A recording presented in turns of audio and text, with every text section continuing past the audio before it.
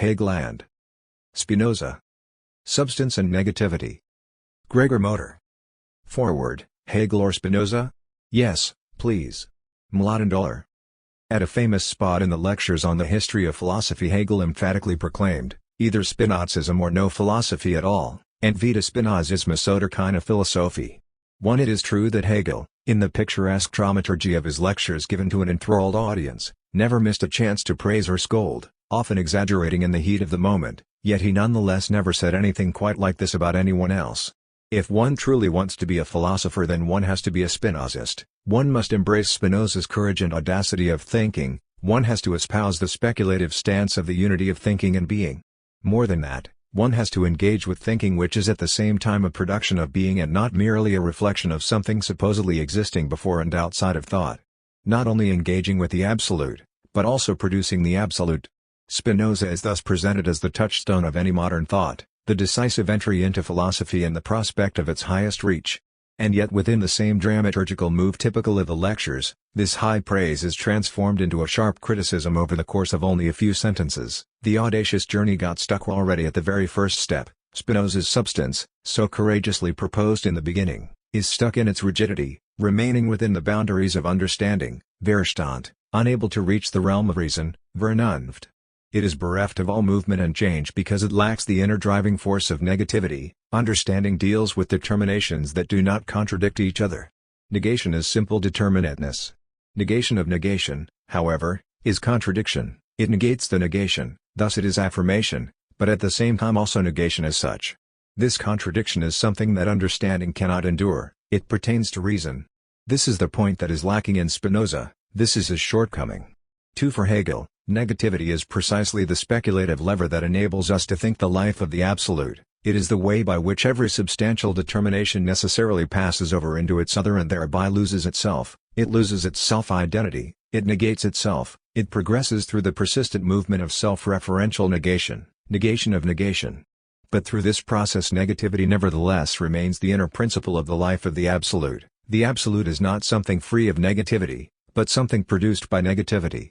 For Hegel, substantiality is that which preserves itself through negation, not something that would persist in its positivity and identity beyond the vagaries of change and beyond the process of what Hegel has called, in an excellent word, self-authoring, sich anderswerden. This is precisely why, for Hegel, everything depends on grasping and expressing the true not merely as substance, i.e., as persistence of something positive and identical, but also equally as subject, i.e., as a process of incessant losing oneself and producing oneself only through this loss. This is the standpoint of reason, while Spinoza, in Hegel's view, got stuck in the impasses of understanding. As opposed to this, Spinoza famously maintained, each thing, insofar as it is in itself, endeavors to persist in its own being. 3. And, no thing can be destroyed, except by a cause external to itself. For no entity is endowed with negativity in itself, it is driven by the pure persistence of conatus, negation can only come from outside. Thus it seems that Hegel's reading of Spinoza presents us with two emphatic alternatives, either Spinozism or loss of any philosophical standpoint worthy of this name. It is only through Spinozism that the substance and the absolute can be taken seriously, but then this leads to another emphatic choice, either the Spinozist substance that cannot embrace negativity, a substance that is not and cannot become a subject, or the proposition that substance is subject. Either conatus or self-othering. This famous page from Hegel's lectures condenses the gist of the problem, boiling it down to two crucial concepts, that of substance and that of negativity. The entire tradition which in one way or another took its cue from Hegel and followed his line of thought, even if in a very critical way, the tradition guided by dialectics as the paradigm of thought, thereby adopted, in one way or another, Hegel's judgment of Spinoza, albeit adding to it more refined historical specifications. On the other hand, an entire tradition that wanted to break free from the clutches of Hegelian dialectics and sought other ways of thinking, found its privileged foothold precisely in Spinoza. Spinoza was the anti-Hegel, he read and criticized Hegel already in advance, foreseeing and avoiding the traps of negativity. Following this argument, the Hegelian medicine for the rigidity of Spinozist substance was itself the source of a severe disease, the negation, along with the negation of negation, the contradiction, sublation, and so on, are ultimately nothing but an integral part of the Hegelian teleological process, whose true result is not the preservation and affirmation of negativity, but precisely its abolishment, a stratagem leading to a re-establishment of identity. the suspension of heterogeneity. On the path toward the Hegelian absolute knowledge. As opposed to this, Spinoza was presented as the model of thinking the affirmative production of differences, avoiding the traps of Hegelian negativity while at the same time retaining its speculative charge. In the background of so much of contemporary thought one can therefore posit an emphatic alternative, either Hegel or Spinoza. Partisans of the one side see in the other side a paradigmatic blunder, even though both sides also speak respectfully of one another and point out the greatness of their adversary. But in this conflict, no one can claim the neutral ground and simply attribute to the sides their proper places, seeing in them two great monuments of thought pertaining to the past. Both sides engage and obligate, and so it is impossible to take a neutral distance, praising their merits and scolding their flaws with an impartial gaze. There is no neutral judgment, we are always on a conceptual battleground, caught in the crossfire. Hegel and Spinoza have been thus, explicitly or implicitly, cast in the roles of two contradicting paradigms over which contemporary philosophical battles are being fought in many essential respects. One can easily list some names, with on the one side the Frankfurt School, the bulk of Marxism, Kochvin's legacy, Sartre, Lacan, Badiou, and so on, and on the other side Althusser and his school, and most prominently Deleuze, who famously proposed the slogan "Oubliez Hegel, let's forget Hegel, forget that this unfortunate calamity ever happened." It is nevertheless surprising that there exist so few investigations that would carefully and judiciously confront these two paradigms and reflect on the possible productivity of their encounter. The scarce scholarship that would undertake such a heroic enterprise, the most prominent author by far is Pierre Macherey, whose famous book carries the emphatic title Hegel or Spinoza 5, is largely imbued with ardent partisanship of the one side against the other, extolling the one and deprecating the other. Against this backdrop, this book by Gregor presents a most refreshing novelty for which I cannot find a match in current philosophical literature. It succeeds in performing something remarkably difficult, to the point of being almost impossible. It attempts to faithfully follow the one and the other, both Hegel and Spinoza, through the key stages of their respective thoughts. It considers attentively their fundamental theoretical decisions and solutions and weighs their far-reaching implications. Gregor passionately defends the one and the other against a series of standard objections, addressed from the one side to the other over the last 2 centuries. He carefully avoids the major drawback in this discussion, namely that the one side takes the other as a straw man and attacks a stereotype or a caricature rather than engaging with thought. He maintains both threads of thought simultaneously as far as it is possible without discarding one and simply espousing the other, without taking sides in advance. Yet he does not do this sine ira et studio, from the neutral or impartial perspective of a scholar of the history of philosophy, passing judgments and giving each their own. Rather, he does it with the utmost engagement in the matter, absolutely aware at each moment that there is no neutral perspective, that the battlefield constitutes the native ground of thought, that one cannot evade conceptual antagonism, and that the task of thinking consists in relentlessly producing new conceptual weapons, opening up new points of view, and never submitting to rash solutions or habitual images. Throughout the book, works by Spinoza are cited from the following publication: Baruch de Spinoza, Spinoza, Complete Works, translated by Samuel Shirley et al. Indianapolis, Indiana, Hackett, 2002. The title of the work in question is provided in abbreviated form. He refers to the Ethics, T to the Treatise on the Emendation of the Intellect, TTP to the Theological Political Treatise, DP to Political Treatise, and EPS to his letters, 1-84. In the case of the Ethics, the reference is further specified to help the reader find the appropriate part: I to V, proposition, P, definition, def, axiom, A, corollary, cor, scholium, SCH, or appendix, apex. E up 7 SCH therefore refers to the scholium to proposition 7 of part 2 of the Ethics. Works by Hegel are cited from an existing English translation wherever possible.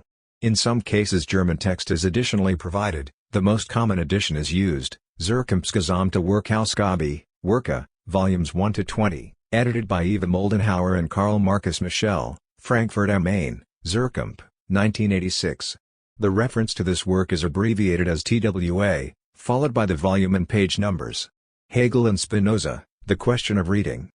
For Hegel, Spinoza's philosophy presented an irresistibly attractive and at the same time relentlessly provocative system of thought. If we were to list Hegel's main incentives, that is to say, his necessary interlocutors, his favorite adversaries, we would be forced to put Spinoza's philosophy near the very top, perhaps even directly below Hegel's polemics with Kant and other famous German idealists. The reasons for this are, in part, purely extrinsic, or historical. In the 18th and 19th centuries, Spinoza was essential reading for German intellectuals. He was read by Goethe and Herder, who recognized in his system the pantheism of a continuously developing universal force of life. When Romanticism sought to conjoin the question of subjectivity to a vitalistic whole in order to lay the grounds for its project of nature as an expressive totality, as cosmic subjectivity, it drew its inspiration precisely from Spinozism. One before Hegel, Spinoza was discussed by other classic figures of German idealism such as Kant, Schelling, and Fichte, and perhaps there is not too much exaggeration in the statement that they could not have developed their philosophical systems without the reflection in the mirror of Spinozism. 2. If it is true that Hegel's position was, in his early period, generally speaking a Spinozist one, 3. Then this was only possible because at that time in intellectual Germany a generalized image of Spinozism, for instance, in the form of a romantic pantheism, a living cosmos, and organic unity, was simply an image that demanded immediate engagement, either in its favor or against it.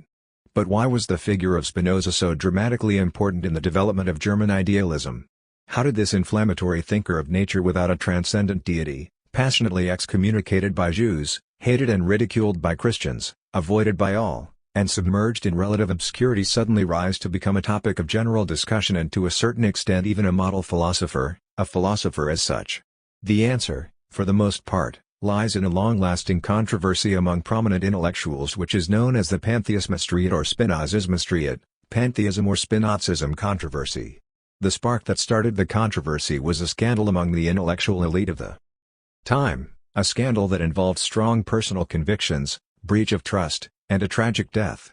It started in 1785 when Friedrich Heinrich Jacobi, at that time a peripheral but socially quite active figure, published his letters to a renowned thinker of the Enlightenment, Moses Mendelssohn, complete with his commentary, under the title of Ueber die Lehre des Spinoza, in Briefen an den Herrn Moses Mendelssohn, translated as Concerning the Doctrine of Spinoza in Letters to Herr Moses Mendelssohn. This publication pushed Spinozism, as well as Jacobi, onto center stage. The exchange of letters between Jacobi and Mendelssohn started off with the question of whether Lessing, one of the legendary personalities of the German and indeed the European Enlightenment, was a Spinozist or not. Upon learning that Mendelssohn was preparing a publication on Lessing, Jacobi wrote to him and reported that during his visit to Lessing, the latter declared himself a Spinozist. At the time this was an incendiary claim, since being a Spinozist meant as much as being a radical atheist. But the discussion quickly transcended this particular question and evolved to tackle some of the prominent questions of the day, principally the relationship between understanding and faith. Mendelssohn, who was quite upset by Jacobi's publication of their correspondence, feverishly worked day and night to produce a response. When it was finished, he took the manuscript personally to the publisher on one cold January night, got dramatically sick, and subsequently died. Some of Jacobi's critics blamed him for Mendelssohn's death.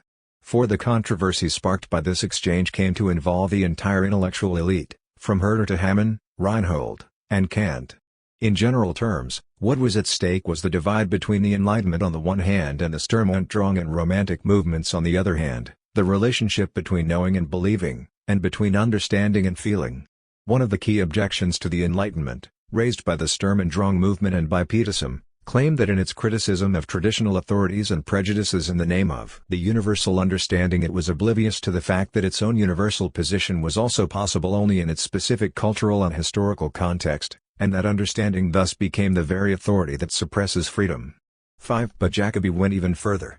He claimed that the position of understanding alone, if followed to its extreme consequences, leads to determinism and fatalism and is therefore fundamentally immoral. For him, Spinozism was the most radical, yet at the same time the most consequential form of a rational system. This is why he claimed that a philosophy based on understanding is necessarily a form of Spinozism.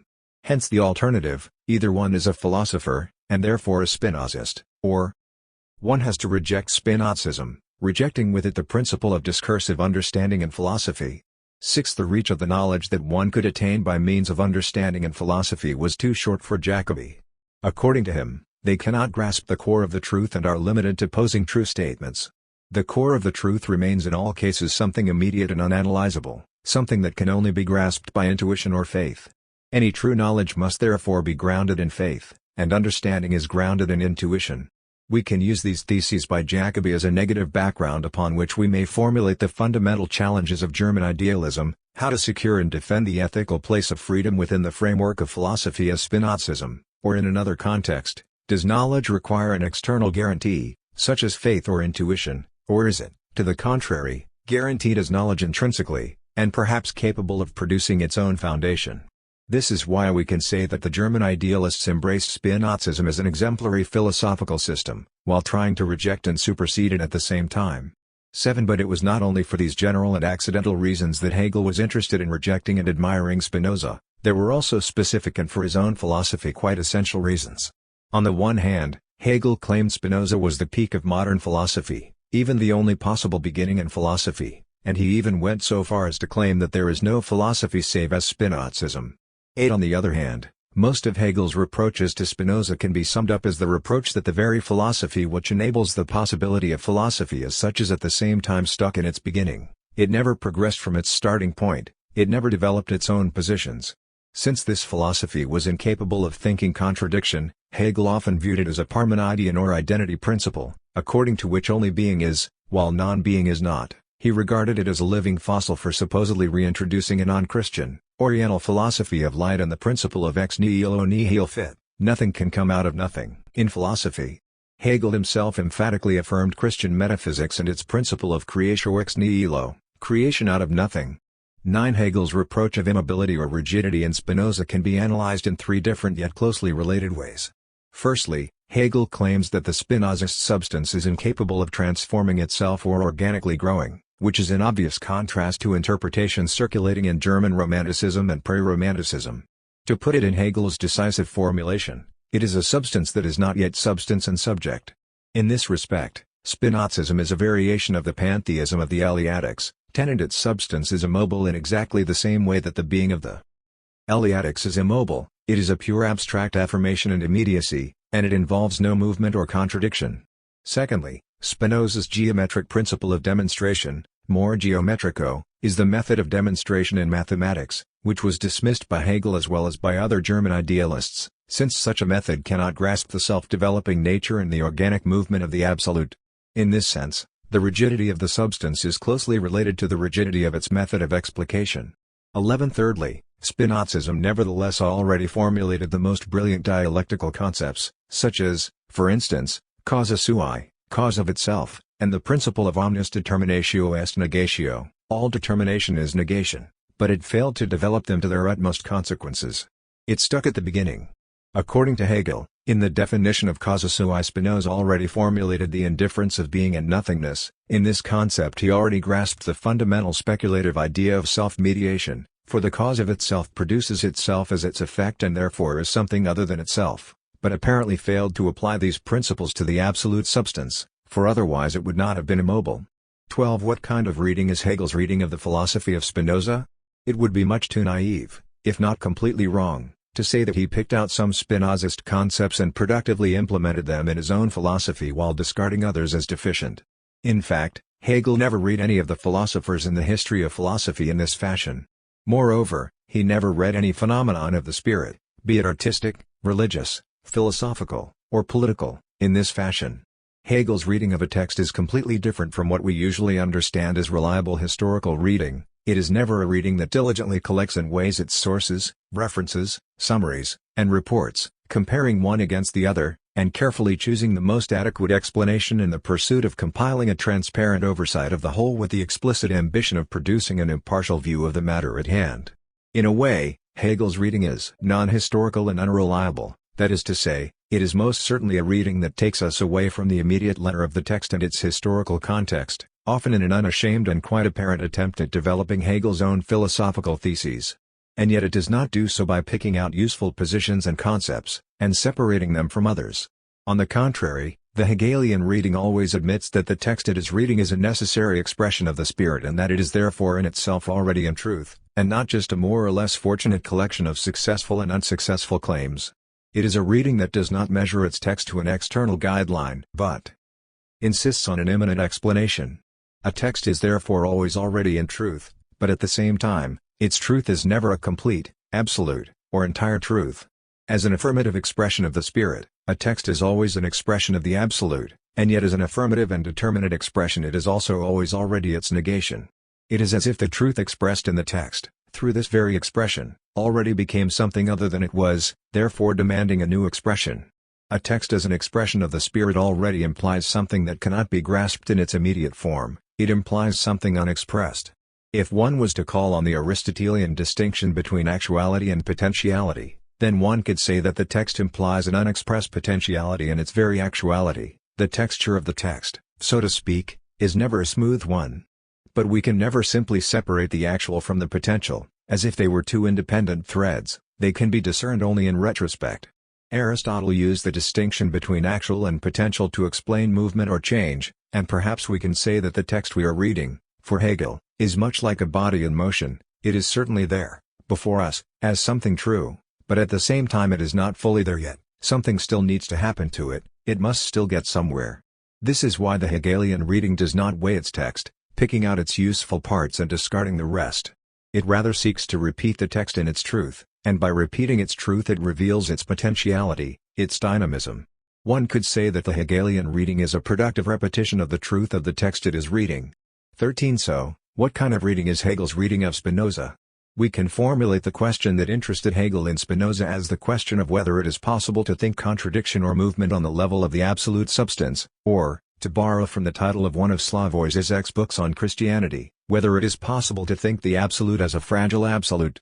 14. More precisely, how can one read and explicate Spinozism in order to successfully produce such a concept of the absolute? What Hegel found in Spinoza was the idea that only what exists, exists, and that the substance is one and universal, but at the same time also the idea that any particular determination is already a negation of that primordial unity. What Hegel thought was lacking in the work of Spinoza was not something that was completely absent from that philosophy and had to be artificially added to it, from its outside, rather, it was something that was certainly there, written in the first line of the first part of Spinoza's major work, the Ethics, in the definition of the causa sui. Hegel's speculative reading does not take Spinozism as its adversary, but strictly speaking as an integral part of its own position.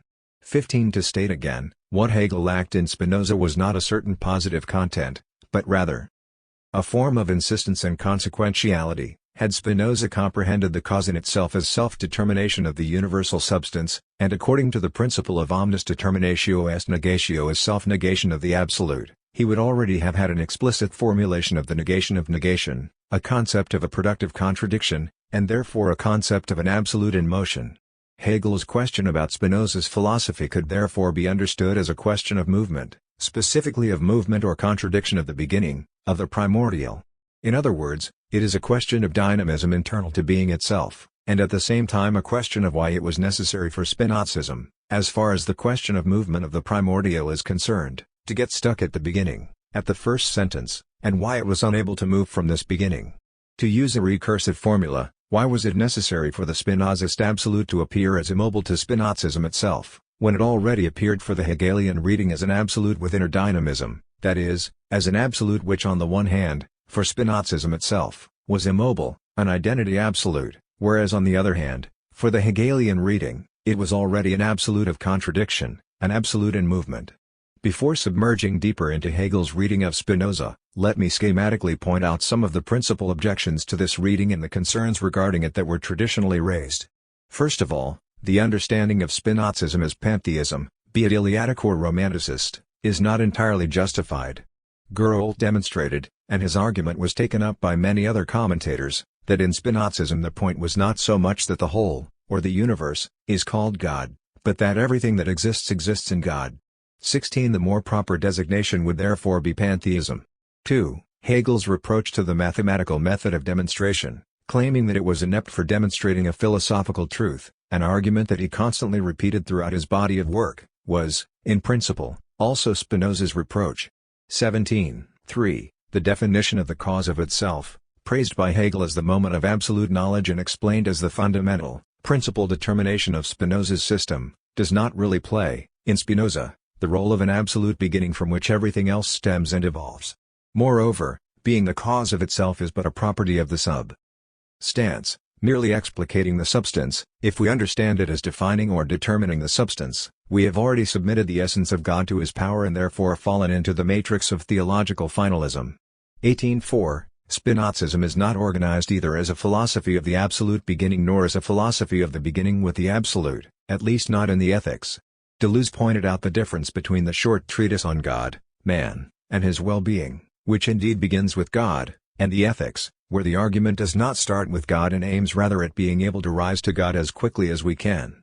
19.5. There are many details that suggest that Hegel's treatment of Spinoza was either less than thorough or even a deliberate attempt at forcing Spinozism to fit into a neatly arranged space that Hegel cleared for it in the grand scheme of the development of the spirit throughout the history of philosophy.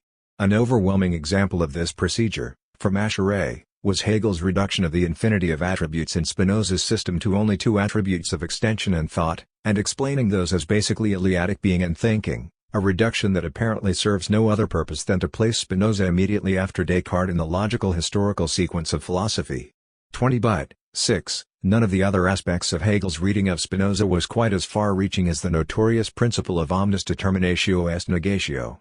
This principle was not Hegel's invention, and Hegel was not the first to try to explain the entirety of Spinoza's system from this principle.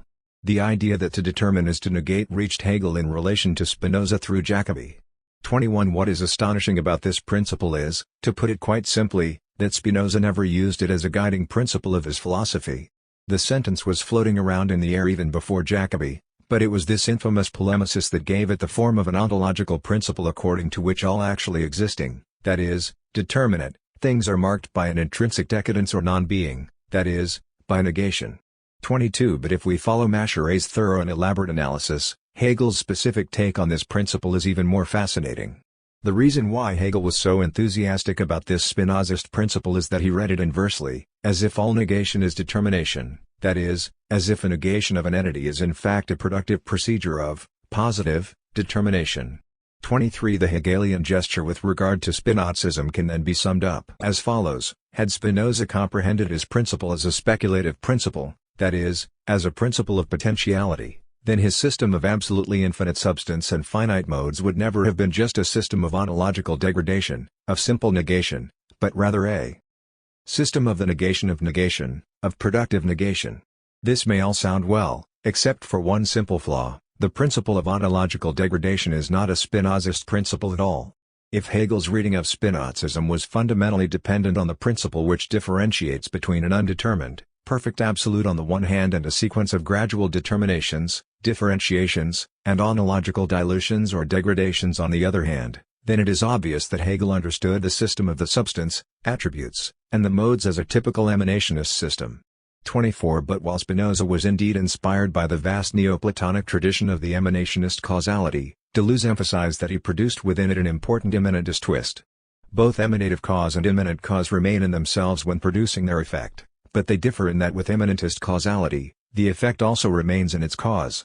This distinction has enormous consequences for the entire system, because the immanent cause knows no ontological hierarchy, and since the effect was never cast out or sent out and never fell out of its cause, it also does not need to teleologically return to its cause. 25. The perplexity of Hegel's reading of Spinoza's philosophy relies mainly on the fact that he was attracted by concepts and principles. For instance, the definition of causa sui as the beginning of philosophy with a contradiction between the cause and the effect at work in the absolute substance, omnis determinatio est negatio as the first step toward a concept of productive negation, that were without any doubt tremendously important for Hegel, but seemed to have only a tangential relation to Spinoza. And as if this were not enough, some of Hegel's reproaches to Spinoza do not only seem unjustified, but also unreasonable to the extent that they unnecessarily see an adversary where there is in fact an ally. The most obvious example of this is the question of the method.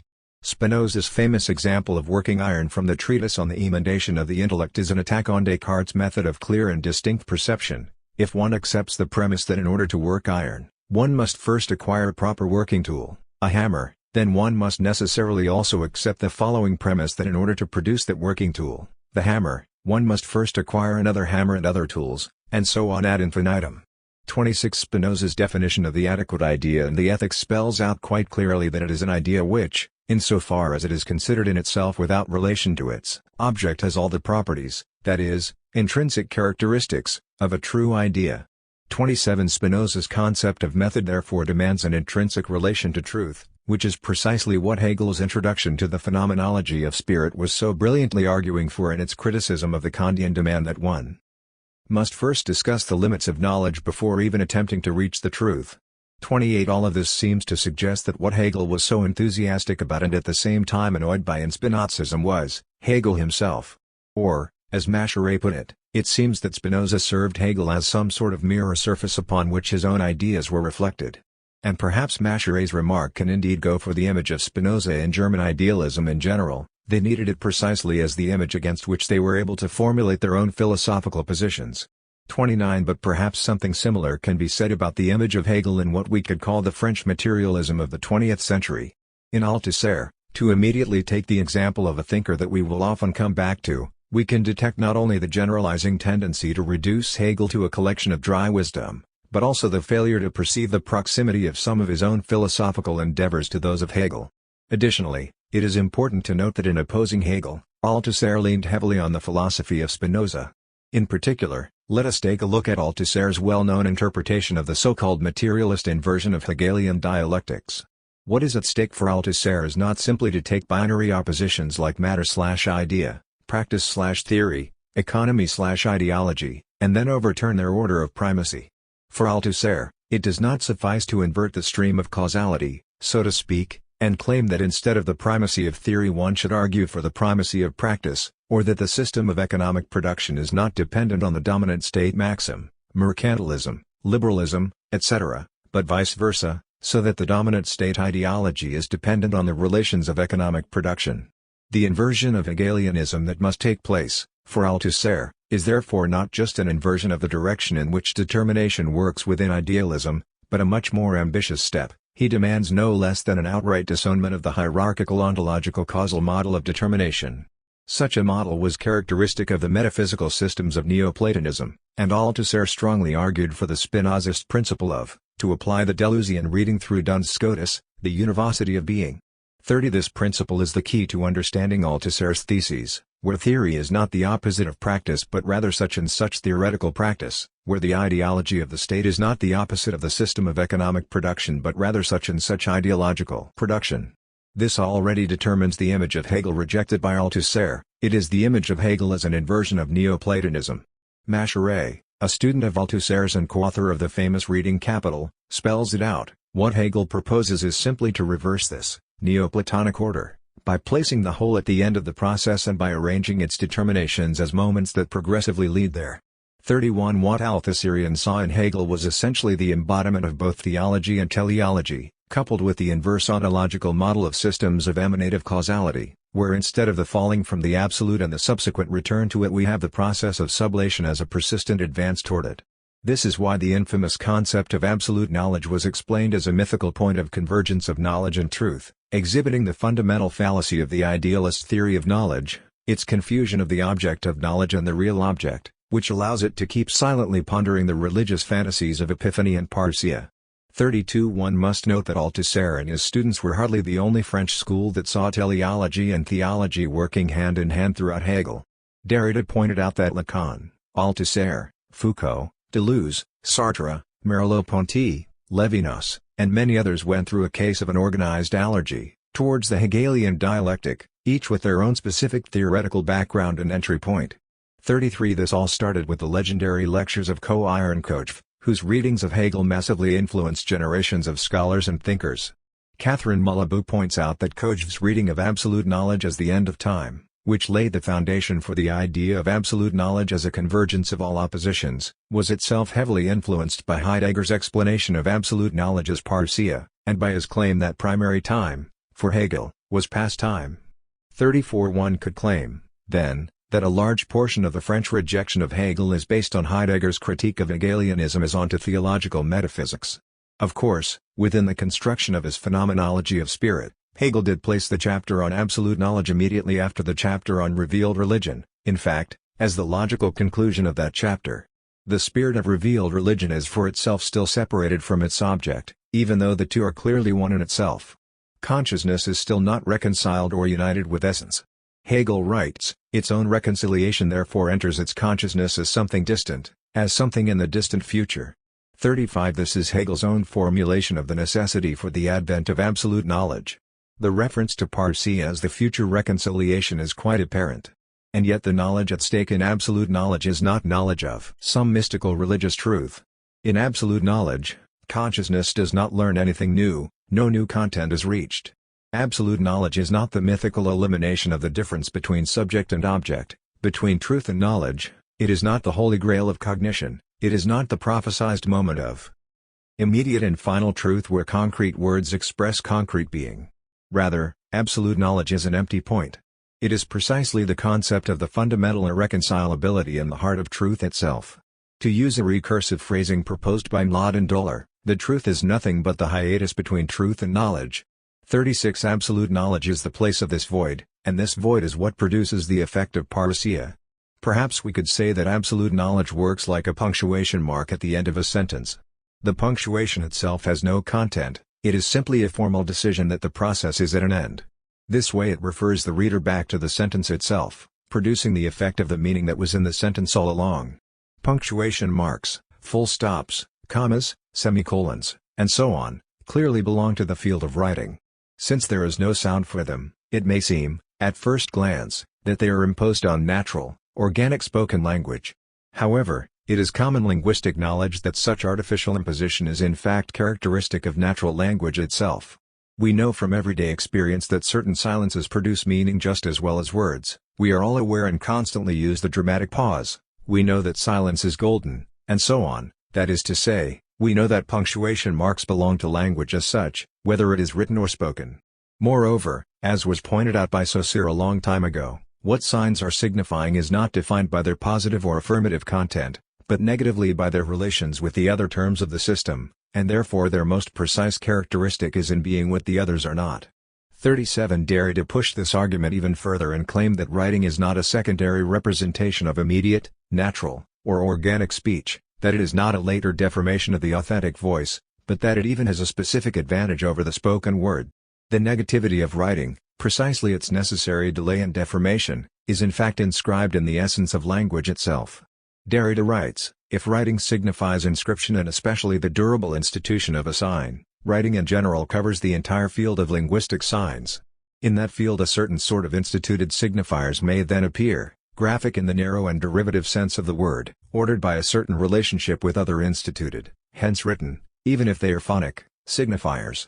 The very idea of institution, of the sign is unthinkable before the possibility of writing and outside of its horizon. 38 The negativity of language, pointed out by Saussure and Derrida, implies that the punctuation mark is, in fact, the primordial phenomenon of language. That artificial and purely formal cut of the punctuation mark, imposed on the affirmative texture of organic language, is in fact its innermost possibility, its proper character. Now, how is this connected to the problem of absolute knowledge? The point is that absolute knowledge operates precisely in such a double function.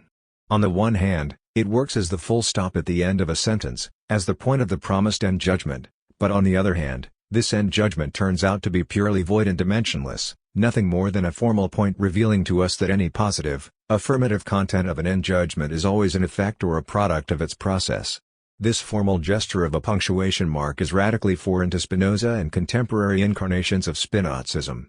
It is precisely this simple gesture that Hegel found, in nous, lacking in Spinoza. What Spinoza said was already everything that needed to be said, all that was still missing was the punctuation mark at the end of the sentence.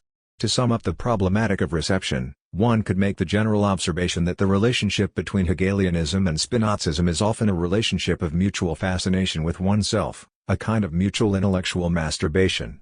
It seems that Hegel, and to some extent this goes for German idealism in general, recognized in Spinoza a powerful image, one that helped him formulate his own project better, but also one that had discouragingly little to do with Spinoza's philosophy itself. At the same time, one could claim that the French Spinozists, with Althusser and Deleuze carrying the banner, recognized in Hegel a caricature of a theologian and a finalist which they gleefully hated and denounced, but failed to see the common ground that bound their projects to that of Hegel. However, this mutually failed relationship which determines much of the contemporary debate within materialism nevertheless pivots around some basic themes. 39 While on the one hand Hegel reads Spinozism as a system of emanative causality and ontological degradation, Althusserians, on the other hand, read Hegelian dialectics as an inversion of the emanationist system. Hegel claimed that Spinozism is fundamentally an example of what he called Oriental determinism, an example of abstract negativism where everything determined is simply negative, where all singularity is dissolved in the absolute substance, and where there cannot be any concept of the freedom of the subject. But similarly, Hegel was reproached for presenting a mechanical finalism where the movement of thought is reduced to a straightforward transition through rigidly outlined stages of development and where there is never a place for true surprise, since everything leads to a predictable conclusion, to the mythic point of parousia. And after all, even the Althusserian theory of ideological interpolation was criticized by Lacanians as basically a functionalist theory, since it can only explain its proper success, but not how and why it does not work. 40 Since it fails to account for the traumatic residue of its process, a kind of a leftover that far from hindering the full submission of the subject to the ideological command, is the very condition of it. 41 These objections, determinism, mechanical teleology, functionalism, overlooked the fact that neither Hegelians nor Spinozists subscribe to a hierarchical concept of causality, and that they do not understand transformation or movement within the order of the actual in Cartesian terms of a spontaneous thinking substance which influences mechanical operations of the extended substance by intervening from outside of it. Both Hegelians and Spinozists, in their own specific terms and concepts, argue for a substance capable of organizing its own transformation. How exactly is such a self-determination demonstrated, on what grounds is it argued for, and what specific concepts and strategies are employed? This remains an open question and lies at the core of the problematic that we will address as the problematic of Hegel and Spinoza. In its own way, the problematic of reception once again points to the question of movement within the absolute, to the question of the contradictory status of beginning and to the question of an irreducible dynamism, hidden in the positive landscape of a text. The residual questions that will guide our inquiry as our basic thematic points are as follow. Firstly, the question of teleology, especially in its relationship to causality. Secondly, the question of the relationship between the absolute and the determined, where Hegel and Spinoza formulated solutions that sometimes seem to their adversaries as only minor adjustments of the classical metaphysical causal model of Neoplatonists, but in fact completely remove that model. And thirdly, the question of the limit that precedes what lays beyond. 1. Hegel's logic of pure being and Spinoza. In the beginning was the missed opportunity to keep quiet. What does the beginning of Hegel's logic have to do with Eastern Europe, specifically with Vilnius, Lithuania?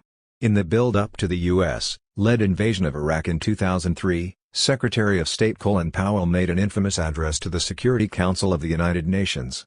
He argued persuasively, if not quite irrefutably, in support of the invasion, citing intelligence reports of weapons of mass destruction in the hands of the ruthless dictator Saddam Hussein. He urged the Security Council to support the invasion, or else become irrelevant. The very next day, on February 6, 2003, no less than 10 countries from Eastern Europe signed what came to be known as the Vilnius Letter, throwing their full and unquestioning support behind the United States and forming a bloc against France and Germany within Europe. On February 17, President Jacques Chirac of France commented on the Vilnius group, calling their move infantile and reckless, and uttered, not even hiding his indignation, these immortal words: "Eastern Europe missed a good opportunity to keep quiet." One may argue that Chirac was basically correct in treating the Vilnius group as a group of countries very eager to submit to the master, which they clearly were, many political analysts pointing out that the letter finding Powell's speech at Security Council meeting absolutely convincing must have been drafted and agreed upon days, if not weeks before that speech was even delivered. But Chirac was even more correct in coining, or at least in propagating, the beautiful phrase which deserves our full attention. It is a brilliant philosophical proposition and we will treat it as such. We must therefore leave Powell and Chirac to their own destinies and address the philosophical question implied in Chirac's spontaneous jibe. Our general aim here is to argue that the beginning of Hegel's logic is nothing if not a missed opportunity to keep quiet. We can analyze Chirac's statement as a philosophical sentence in two fundamentally different ways that can, as I hope to demonstrate, shed some light on two alternative readings of Hegel's logic of pure being.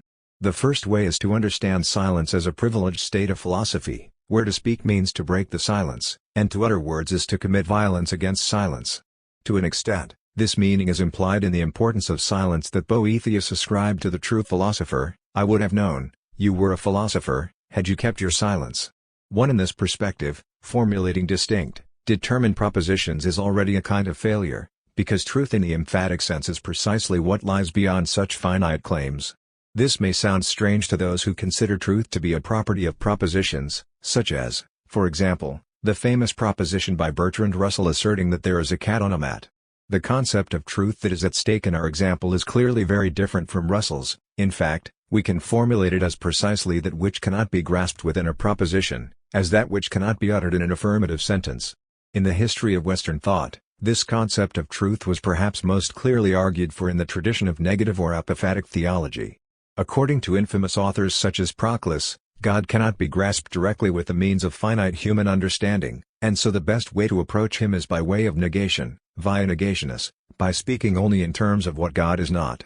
The truth, of God, remains utterly unutterable, even unthinkable.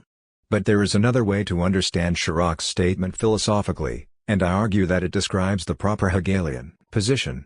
First of all, on the level of the propositional form, to miss an opportunity to keep quiet is a double negation, a negation of negation. Curiously enough, saying that Eastern Europe missed an opportunity to keep quiet does not at all mean the same thing as saying that Eastern Europe has spoken. Already at the level of pure formalism we have an example of two negatives that don't make an affirmative. This gives us the first hint of Hegel's concept of the negation of negation, which cannot be reduced to simple affirmation. But the more important point of this perspective, one that really separates it from the perspective of apophatic theology, is the different status it ascribes to silence. In Hegel's logic, silence is not a privileged philosophical state, it is not the mark of the true philosopher, but rather an impossibility. The point is not that there is some unutterable kernel of truth that necessarily escapes the formulations of human language and remains beyond it, but rather that such an unutterable truth is what is produced in the realm of language, through language, and in fact, through the procedure that we may call that of uttering the unutterable. We could name this perspective, the Hegelian perspective, the perspective of production, the perspective which takes as its prerequisite condition the procedure of double negation. In contemporary thought, this perspective is perhaps most productively exploited in the field of Lacanian psychoanalysis. In his seminar on female sexuality, Lacan employs a double negative and states that the impossibility is that which doesn't stop not being written. Inasmuch as it is productive, one may be inclined to call this perspective affirmative, but it must be noted that this concept of production cannot be reduced to pure or naive or simple affirmation, just as it does not confine itself to the overcautious perspective of apophatic theology. Regarding Jacques Chirac's philosophical sentence, we can therefore, in fact, distinguish three positions. Firstly, there is pure affirmation, the claim that propositions must have a discernible positive content in order to be admitted as true or false. The cat is on the mat is true if it relates to the cat which is on the mat. This position doesn't reflect on why it is useful or rational or pertinent to the situation to think about cats on the mats, and thus remains completely outside of the point Chirac and Powell were, respectively, trying to make. Secondly, we have the position of via negationis.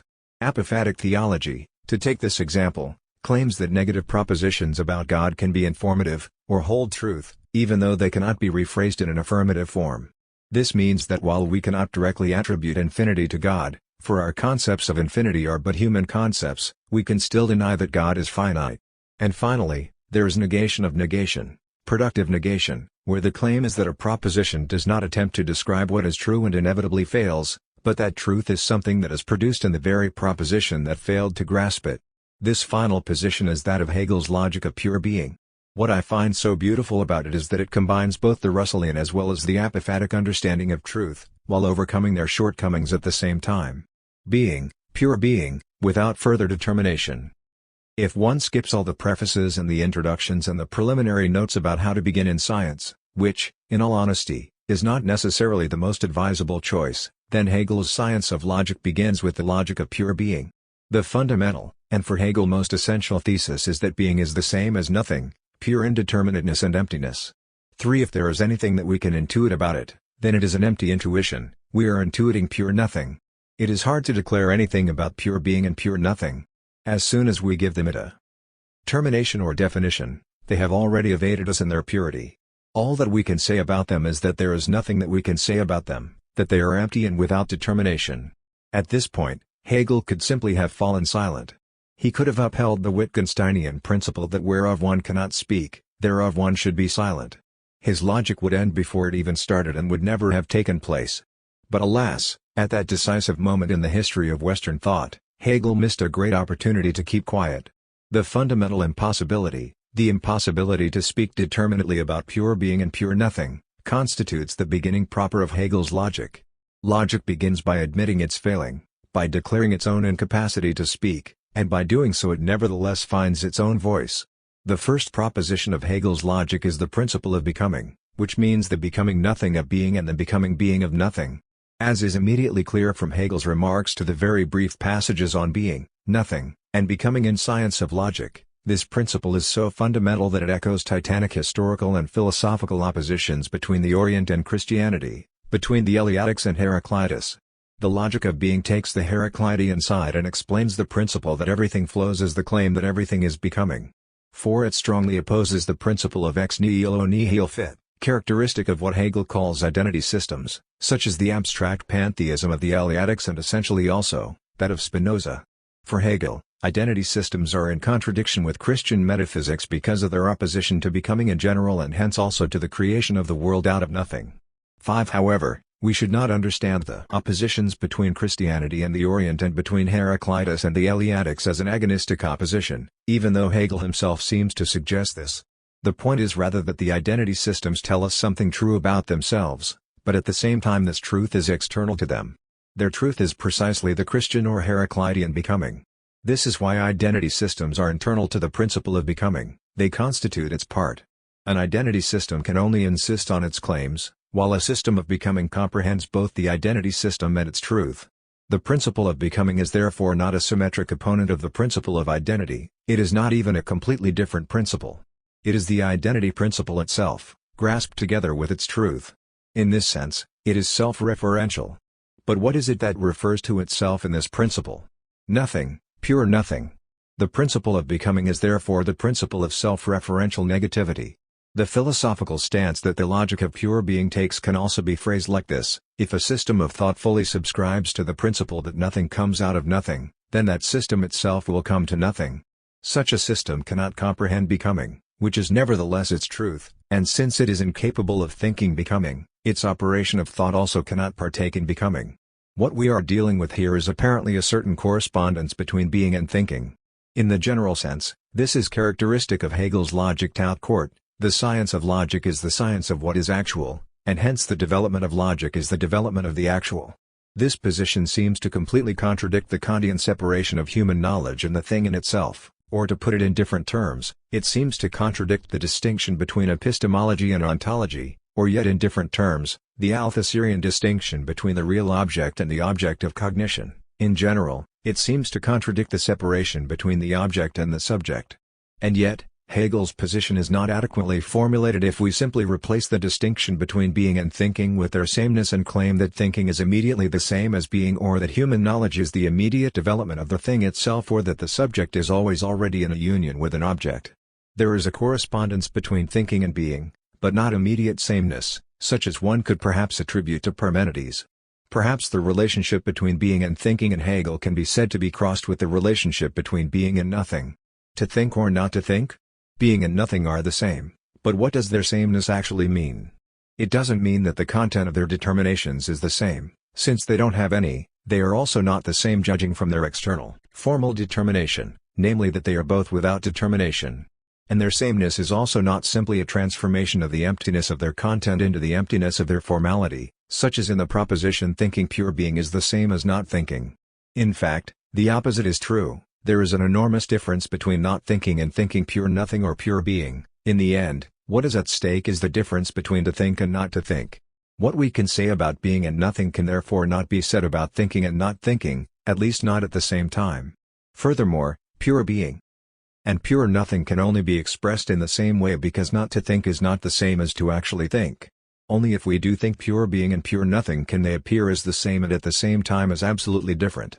The principle of the identity system, according to which nothing comes out of nothing, implies that it is impossible to think nothing, or that every thought is necessarily a thought of something which is not nothing. This allows the identity system to claim that if we think nothing, we are not thinking at all. However, the Hegelian point is that the truth of this sentence already constitutes the first logical proposition, the proposition of the sameness of being and nothing. The truth of the principle of identity is what this principle enunciates unknowingly and even in spite of itself. This is why the truth of this principle appears to this principle as its externality or otherness. This does not mean that the truth of the identity principle is something that we must attach to it from the outside. Such is, in essence, The claim of the principle of becoming. While the truth of the identity principle is external to that principle itself, the principle of becoming includes not only the truth of the principle of identity, but also that principle itself. And furthermore, from the perspective of becoming, the principle of identity appears in its logical necessity. The truth of the principle of identity retroactively provides the grounding to the very principle it produced as its truth. From the perspective of becoming, the truth of identity is immanent to the identity principle itself. Perhaps we could borrow the concept of symptomal reading from Althusserian epistemology and claim that the principle of becoming is a symptomal reading of the principle of identity. 6. Pure being and pure nothing are the same in the sense that nothing determinate can be said about them and that one cannot introduce a distinction at this level. Any distinction would imply a determination and would therefore not treat being and nothing as pure. But as soon as we get to what Hegel called their truth, that is, as soon as they are declared and made manifest, we are already in becoming where each immediately vanishes in its opposite and where they are the same and absolutely different at the same time. 7. Following Dieter Henrich's analysis of the beginning of Hegel's logic, we could claim that the sameness of being and nothing is neither, firstly, the sameness of their object or content, for they have none, nor, secondly, the sameness of their formal determination as empty of determinations, for this would already imply understanding them as existence, Dasein, nor, thirdly, the indifference of objectivity and formality. When it doesn't matter whether one thinks being and nothing or not, it is impossible to say anything at all. In order to claim the sameness of being and nothing one must, first of all, think them. 8. The sameness of being and nothing, their truth, can only be expressed in thought, where they appear as not only the same, but also as absolutely different. In other words, the sameness of being and thinking is only possible if we assume the difference between to think and not to think. This does not mean that the difference only appears in thought, while in themselves, being and nothing are the same. To claim this would mean already to presuppose a simple distinction between thinking, as the formal givenness of thought, and being, as the content or the object of thinking, a distinction that would already assume too much determination. We should rather understand thinking as the very difference that separates between the pure sameness and absolute distinction. The truth of being and nothing, their movement into the sameness and absolute difference is thinking as the self-referential difference. Thinking is not some rival of being, it doesn't oppose it, and it is not even completely different from it, rather, it is being itself. Together with its self-referential nature, it is the self-referential negativity. What I suggest is a reading of the logic of pure being taking place at a crossroads where on the one hand, where there is no thought, being and nothing are the same, but on the other hand, where thought emerges, being and nothing are the same and absolutely different at the same time. But one may wonder what exactly entitles us to separate between thinking and not thinking in the first place? Could we not take pure thinking, which is not the same as determinate thinking, that is, thinking of something determined, and pair it with pure not thinking, which is not the same as determinate not thinking, if by this term we understand the absence of thinking of something determined, thus producing a couple that follows the very same pattern of the Hegelian couple of being and nothing? Isn't it clear that, at least from the Hegelian standpoint, pure thinking is the same as pure not thinking? And furthermore, by introducing the distinction between thinking and not thinking and claiming that thinking is the very difference between thinking and not thinking, have we not simply relocated the self-referential difference that we can find at the result of the logic of pure being back to its beginning, so that the immediate indeterminateness appears as something reflected and therefore as something mediated and in itself redoubled? To explain the logic of pure being with the aid of the difference between thinking and not thinking, have we not forced categories of the logic of reflection onto the logic of pure being? This objection to the proposed reading is twofold, or perhaps, these are two separate objections. Firstly, the objection claims that the sameness of being and nothing already implies the sameness of thinking and not thinking, or that the latter couple is explained in the same way as the former. The primordial sameness admits no distinction and therefore nothing can be immanently deduced from it. It is like the perfect, seamless monolith without any fracture or crack in which one could set one's foot and take a stand. As soon as there is any determination or distinction, one simply slides off that monolith, taking the determination down with one. Secondly, the objection claims that the proposed reading of the logic of pure being forgets that pure being is a rigid, immovable, monolithic barrier, which is to say that nothing can be deduced from it and that it leads nowhere. The proposed reading forgets the purity of pure being itself. The first general response to these two objections is that they tell us something interesting about the relationship between the logic of being and the logic of reflection. It seems that this relationship is another variation of the relationship that Hegel formulates between the Orient and Christianity or between the Eleatics and Heraclitus. If we can understand the logic of being as a monolith that amounts to nothing, then perhaps the logic of reflection is that same monolith together with the claim that it amounts to nothing. The second general response is that I do in fact propose a reading of the logic of pure being not as a monolith without any cracks or fractures, but rather as the immediate unity of the monolith and the crack. To put it in different terms, the monolith is perfectly seamless precisely because it is nothing but the crack. Let us look closer now at the objection that one should not distinguish between thinking and what I propose we call not thinking. Perhaps we could already reject this objection in advance, for what is logic supposed to be if not precisely thinking? Is it not obvious that if there is no thinking, there can also be no logic? We can ask ourselves that famous question, to be or not to be, but there can be no question about to think or not to think.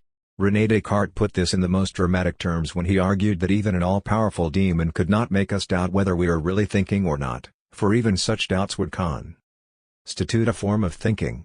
By taking up this argument we are making a very clear choice in favor of thinking, a choice which nevertheless poses the question of how exactly does one separate logic from not thinking, because if this was indeed so clear and self-evident, why would Descartes need to conjure up his demon in order to make it clear in the first place? It seems these are our basic alternatives. Either logic takes thinking simply as something given, as something one cannot call into question and can only humbly accept, as inheritance or a gift, and one moves in logic by a force which is external to logic and superior to it, or the primordial separation of thinking from not thinking is part of the beginning of logic, so that at the very beginning, logic must indeed think its own non-beginning, its own not thinking. To put it in terms that echo Hegel's critique of Jacobi even more explicitly, we should either think the beginning of logic as something that constitutes a part of logic and is included in it, or we should consider the beginning of logic as a result of an active external force that should be inspected by a superior science of the origin. The question of faith and knowledge becomes, in the science of logic, the question of an absolute beginning. It is the question of whether or not we should count the beginning to that of which it is a beginning, and it is one of the most entertaining questions of the entire philosophical tradition. It may seem that Hegel's answer to this question is clear and simple. Who doesn't know that Hegel's central critique of Kant was that he was trying to discuss cognition outside of the science itself? But to want to clarify the nature of cognition prior to science is to demand that it should be discussed outside science, and outside science this cannot be done, at least not in the scientific manner which alone is the issue here. 9. Likewise, in Phenomenology of Spirit, Hegel famously argued that a Kantian preliminary reflection about the limits of our cognition, namely the anxiety about falling into error and the mistrust of science which itself is untroubled by those scruples and simply gets down to cognizing, presupposes a separation of cognition from the absolute and from the truth itself and therefore constitutes the error itself. Hegel concludes that this fear of error thus reveals itself to be more likely the fear of the truth. And thus it would seem that Hegel's position on the question of beginning is in fact identical to Spinoza's position, which was advocated by Althusser and his school and is perhaps best explained with the phrase habemus enim idem veram, for we do have a true idea. 11. As Althusser pointed out, the emphasis is on the word enim. The question of the justification of our knowledge is subordinate to the fact that we do possess the knowledge. 12. It would appear that the only possible conclusion is that, for Hegel, the beginning of science is included in the science itself, that the starting point of science is that we do, in fact, think, that thinking is not the same as not thinking, and that, as Hegel himself wrote, a beginning is logical in that it is to be made in the element of a free, self-contained thought, in pure knowledge. 13. And yet, the claim that thinking is some sort of self-referential negativity, the separator between the sameness of and the difference between being and nothing, does not simply presuppose a difference between thinking and not thinking. Even the inceptive decision to think implies the contradiction which marks all beginnings. The decision to think is not a clear-cut operation like the recognition of the fact that we do, in fact, think. It includes a remainder of that from which it separates itself. It includes not thinking as its undecided. The beginning with thinking is only possible because, from the perspective of the result, it includes not thinking as its not beginning. It would therefore indeed be possible to translate the logic of pure being into the logic of pure thinking, and to claim that pure thinking and pure not thinking are the same, and that they are both immediate and without determinations. Let us try to imagine Hegel's science of logic beginning not with pure being, but rather with pure thinking. This task may seem odd, at first. Within the framework of the Hegelian system, the science of logic is what follows the phenomenology of spirit, which demonstrated that consciousness has the concept of science, that is, pure knowledge, for its result. 14. Science presupposes the phenomenology of spirit. Pure knowledge as the presupposition of science is therefore not without its history, it is already mediated.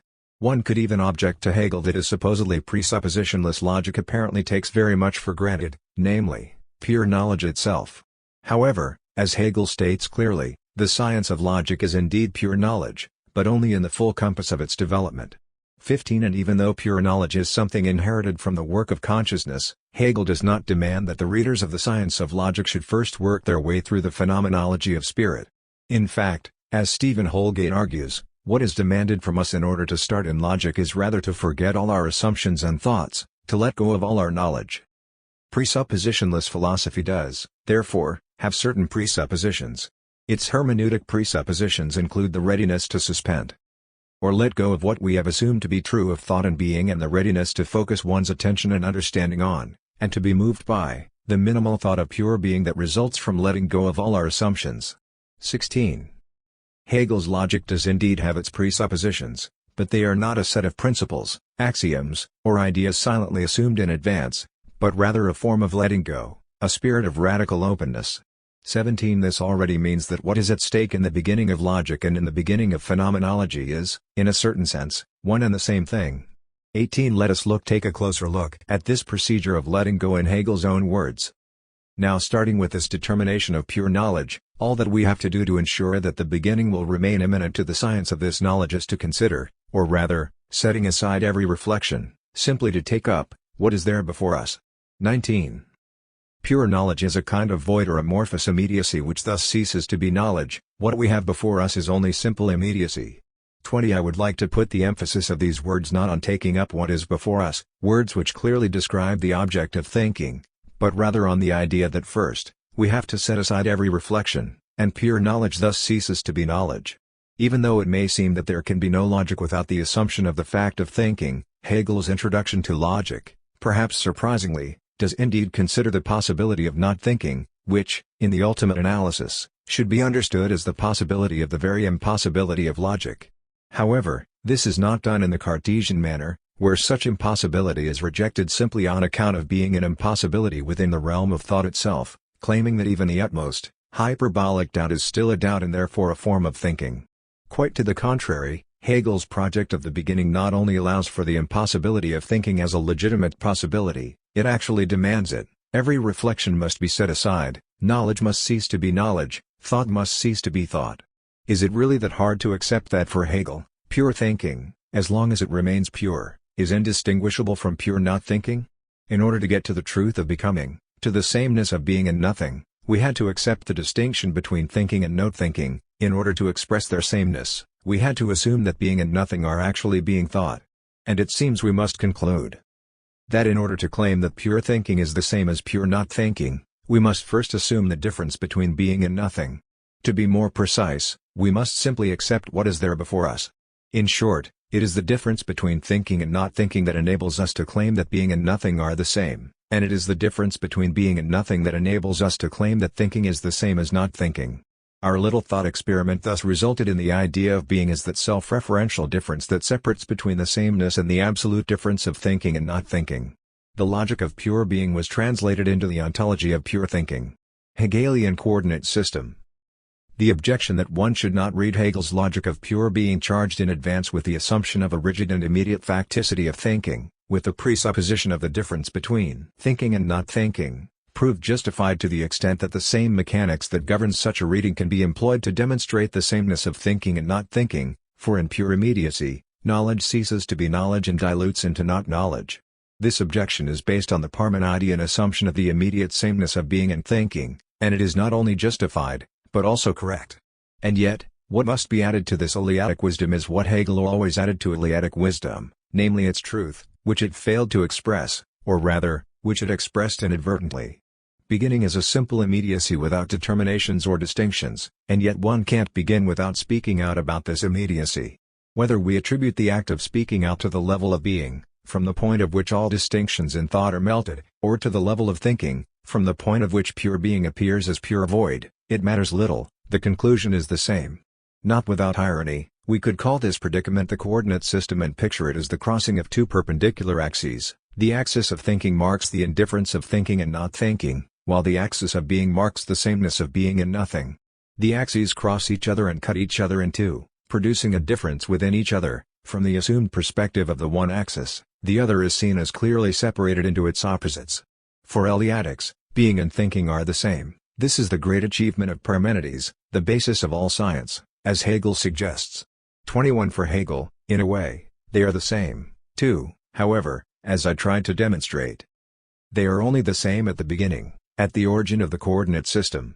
And just as every coordinate system requires more than just the origin, the vantage point, namely coordinates, the science of logic requires more than just the sameness of being and thinking. In the context of distinguishing between the continuous and discrete ideas of movement, Aristotle, who of course did not subscribe to the Christian principle of creatio ex nihilo, creation out of nothing, constantly makes the argument that there is a certain contradiction in the concept of a beginning point in time, for at that point, the object in question would be moving and at rest at the same time. 22 One could argue that for Hegel, this apparent contradiction is precisely what is at stake in the concept of beginning, the sameness of being and not being. 23 Perhaps one could phrase this point from a different perspective and claim that it is the beginning itself that is redoubled for Hegel, it is at the same time external and internal to the process which begins with it. Or, even better, we could claim that the beginning is in a fundamental sense displaced. One can place it neither in the pure rigidity of being, for this Parmenidean outset is not quite enough, it does not lead anywhere and is therefore not a beginning, nor in the claim that being and nothing are the same, for this would already be too much, it would fail to account for the Parmenidean monstrosity. The beginning is therefore somewhere in between, at an impossible intersection of the rigid, inert, indifferent, and the always already in motion. We must address the remaining objection that by understanding the beginning as displaced, we have already entered into the logic of reflection and have therefore failed to let the logic of pure being speak for itself. Now, Hegel proposed a brief analysis of the beginning and claimed that it would lead to the first, purest, that is, most abstract, definition of the absolute, and indeed grasped the beginning as the unity of being and non-being, or, in a more reflected form, the concept of the unity of differentiated and undifferentiated being, or of the identity of identity and non-identity. 24 However, Hegel also warned that all he did was to presuppose a representation of the beginning and analyze its elements, adding the following famous: but the beginning ought not itself to be already a first and another, for anything which is in itself a first and another implies that an advance has already been made. Consequently, that which constitutes the beginning, the beginning itself, is to be taken as something unanalyzable, taken in its simple, unfilled immediacy. 25.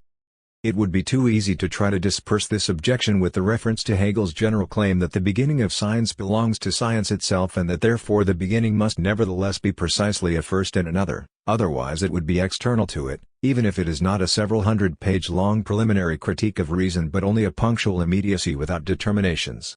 That claim should not be understood as an outright denial of the thing in itself, as a complete dismissal of the idea of the gap that separates the subject and object of cognition, as a mysticism of knowledge, which is basically what Althusser accused Hegel of doing.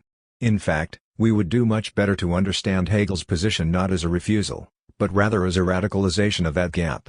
The gap is included in the absolute itself, precisely in the same sense as the beginning of science makes part of science itself, as its internal exteriority, as a rigidity that constitutes a part of movement itself, and just as a lump of cereal flakes remains dry in itself, even though it is perfectly immersed in the gooey mixture of the milk of our cognition and the cereal of the real.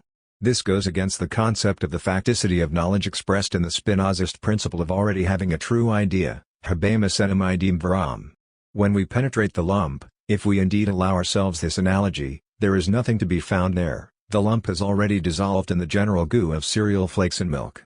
This is precisely what happens when we analyze the beginning, it is immediately dissolved into something that has already begun, something fluid, something already in motion. This is the gist of the answer to the objection. The beginning is indeed unanalyzable, but also inexistent and strictly speaking unthinkable, it is a perfectly smooth monolith where everything slips, it is the abyss of indifference. And yet it does not stand independently and self-sufficiently, not for Hegel, in any case, but only as a part of the movement it started. It is not completely indifferent to it, for it takes part in it. This is why I claim that the principle of Hegel's logic is the claim that pure being is the same as pure nothing, that the logic of pure being can only begin when we declare that pure being and pure nothing have already passed into each other. In part, this is to express Hegel's illustration of advancement in philosophy by taking steps backwards, while the beginning does not, in itself, include what follows, it is expressed in what follows, not analytically, but immanently, and is thus carried onwards. This is why the objection that by employing the logic of reflection one fails to let the logic of pure being speak for itself misses the point. The only way to let the logic of pure being speak out is in the language of the logic of reflection. In a formula, as soon as the logic of pure being speaks, it speaks in the language of the logic of reflection. The notable Hegelian Dieter Henrich listed 3 of the most common objections to the logic of pure being, all of which reject the sameness of being and nothing. According to the first objection, being and nothing are but 2 different aspects of the undetermined immediacy. The second objection understands them as different, albeit standing under the same umbrella concept of undetermined immediacy, and the third objection sees being and nothing as 2 names for the same thing, the undetermined immediacy. The point of Henrich's counter-argument was that these objections, as well as some favorable interpretations, share the same structure. First they separate between undetermined immediacy on the one hand and being and nothing on the other hand, and then demonstrate that it is impossible to link them. But this clearly means that they understand being as something mediated or determined, that is, not as pure being. 26. Could one not use Henrich's argument to counter the reading we present here? If the logic of being is explained with the help of the coordinate system where the sameness of being and nothing is revealed only against the background of the decision for thinking, just as the sameness of thinking and not thinking is revealed against the background of the decision for being, doesn't this mean that we forced a kind of scission onto the logic of pure being, determining it in some minimal sense? And if the logic of being is interpreted on the basis of 1. The unity of being and nothing understood as the sameness of sameness and absolute difference, and 2. On the basis of thinking understood as a self-referential difference, a difference between difference and sameness, is it not clear that it is interpreted with determinations that include their opposites in themselves, with reflected and mediated determinations which clearly already presuppose a transition into the logic of reflection? My general answer is that the immediacy of the logic of pure being can only be given as an immediacy which is already lost. I am not trying to pathetically claim that we have somehow lost immediacy. The point is rather that immediacy as such is structured as something that already slipped away, and that what is thus immediately given is nothing but the evasion itself, the loss itself. What we have truly lost with the beginning of logic is therefore nothing but the loss itself. It could be said that immediacy is structured as the loss of the loss itself. Hence it is indeed that which produces, inaugurates, moves, but it is at the same time also that which is produced. If it is a beginning, it is a produced beginning, the unity of producing and being produced. If it is only something negated, it is nevertheless a negation of negation and therefore a productive negation. But let us take a closer look at Henrich's argument. His principal thesis is that one must understand the context of the logic of pure being within the system as a whole, which boils down to this: the logic of pure being is not the logic of reflection. He pointed out that after facing heavy criticism, Hegel reworked and corrected his entire science of logic, including the sections on the logic of pure being. However, Hegel changed only the remarks, leaving the core sections completely intact. Hegel's response to the criticism of his contemporaries was limited to underlining the separation between the logic of pure being and what followed it. For Henrich, everything comes down to this, that we may treat the logic of pure being, the unity of being and nothing, only in negative terms, only via negation as 27. Indeed, the description of pure being and pure nothing as undetermined immediacy is clearly a negation of mediation, and it is therefore already mediated. With it, we have already entered the logic of reflection and distorted the beginning. The same goes for the phrase equal only to itself. The word only emphasizes that this is a negation of the reflective equality, mediated by otherness and difference. In short, undetermined immediacy is the phrase Hegel uses to denote pure negation. Henrich concludes that the beginning, the logic of pure being, indeed leads to the logic of reflection, but that it is at the same time also a completely irreducible immediacy which cannot be fully accounted for. According to Henrich, the beginning is strictly speaking unthinkable. This makes continuation completely external to it. Both critics and some favorable interpreters of Hegel made the mistake, according to Henrich, of counting the interpretation of the beginning, the logic of reflection, as the beginning itself, thus failing to see that while interpretation indeed distorted the beginning itself remained intact and pure. If we understand the question of the relationship between beginning and continuation in its utmost philosophical importance, and not simply as a matter of philological accuracy, as a trivial matter of filing a text in the correct order, as indeed we should, then Henrich's explanation may seem at odds with the generally accepted perception of Hegel's legacy today. Who doesn't know that interpretation is never merely an external and necessarily distorting rendering of the original material, which is independent of it, but that it always penetrates and transforms the original itself? This anti-Platonic understanding of interpretation is precisely what is at stake in Hegel. 28. Two prominent Hegelians, Marx and Gadamer, phrase this in their own, very divergent ways. Taking on the problematic of economic production, Marx attributed to it a certain advantage over the raw material and products, since raw material is never simply an immediate given, it is always already a mediated, complex raw material. In the final analysis, it is production that determines something as raw material. Gadamer said the exact same thing, albeit in another context, when he established the advantage of hermeneutics as the procedure of understanding, explanation, and application, over what enters the process of explanation as its raw material and what is produced in this process as its result. It is only through the hermeneutic intervention that the original text is transformed from what Gadamer calls the dead trace of meaning back into living meaning, and this is why the result is never something that no longer requires hermeneutics and it cannot just discard it as a use tool.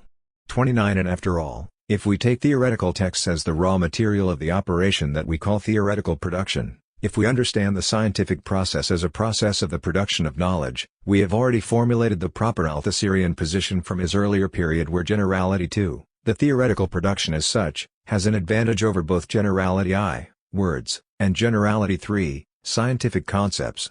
30. This excursus on Hegel's disciples hopefully demonstrated that the tradition of the question of the impurity of the origin is not interesting only because of its historical value, but because it remains essential to contemporary philosophy. Aristotle's idea of the primordial mover which moves without itself moving and therefore remains pure heavily influenced Neoplatonism. Dieter Henrich's argument that the beginning is something unanalyzable, irreducible, and strictly speaking uninterpretable, which is to say that it always remains pure, brings us in proximity to Gadamer's reading of Schelling's idea of das Unvordenkliche, of that prior to which one cannot think. This is indeed a variation of the Neoplatonic concept of the one, that is, precisely of the conceptual framework that Hegel's critics reduced his system to. In order to defend Hegel, the primordial negativity should not be conceived as something indifferent, as something that produces differences only externally and never within itself. Rather, it should be conceived as a self-producing negativity, as something that is in itself a redoubled, productive negativity. In short, Hegel's concept of beginning should be strictly separated from the Aristotelian concept of beginning. Beginning is polar. The mechanics of the science of logic is basically the same as the mechanics of the phenomenology of spirit, even though the precise aim of these projects is different. As Mladen Dolar explains vis-à-vis the phenomenology, Hegel's paradox of the beginning, which can be detected even on the level of the text of that magnificent work where one of the principal roles of the foreword and introduction is to demonstrate that there is no such thing as an introduction into science, that there is no preliminary foreword before going to the thing itself, is not solved simply by immediately starting with the immediate. For some reason, it is philosophically important to insist at the paradoxical threshold, neither still outside nor already inside. 31. It is precisely this paradoxical threshold that is lost if we conceive the beginning as simply pure. The claim here is that this paradox of the beginning is not something that can be resolved with a proper introduction, but that it rather persists within the beginning itself, and therefore also within the body of the science of logic proper. The problem with Henrich's position lies especially in his explicit reference to the tradition of Vinegationis, which allows for the misunderstanding that while the logic of pure being is completely inadmissible to affirmative reflection, which is in itself a correct reading, it is perhaps nevertheless admissible to a different genre of thinking altogether, to a genre that has historically used the way of negation as the only reliable form of discourse about God, negative theology. In his fairly short article Henrich uses the term Vinegationis many times, as the only possible form of explication of pure being, as the only way to see its nature, as the only way to demonstrate it, as the only way to constitute the foundation of logic itself. 32. As a consequence, Henrich's reading seems to imply that what is at stake for Hegel in the question of beginning in logic is the same as that which concerns authors like Plotinus and Proclus. Furthermore, as Andrew Cole points out in his inspiring monograph, Hegel's dialectics should indeed be studied alongside the medieval dialectics of Plotinus. Cole even goes as far as to claim that it is not entirely clear that Hegel is willing or able in his lectures on the history of philosophy to recognize his deep methodological affinity with Plotinus. 33. However, Cole's remark is related to the dialectics of identity and difference, and does not imply that Hegel's concept of the beginning should be interpreted as a case of negative theology. As a matter of fact, Cole argues that quite the opposite is the case, namely that we should understand Plotinus's dialectics as a precursor to Hegelian dialectics precisely insofar as Plotinus arguably offers the first example of a specific dialectical process, whereby difference emerges from the repetition of the same. 34 Cole thus effectively demonstrates that while there is certainly a relation and proximity between Hegel and medieval authors like Plotinus, Proclus, and Nicholas of Cusa, this proximity lies precisely in the fact that those medieval authors should be understood as already dialectical in the proto-Hegelian meaning of the term, and not in treating the one as ineffable and undialectical tout court. 35. What should it instead be underlined in Hegel's notion of the sameness of being and nothing is that which was indigestible for Aristotle, precisely the idea of the beginning, of a movement, a process, a transition, as a paradoxical point of neither nor, that point of already is, but just as much as not yet, moving, changing. The point where Hegel's logic challenges the entire Aristotelian tradition of logic based on the principle of non-contradiction can be represented precisely as the beginning point of movement. What is demanded from us is simply to consider such a point as a boundary, as something that separates just as much as it binds together. The sameness of being and nothing is, as Hegel puts it, the sameness and absolute distinction. 36 According to Henrik, one must immediately start with the immediate, with the nothingness, as if the beginning is not a boundary but rather that which lies beyond the boundary, as if the boundary between indeterminate immediacy and determinate being is a border between two regions. The reading I argue for depends on understanding this boundary as a boundary without the assumption of the region which it bounds us from. A boundary always implies its beyond, for otherwise it would not be a boundary. However, it is the hallmark of traditional metaphysics to understand this beyond as a region of its own, and since this supposed region can't be fully grasped in affirmative determinations, it is considered as an absolutely perfect monolith, as the brightest day and the darkest night. Hegel's beginning as a boundary, however, is something double-sided. It is indeed the sameness of the brightest day and the darkest night, but it is at the same time also their absolute distinction. If Henrik's understanding of the beginning of Hegel's logic can indeed be correctly summed up by the concept of das Unvordenkliche, the ineffable and even unthinkable, so that the continuation in the logic of reflection can only follow as something external and posterior to the beginning, then the reading I propose insists on the beginning as a double-sided boundary where the undetermined immediacy is but one of its aspects. If the logic of being is the beginning of science in the sense of its boundary, then we can grasp it as something within the science itself, as something that properly belongs to it and is not merely its tool, but also as something external to it, something that positively limits it. However, if we think of it as absolutely pure immediacy about which nothing can be said and which we can only approach via negation, then we have already surrendered it to the traditions of Neoplatonic systems of emanation. And in consequence, if Hegel's dialectics is indeed only a variation of these systems, the French materialist critique and their insistence on the legacy of Spinoza is completely justified. In the foreword to the second edition of his Science of Logic, Hegel writes enthusiastically about the principle of polarity that was adopted in the science of physics in his time. He explains it as defining a difference in which the different terms are inseparably bound together, adding that an advance has thereby been made beyond the abstractive form of identity, by which a determinateness such as for example that a force acquires independent status, and the determining form of difference, the difference that at the same time remains an inseparable moment of identity. 37 This is therefore the alternative, either the principle is something independent and abstractly identical, just as it is in identity systems throughout the history of metaphysics, or this independence of the principle is already split into the difference of its two poles and their immediate inseparability. The claim here is that Hegel favored the idea of the principle as the unity of the split and inseparability. On the one side, the undetermined immediacy, on the other side, the movement of becoming, introducing the determinations of coming to be and ceasing to be, introducing determination in general. The turn from one side to the other, from the perfect impossibility of utterance to the articulation of that impossibility, of the sameness and absolute distinction between being and nothing, is called their truth.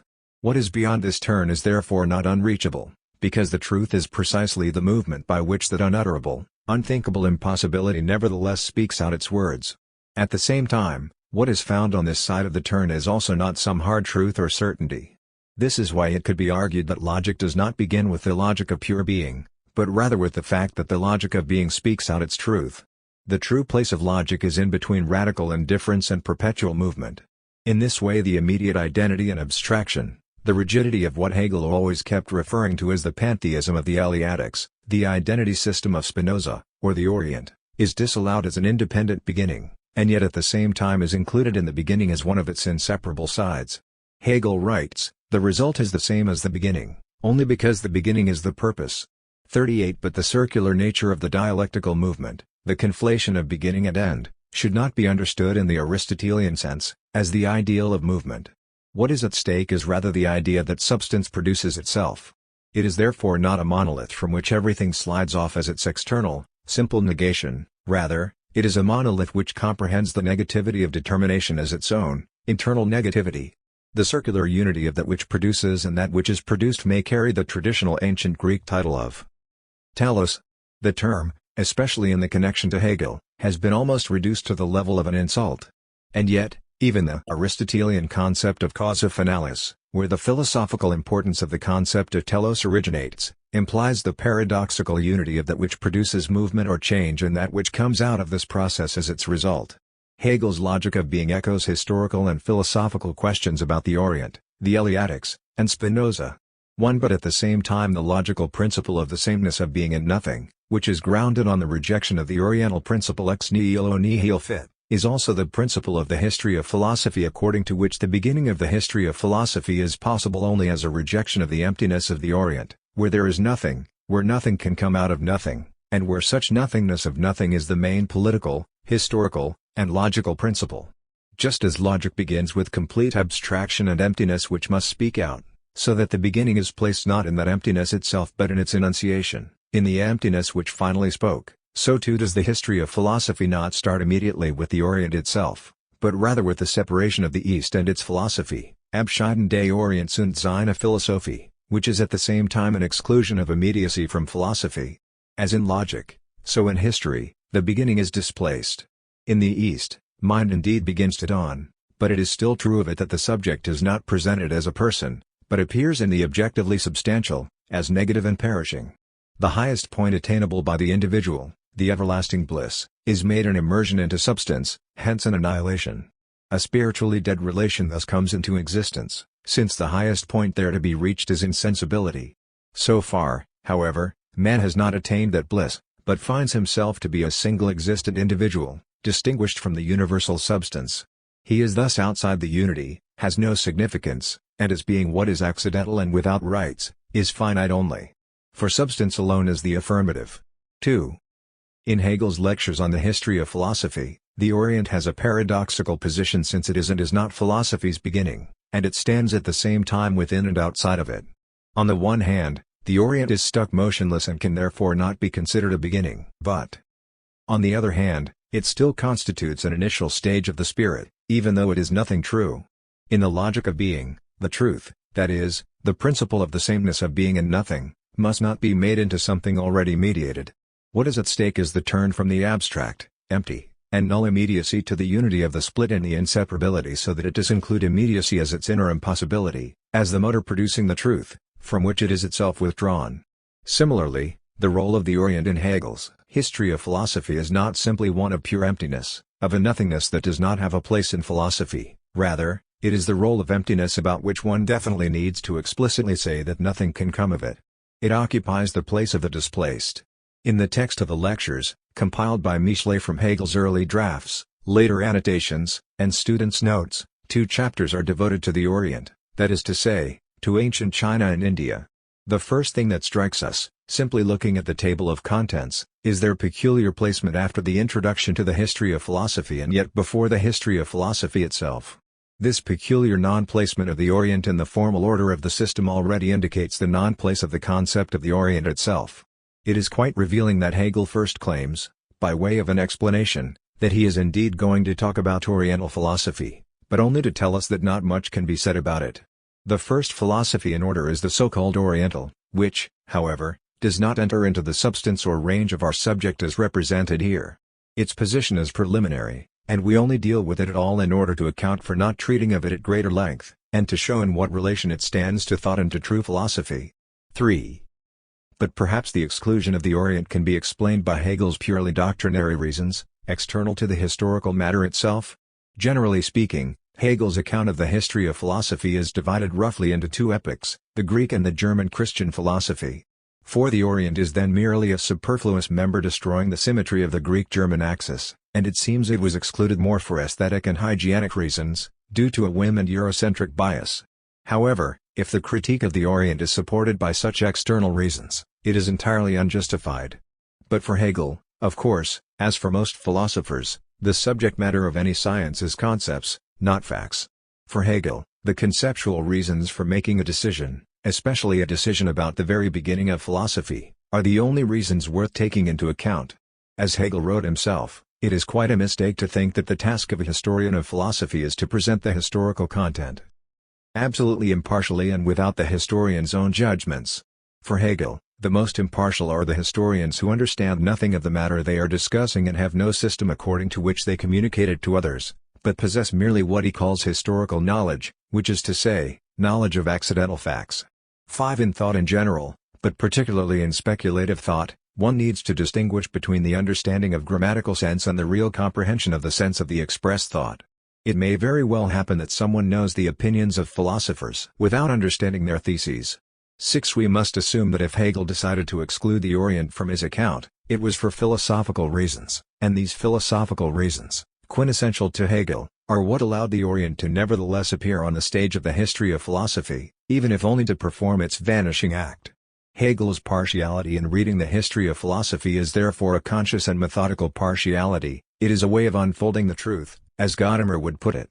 The basis of such a hermeneutics, the distinction between grammar and comprehension, between meaning and sense, enables the teleological structure of the developmental system.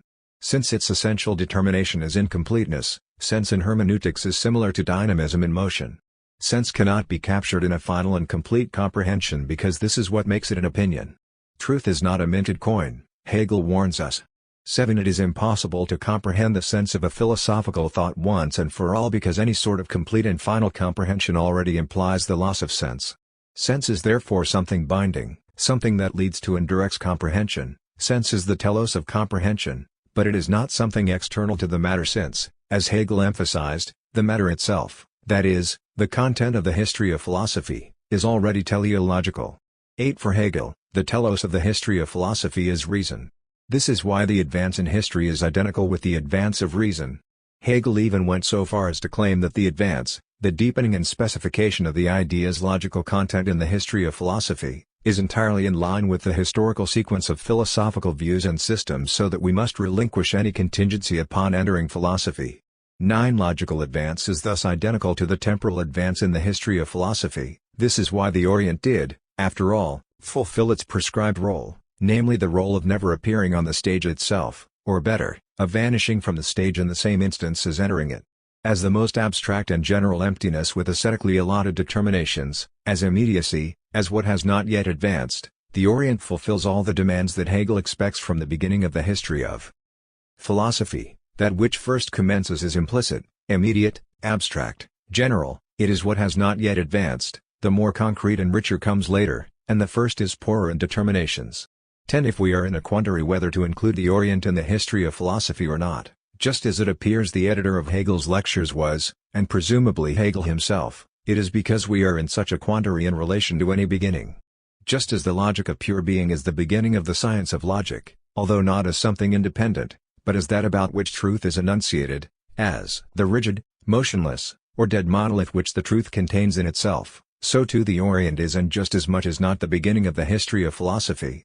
On the one hand, it belongs more to the introductory considerations, while on the other hand it helps determine that which doubtless belongs to the matter itself, even if merely via negationis, merely by way of negation.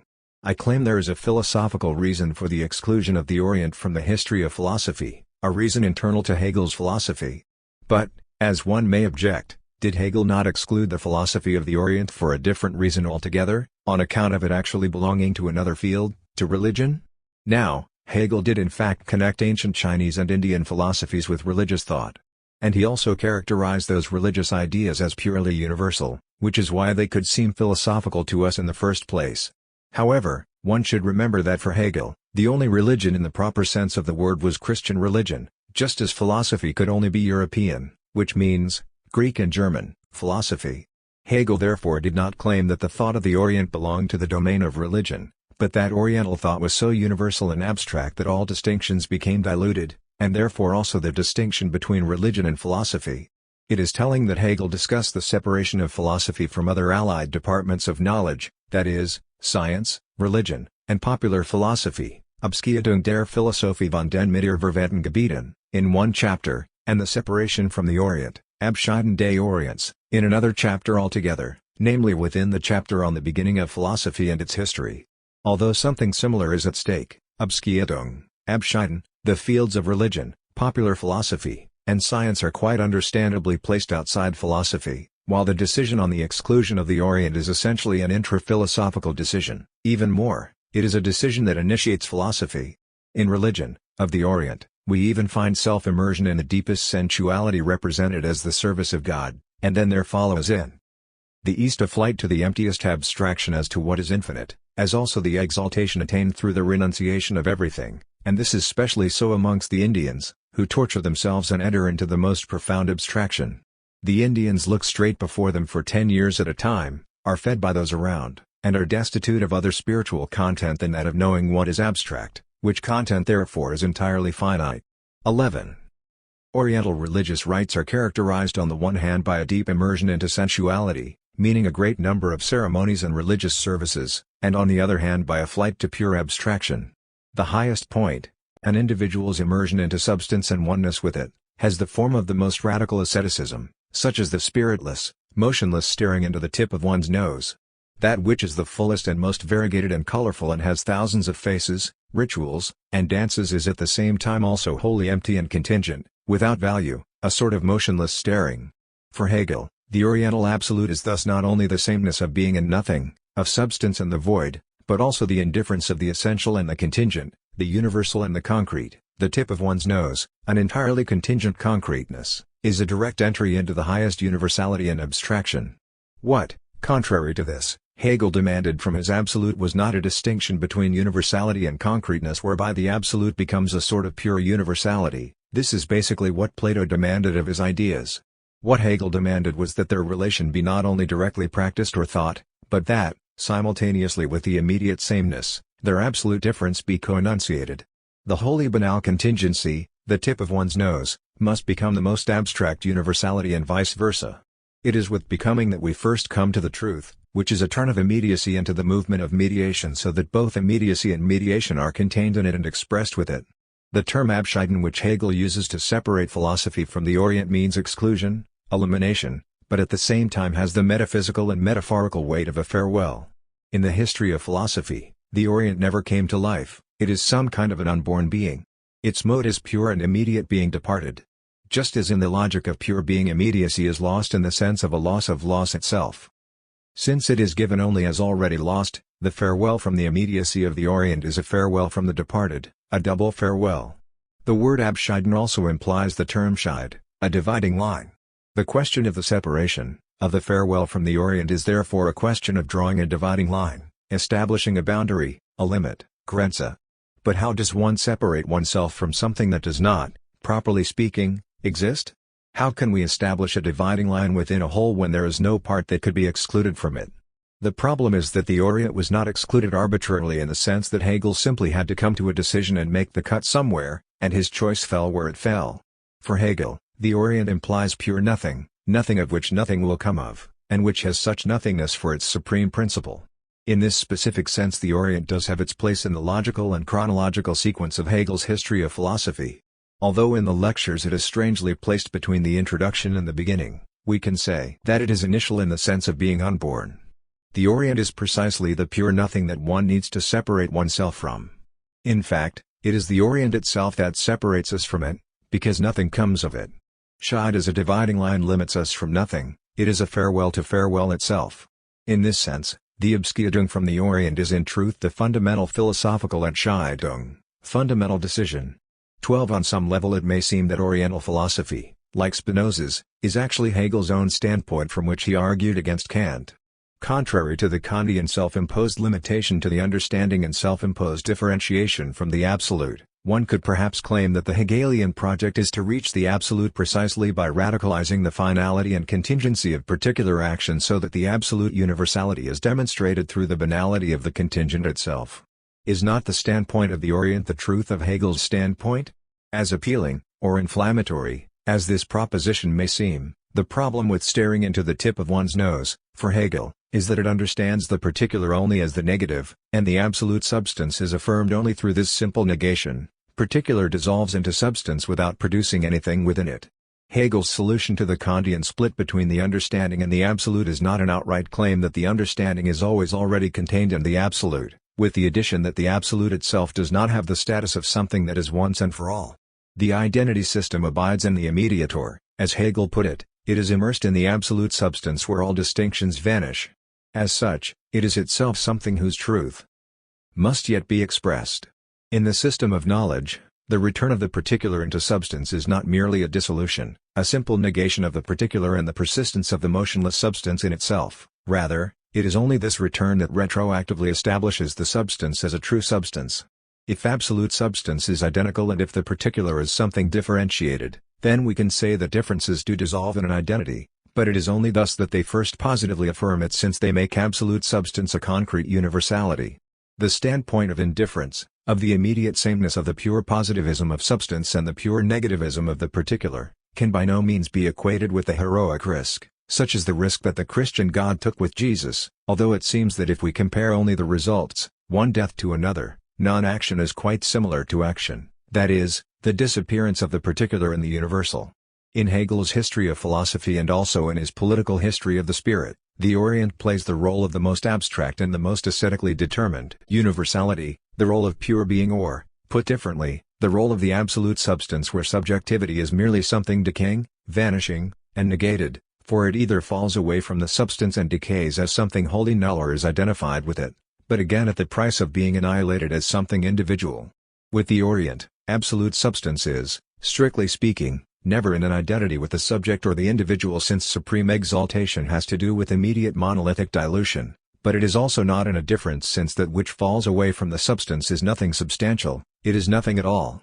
The relation is rather a sort of indifference, abiding in immediacy. This is why Hegel claimed that there is no freedom in the Orient, merely autarky. The Orient is the beginning, but at the same time also a non-beginning. It is the dawn of the spirit, but is at the same time spiritually dead. In the account of the logic of being presented in the previous chapter, I argued that the beginning has to be grasped not as the indifference of pure being, but as its truth, as the turn of indifference into determinacy. Similarly, in the history of philosophy, the decisive step of the spirit is the exclusion of the Orient, which does not imply excluding the concrete content of the variegated Orient from knowledge or thought, since it has to be grasped precisely as null, but it also does not imply making its nothingness into an indelible non-existing non-thought. Gadamer's Unvordenklich. The act of excluding the Orient is the turn of the spirit to itself as the turn to truth, that is, the sameness and at the same time absolute difference of emerging and vanishing. Eleatic dialectic and the principle omnis determinatio est negatio. One possible way to deal with Hegel's lectures on the history of philosophy is to read them as a tireless search for dialectic proper. Even though Hegel's extravagant praise of Spinoza's philosophy, matched only by the subsequent sharp criticism of it, is extraordinary in the whole length of the lectures, this same procedure is observable throughout the work. After the exclusion of the Orient, the history of philosophy was able to start with Thales, but still not as true philosophy, because it was not yet dialectic. The Ionians and Pythagoreans did not comprehend the absolute as thought. It was only in the Eleatic school that thought first freed itself and gained independence, which is why we find there the beginning of dialectic, i.e. simply the pure movement of thought in notions.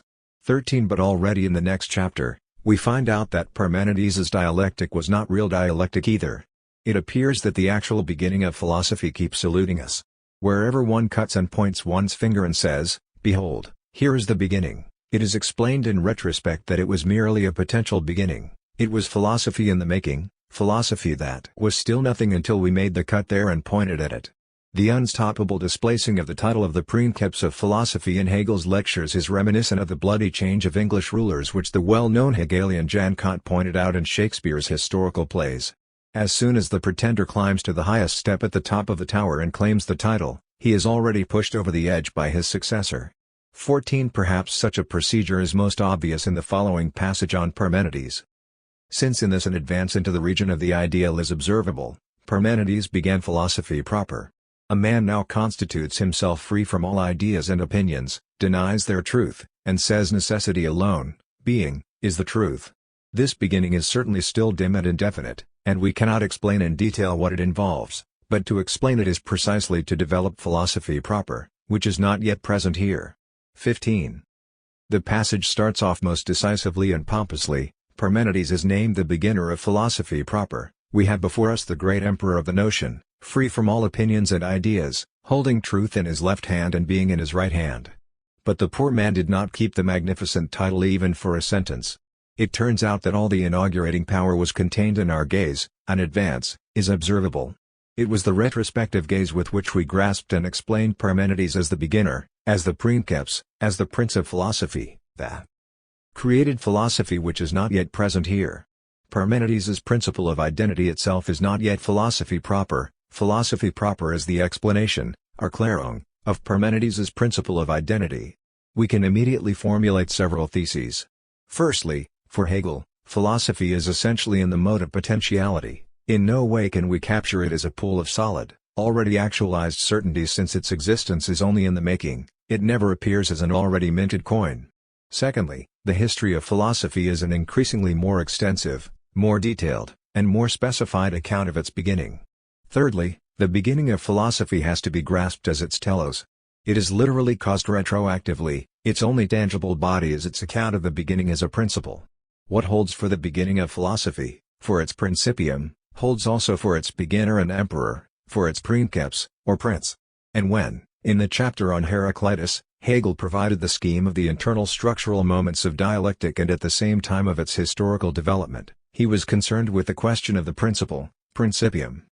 The dialectic is thus threefold: a. The external dialectic, a reasoning which goes over and over again without ever reaching the soul of the thing, sharp s. Immanent dialectic of the object, but falling within the contemplation of the subject, the objectivity of Heraclitus which takes the dialectic itself as principle. 16. The structural elements of dialectic are arranged in a historical sequence. The term external dialectic probably applies to Xenophanes and Parmenides, the subjective dialectic to Zeno and his paradoxes of movement and multitude, and the objective dialectic to Heraclitus's philosophy. In the first step, dialectic is external, that is to say, dialectic is external to the principle of that thought. Xenophanes and Parmenides established the identity principle of absolute substance: being is, non-being is not, but merely as a direct assertion. All of their dialectics is in our retrospective gaze. Dialectic is external to this principle, which means, it is only when we declare the identity principle that we can talk about dialectic. This is why, in the first step, dialectic is contained merely in the minimal difference between the principle and its enunciation, in the difference between the identity principle and the difference itself. In the second step, in Zeno, non-being obtains a validity of its own, for Zeno not only asserted the unity and unchangeability of the universe, but also turned the perspective. He used dialectics and said, "Let us suppose that motion and change are something true and we will show that such a supposition is absurd." 17. While in Parmenides dialectic was wholly external to the identity principle, in Zeno it became a tool for the explanation of the principle itself, subjective dialectic that leaves the principle untouched. It is only in Heraclitus that dialectic becomes objective. Its point is that it is the negation of non-being that first produces being, and the annihilation of nothing is what is productive in the first place. The principle is then nothing but its dialectic, the principle is dialectic itself. That allows Hegel to claim that the philosophies of Parmenides and Zeno had remained at the level of understanding, while Heraclitus had risen to the level of speculative reason. 18. Despite this, I do not think that we should understand Hegel's inference as the claim that dialectic is the eternal and unchangeable principle of truth.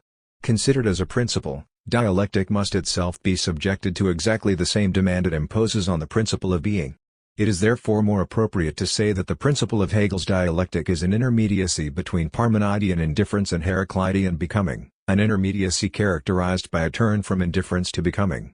While the insufficiency of the principle of being is that it grasps its enunciation as its pure externalization to which it is indifferent and which, strictly speaking, does not exist or is an apparition, the insufficiency of dialectic as a principle is, on the contrary, that it presupposes only pure externalization and must so consider any kind of internality a mere apparition. Hegel's standpoint should thus, despite what Hegel himself sometimes claims, be understood not as the principle of becoming as such, but rather a turn of the principle of being into the principle of becoming. For Hegel, internality and being are not indifferently given, but are only to be considered as the product of their externalization.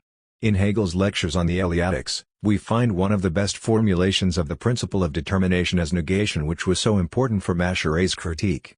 Parmenides's goddess posits two theses. Firstly, being is, and non-being is not.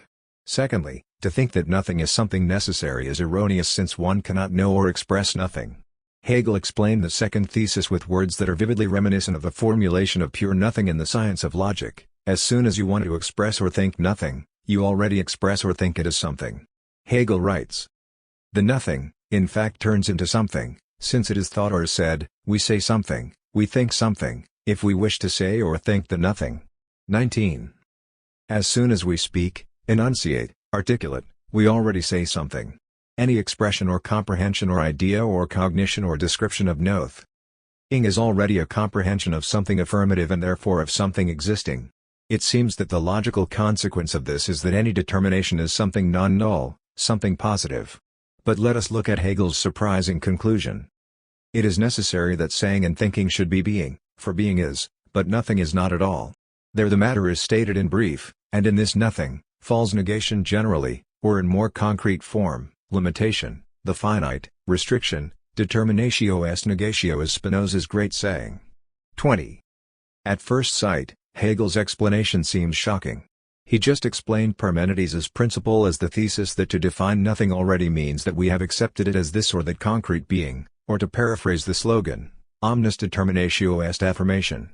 But now he claims that Parmenides' principle implies that determination is always negative and null, determinatio est negatio.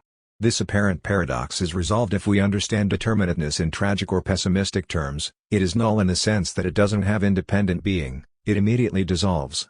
It is negation with respect to pure being, it is negation of the pure being. Yitzhak Melamed distinguishes three distinct understandings of Spinoza's formula in German idealism, according to which determination is negation. First, he lists the usual understanding in Jacobi and Hegel, the tragic/pessimistic understanding which asserts the unreality of the finite. Melamed here recalls Hegel's argument that Spinozism is not a form of atheism, but, if anything, a cosmism, precisely in that it denies the reality of the world or cosmos and claims that the sole reality is God. Secondly, Melamed lists another meaning specific to Hegel, namely understanding the formula as a general slogan of universal dialectic, the difference from the acosmic formula being that not only is the finite a negation of the infinite, but the infinite is also a negation of the finite. This second understanding is of course the one that truly separates Hegel from Spinoza and the one-sided negation. Thirdly, Melamed lists a Kantian understanding where the formula expresses the relation between finite things and the maximally determined being, which is a formula referring to God as a being which possesses all realities.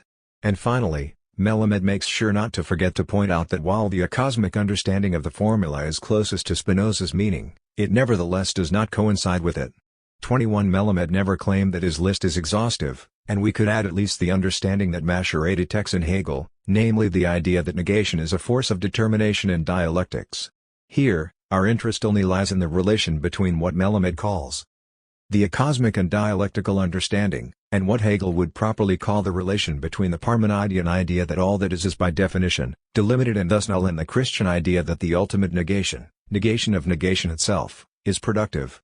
Our claim is that for Hegel, everything depends on uniting both of these understandings in one formula, or claiming that acosmism itself leads to dialectic, that Parmenidean oneness is itself dialectical, that identity is already in itself the identity of identity and difference. Hegel's thesis regarding Parmenides is not only that pure being and pure nothing are the same, but that we arrive at this by simply consistently following the path that Parmenides' goddess defined as the path of truth.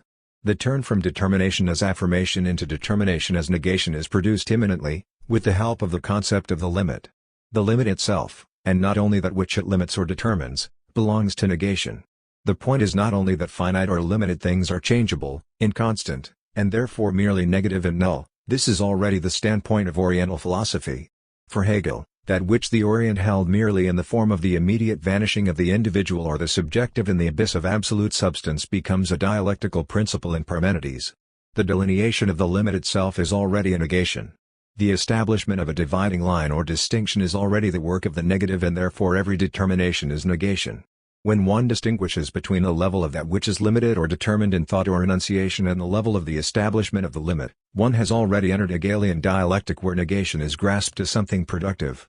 One of the main questions of Aristotle's physics was the question of motion, the question whether moving and changing things have the dignity of true being. The profusion of references to the Eleatics, who had a radical stand regarding this issue, is by no means surprising. Aristotle's fundamental position was that movement is a kind of operation, which is difficult to spot, but of which the existence is possible. 22 In order to explain his concept of movement, Aristotle distinguished between that which moves and that which is moved. He characterized a mover as the cause of movement, as that which gives movement and is capable of moving something. According to Aristotle, the causing of movement happens through contact, which is why every mover that gives movement and change at the same time receives movement and change. In the phenomenal, everyday world, every mover is at the same time something that is moved, and every cause is at the same time an effect of some other cause in an endless chain. But the decisive question for Aristotle was the question of the first mover. He thereby completely transformed the premises of the problem of causality. With the first cause, he never meant the first link in the phenomenal causal chain. He repeatedly and explicitly stated that neither time nor motion can have a beginning in the sense of a point where motion simultaneously already is and is not yet. The first mover is thus not a fantastic supposition about the first link of an infinite chain, but rather a metaphysical concept whose task is to defend what is in principle the Eleatic perfection, wholeness, and necessity of pure being.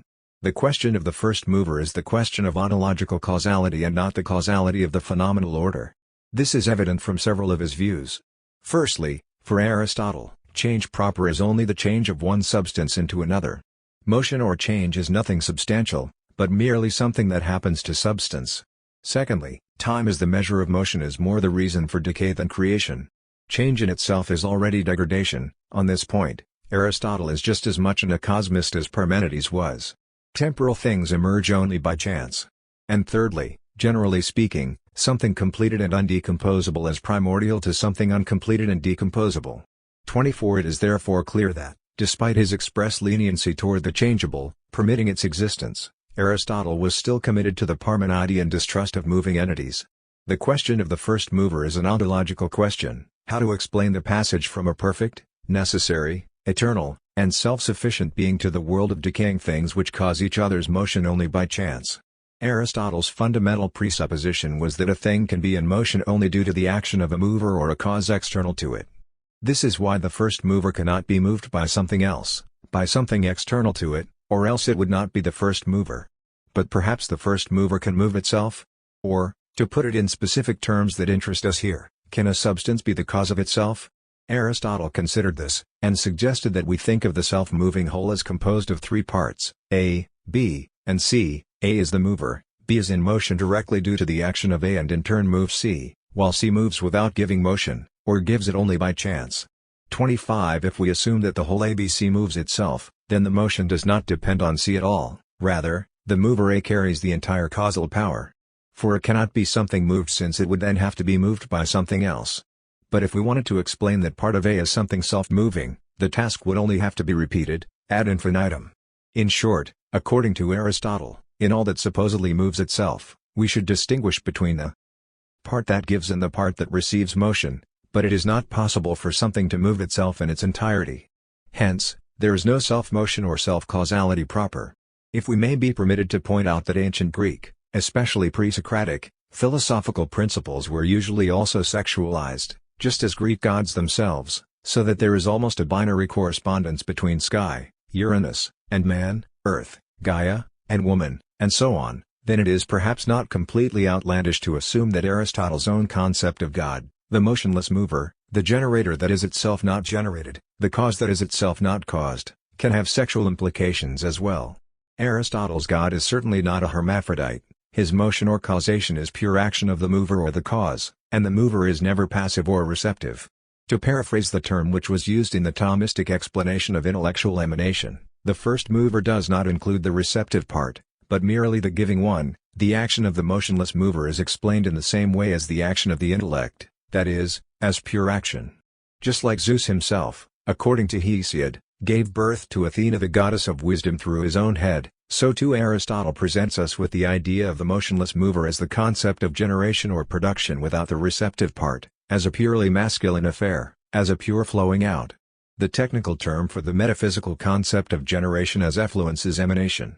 And Aristotle's discussion of the first cause shares many characteristics with the Neoplatonic concept of causation as emanation, and can certainly be viewed as its precursor. The first mover acts without effort. In production, it keeps out of time and out of the world of change, being motionless, timeless, and without any parts. The first cause withdraws itself from its effect since the moving thing does not affect the mover, as is the case in the everyday, sublunary world. And, after all, Aristotle's conception of nature has a hierarchical ontological causal scale. The first mover does not move mundane and accidental movers through direct contact, but through a mediator. In Aristotle's example of the ABC whole, the mediating part B plays a special role.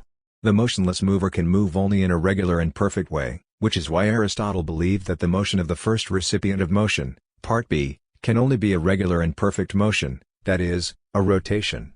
It is only in the last step that we reach accidental and arbitrary motions. In this way, the ontological causal power and perfection wane when one advances from the uncaused first cause through the mediator, or a series of mediators, to the finite and accidental being. Again, the stages of such mediation are not part of a metonymic causal chain, but are thought of as concentric spheres of ontological causal fullness, precisely in the sense of Plotinus's emanation. The thesis that the phenomenal world is not true being, what Mladen calls with Hegel the principle of acosmism or the unreality of the finite world, is in general one of the most representative theses of Platonism. But in Plato, the phenomenal world partakes of true being. This is an important shift from the strict Eleatic standpoint. In the historical chapter of his notable study on expressionism, Gilles Deleuze distinguished between three elements of Plato's conception of participation: the participated, the participating, and the operation of participation itself. What is essential is that participation is external to the participated, to the true being of ideas, and takes place almost as violence against it. 26 The Neoplatonists transformed the concept of participation so that it becomes the internal motion in the participated. Plotinus's formula of emanation is the internal action of the participated. If we use Melamed's terminology, this already marks a dialectical moment in the otherwise still decisively a cosmic principle of the unreality of the finite. The participated is the producer in the fuller meaning of the word. What participates is an effect, a product, a gift, an effusion, and not violence from the outside. But still, emanative production is something one-sided. The emanative one remains in itself and is hierarchically above its gifts. When it gives itself, it at the same time withholds itself from its gift, for it does not include itself in its gift. The emanative one is closely related to the traditional Christian conception of incarnation, according to which incarnation by no means degrades or transforms the superior divine order insofar as it is divine. Degradation does concern the divine person, Christ, but merely in his non-divine nature. 27 This is why the Thomistic emanatio intellectualis, the reference to the relation between the intellectual process in Aristotle and the Christian process of the generation of divine persons, can be counted among the one-sided concepts of production, together with the Neoplatonic emanation. The primary, one, being, intellect, produces and generates from itself without emptying itself, but at the same time, and we must add that Hegel would insist, precisely because of this, negation does strike the order of produced being. In Plotinus, the one-sidedness of the relation between the giver and the gifts is quite explicit. The principle before all these principles is no doubt the first principle of the universe, but not as immanent. Immanence is not for primal sources but for engendering secondaries. That which stands as primal source of everything is not a thing but is distinct from all things. It is not, then, a member of the total but earlier than all, earlier, thus, than the intellectual principle, which in fact envelops the entire train of things. 28 The one is excluded from the totality of the universe, which is why we cannot appropriately name it. We can only say what it is not. We can express it only via negationness.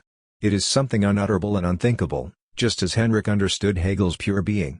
Thus the one is in truth beyond all statement. Any affirmation is of a thing, but all transcending, resting above even the most august divine mind. This is the only true description, since it does not make it a thing among things, nor name it where no name could identify it. We have been considering it only in its opposites. 29 The first emanation from the one, on the other hand, which is the eternal and divine intellect. Hegel, interestingly, translates the Greek nous on this occasion as Verstand, as if trying to hide the proximity of Plotinus to his own work, is immanent to the offshoots or effusions originating in it. In two ways, then, the intellectual principle enhances the divine quality of the soul, as Father and as immanent presence. 30 The intellect thus plays the role of a sort of a mediator, like the part B in Aristotle and like Christ in the Christian concept of incarnation. The intellect mediates between the unitary principle excluded from the totality, on the one hand, and things as they figure within the totality, on the other hand.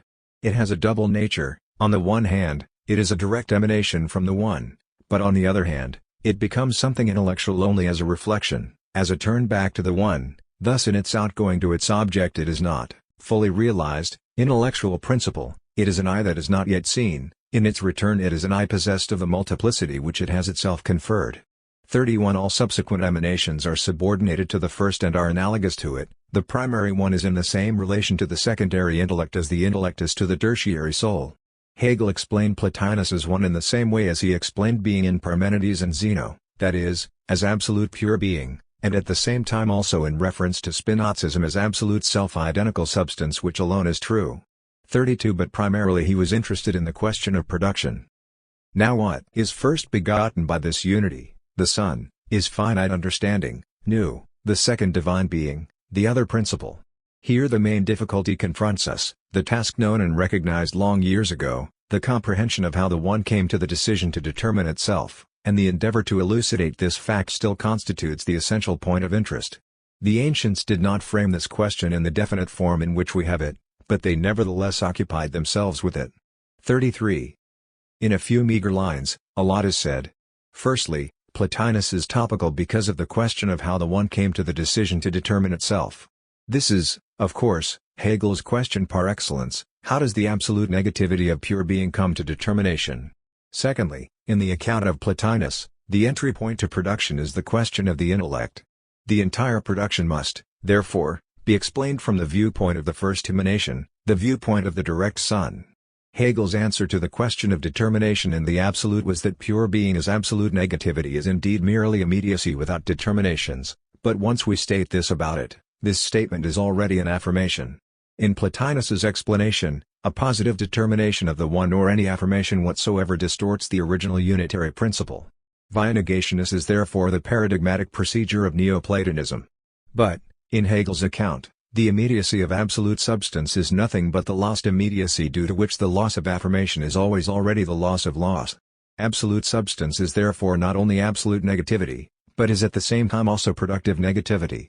This is why, despite obvious similarities in the conception of the topic, Hegel rejected Plotinus's conception of the One. For Plotinus, production is merely something secondary.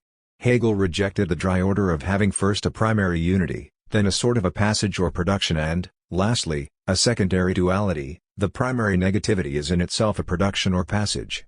Such a distinction is essential, if we understand Hegelian pure being, as Henrich suggested, as wholly unutterable and unthinkable, something which is radically excluded from dialectic, then we should admit that Althusser's school was quite right when it reproached Hegel with inverse Plotinism. The difference between Hegel and Plotinus is precisely in the primary negativity itself being a productive and therefore differentiating negativity. This can be discerned from a somewhat concentrated passage in which Hegel distinguished his own task from that of Plotinus. For because the becoming of the simple unity, as the abrogation of all predicates, is that same absolute negativity which is implicitly the production of itself, we must not begin with unity and only then pass over into duality, but we must grasp them both as one. 34. Hegel explained Plotinus's principles from the standpoint of understanding in three stages. At the beginning, the objects of understanding are unchangeability and unity. In the next step, understanding differentiates itself from the essence, its object becomes difference itself and, in this regard, understanding is the creator of the world, multiplicity, and difference. Lastly, understanding dissolves all difference and is its own object.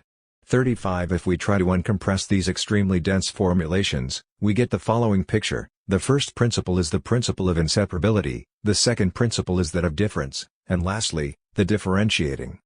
Understanding grasps itself as its own object, it is the identity that in the differentiation remains in itself. In the third step, the understanding becomes, Hegelian, reason, the thought of thought. In this way, by a minimal turn of the problematic on the basis of Plotinus's production, we can obtain Hegel's own account of production. This minimal turn already perverts the ontological construction altogether, instead of the explanation constantly moving in the mode of immediacy as if the enunciation of pure being were taking place directly as being itself by way of an immediate sameness of thought and being. Hegel's philosophical claim was that, with the beginning of the explanation and enunciation of being, the immediacy of being that the explanation wanted to enunciate already got lost. The turn of the gaze as demanded by Hegel is not external violence against Plotinus's conception of production. The turn or twist of the gaze, epistrophe, was already characteristic of Plotinus's intellect. In Plotinus's metaphor, the intellect flows out of the One as its emanation, but in this flowing out, It is an eye that has not yet seen. It is only with the turn of the gaze back to the one, in which it sees difference and multiplicity, that the intellect is constituted as intellect, as pure difference. We can come close to Hegel's emphasis in relation to the above through the meaning that epistrophe has in rhetoric, that is, rhetorical repetition. We can thus venture the thesis that the intellect is, in a manner of speaking, a rhetorical repetition of the one. Thought is the rhetorical repetition of being. The intellect is the first enunciation of being, but even as the first enunciation, it is already a repetition. This does not mean that for Hegel being is a sort of a rhetorical embellishment, something that has nothing to do with the real world. The point is rather that there is no being outside language. It is with its enunciation that being is produced in the first place. Let me borrow Barbara Cassin's terminology and define the turn of the problematic in Hegel with the relation between ontology and logology. Cassin used Novalis' term logology for the thesis that ontology can only take place in the field of language. In an extensive work on sophistry, she proposed a quite unconventional view of the relation between Parmenides and Gorgias. Contrary to the traditional philosophical stance according to which being, enunciation, and thought belong together, she proposed a reading of Gorgias's essay on non-being as a thesis that being is an effect of language. 36 Parmenides' poem then does not even need sophistry as something external to itself, because it is in itself already sophistic. 37 One of the best examples that Cassin provides of the impossibility of thinking being beyond enunciation or thought was Quintilian's sentence Philosophia enim similari potest, eloquentia non potest, philosophy can be counterfeited, eloquence cannot. 38 She explained it as the specificity of rhetoric being index sui, of its truth or quality being measured intrinsically. 39 This remark is brilliant, for being a good order is nothing but giving the impression or creating the appearance of a good order. In rhetoric, truth or quality is given as appearance and exists merely as the work of appearance, as the effect or product of appearance. After all, it is perhaps precisely therein that the essential conception of Parmenides' thesis on the identity of thought and being lies. Perhaps we should not simplify it into a metaphysical or mystical fusion where there is neither existence nor thinking, but merely pure thought eternally identical with pure being. Perhaps we should rather comprehend it as a thesis that the engendering of thought is nothing but the engendering of being. Once again, this does not mean that being is merely a word and not something real. Quite the opposite, enunciation and thinking are, strictly speaking, modes of producing being. This is why language is a field where the real takes place. In this regard, with the concept of ontology as logology, Cassin quite justifiably pointed out the performative nature of truth. 40 This is what is also at stake in Hegel's praise of Parmenides. Hegel explicated the sameness of being and thought, where determinate or explicit thought is identical with enunciation, as the thesis that it is not possible to think nothing, but at the same time he understood this in an affirmative sense, as its positive definition. If we put it with Derrida, that which escaped us leaves a trace, but because nothing is nothing determinate, the trace of the lost is everything that ever existed of nothing. The trace or loss is grasped as something which is not exactly affirmative, but it is nevertheless something that has its own persistence. We can list another version of Hegel's take on the formula omnis determinatio est negatio, with determinacy, pure nothing is lost, but this loss is a productive one, the loss of the loss itself. This brief and very selective overview of the history of the one finally brings us to Spinoza. As was already pointed out, Hegel classified Spinoza's system basically as an emanative system of the gradual degradation of being, from absolute substance to parts with increasingly less perfection, increasingly less being, from the hierarchical and logical primary to the secondary, from the absolutely infinite substance to the only relatively infinite attributes and from there to the finite modes. The tripartite division into substance, attributes, and modes is indeed reminiscent of Aristotle's tripartite scheme of metaphorical causality that connects the motionless mover, the mediating moved mover, and the merely moved.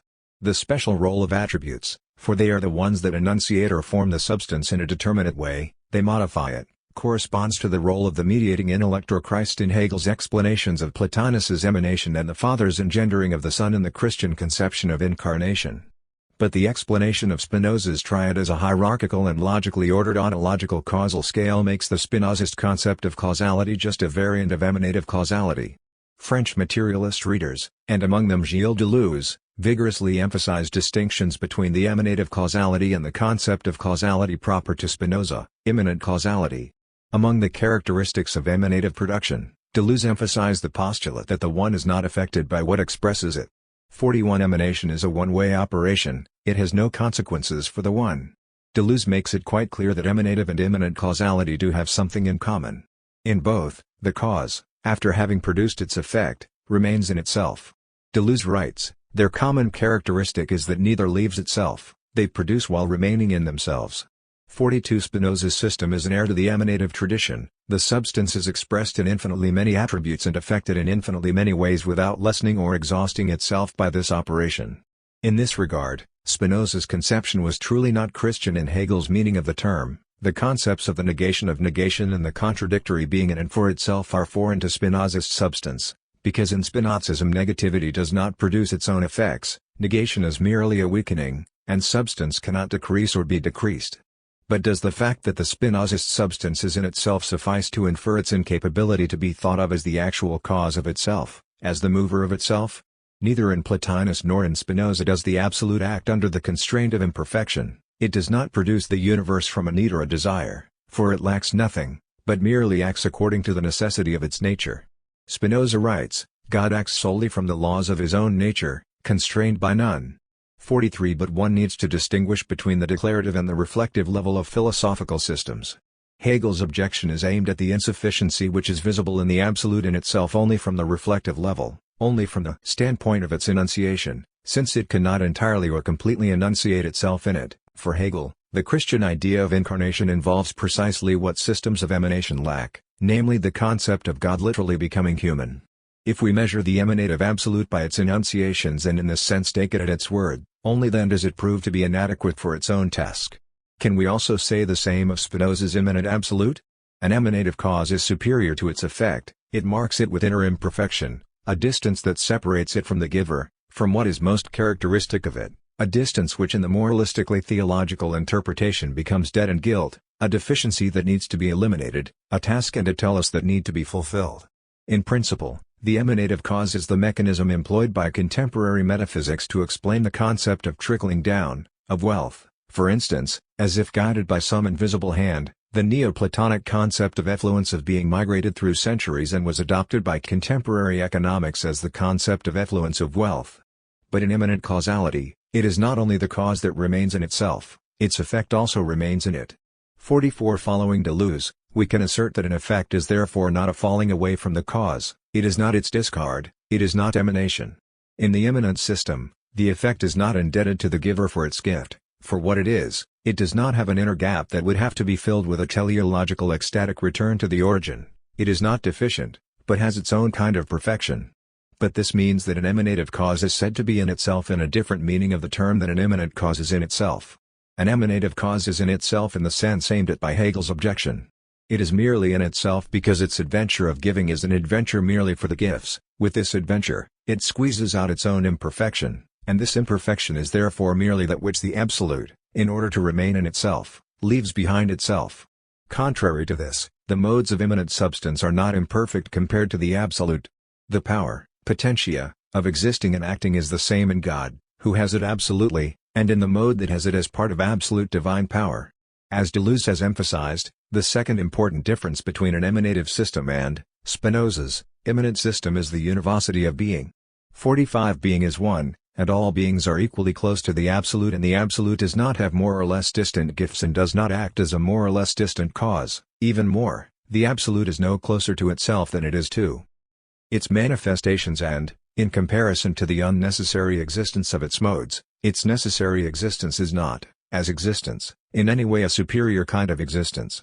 Spinoza writes that although nothing can exist or be conceived without the substance, substance does not pertain to the essence of human, and the same holds for the essences of other things. 46 But even though substance does not pertain to the essence of humans, it necessarily pertains to their existence. Humans exist as part of the existence of substance, they exist in the same sense that substance exists. The point is not that they exist only if substance exists, but first and foremost that they exist precisely as the existence of substance itself. 47 The difference between substance and mode thus concerns their essence, while existence is univocal or even one single existence. 48 That is why, in Spinoza's immanent system, it is possible to formulate a real difference between the one and its gifts, without the gifts being merely refuse, merely leavings, gifted with a binding deficiency. The one is included in the existence of the multiplicity. When it is expressed in multiplicity, the multiplicity remains within it. Deleuze's point about the univocity of being is related to the univocity of the action of the causal force. Spinoza writes that God is named the cause of all things in the same sense that God is said to be self-caused. 49 This is his grand philosophical achievement. Not only is substance the cause of itself, which already implies a break with Aristotelian doctrine, because substance is on some level also its own effect, which Aristotle did not allow, but its causal power is not hierarchical. Individual things are merely determined ways in which the affection of substance, its mode, is expressed. This is why in the Spinozist system there is one single causality just as there is one single being. Spinoza rejected the metaphysical distinction between metaphoric and metonymic causality, that is, the relation between the ontological causal hierarchical scale and the accidental causation in infinite chains of moving things. There is no ontological causal hierarchy since the metaphorical level of causation is something real only when it is at work in a metonymic. Pierre Macherey claims that the philosophy of Spinoza is something that the Hegelian system cannot digest, something that cannot be integrated in its totalizing dialectics. It is for this reason that Hegel obsessively returns to it. Spinoza haunts the Hegelian system throughout its unfolding. The obsession, of which he is a symptom, is not immediately undone. It reappears continuously in the discourse that itself never completely finishes with its beginning. Of course, Macherey is criticizing Hegel, but in the critique he nevertheless gives us a useful description of the constitutive decision of Hegel's philosophy. All we need to do is to replace the term Spinoza with the term logic of pure being. What if the complicated relationship between the logic of pure being and the logic of reflection, where the logic of pure being is precisely that which can never be articulated in the logic of reflection, is the fundamental characteristic of Hegel's philosophy as a whole? Shouldn't we, just as Hegel insists, understand the logic of being not only as the beginning of logic proper, but also as the underlying logic of any beginning in philosophy? It is what persists in the development of the dialectical thought as its undialectizable and unanalyzable real kernel. One of the key distinctions between Kant and Hegel was described by Slavoj Žižek as a shift in the understanding of the thing in itself. The formula that Žižek uses to distinguish between the phenomenal and the noumenal is a one-sided limitation. In his reading, the experience of the sublime basically describes the dissolution of the idea that beyond the phenomenal there lies the unreachable, yet substantial thing in itself. In other words, this experience demonstrates that phenomena and noumena are not to be conceived as two positive domains separated by a frontier. The field of phenomena as such is limited, yet this limitation is its inherent determination, so that there is nothing beyond this limit. The limit ontologically precedes its beyond. The object which we experience as sublime, its elevated glitter, shine, is a mere secondary positivization of the nothing, the void, beyond the limit. Beyond the limit there is nothing, there is only the void. We can add, specifically referring to the science of logic, the void of pure being. The positive object that we experience in the experience of the sublime, namely the full, substantial beyond, is always just the shining of the appearance. Nevertheless, this object underscores the irreducibility of the limit itself. The limit thus functions as both a limit and its beyond. What we are dealing with here, contrary to the idea of the distant origin, is rather some repeatability of the original determination, of the constitutive, purely formal determination. In traditional metaphysics, the beyond is what causes all beings within the confines of this world, but also determines and binds them as their purpose. Žižek does not suggest a beyond in an affirmative meaning of the word, and yet his understanding of the limit retains the formal characteristics of a positive beyond.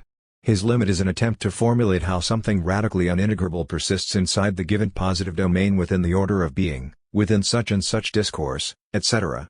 The void beyond the limit is, of course, the Hegelian void of the absolute substance, the ontologically primordial or original nothingness of being, which is at the same time that from which a limitation delimits and the limitation itself. The most widely used examples of this void throughout Žižek's work are the examples of an unknown yet indestructible horror from television culture, such as the undead creatures from countless zombie movies and TV shows, or the alien from Ridley Scott's 1979 film Alien. What these examples suggest is the idea that the established, positive order is on the one hand constituted by, but on the other hand also threatened by an ontological slime, that is, by a substance where all distinction is dissolved. In this regard, Žižek's explanation of the limitation as a purely formal distinction is analogous to Gadamer's concept of that abyss, prior to which no thought is possible. Die Unvordenklich. To be sure, Žižek's idea of the ontological slime as the ontological primordiality of the limitation over what it delimits corresponds to the gesture of inauguration in the Hegelian discourse, whether it is the separation of the Orient from the history of philosophy, the void of the absolute substance, or the nothingness of the immediate, pure being. For Hegel, the proper beginning in philosophy, logic, or thought is always a question of delimitation from a limitless, distinctionless, indeterminate substance. This, in fact, is what makes it a primordial gesture. However, the point is that the slime survives the inaugural scission and haunts the positive order as an irreducible foreign object, as the undead persistence within the positive order itself.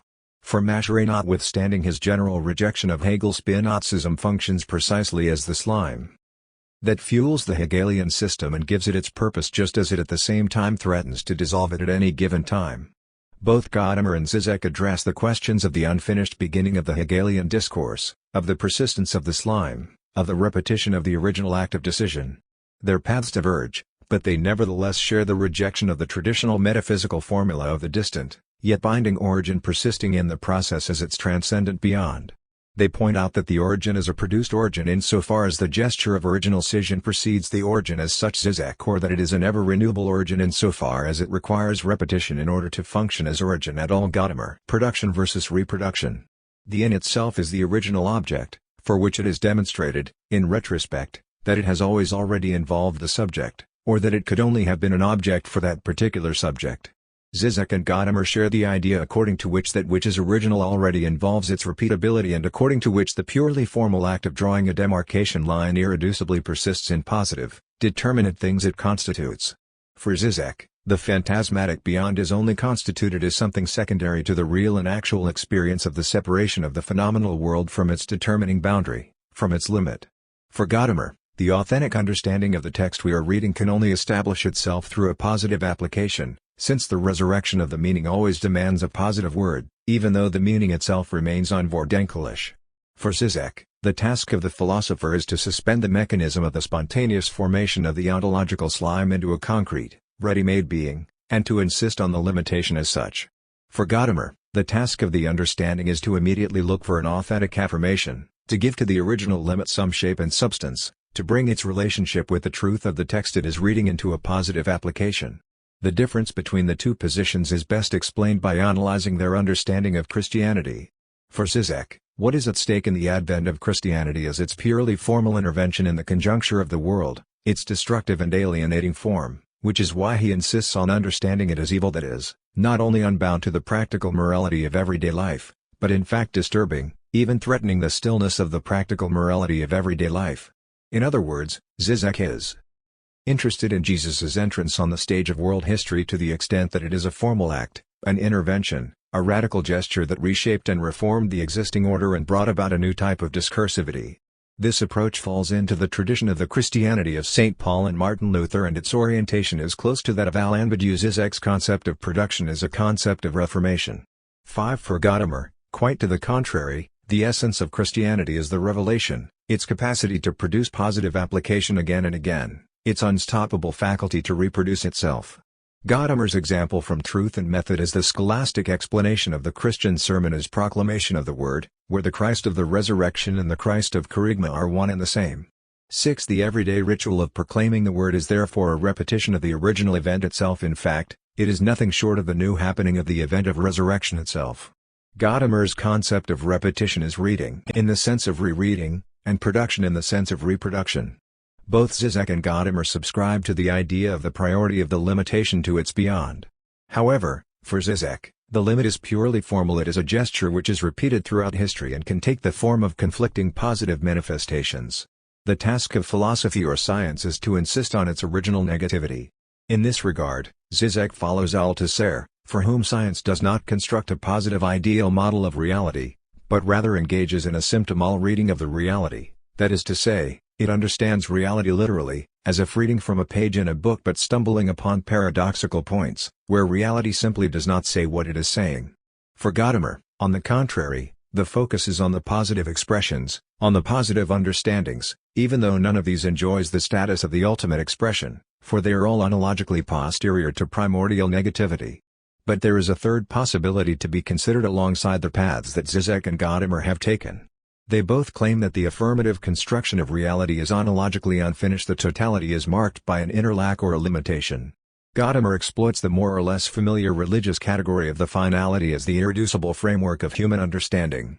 Zizek evokes either the category of the real kernel which cannot be integrated in or successfully explained by the symbolic order, or the category of the subject as an empty place in the structure of reality, as a crack in the substance. But there is yet another way to understand the one-sided limitation. One could claim that the limitation does not only precede what it is delimiting from, its beyond, but that strictly speaking the boundary is all there ever was and that existence is a function of that delimitation line, that it is its curvature or torsion. The line of limitation itself remains seamless, it includes no gaps or lacks such as supposed by Zizek's understanding, it is in itself not limited or imperfect Gadamer providing, of course, that it is nothing but the limit line, without any content to be a limit to, only a transition, a pathway, only a substance that is never anything else but a subject.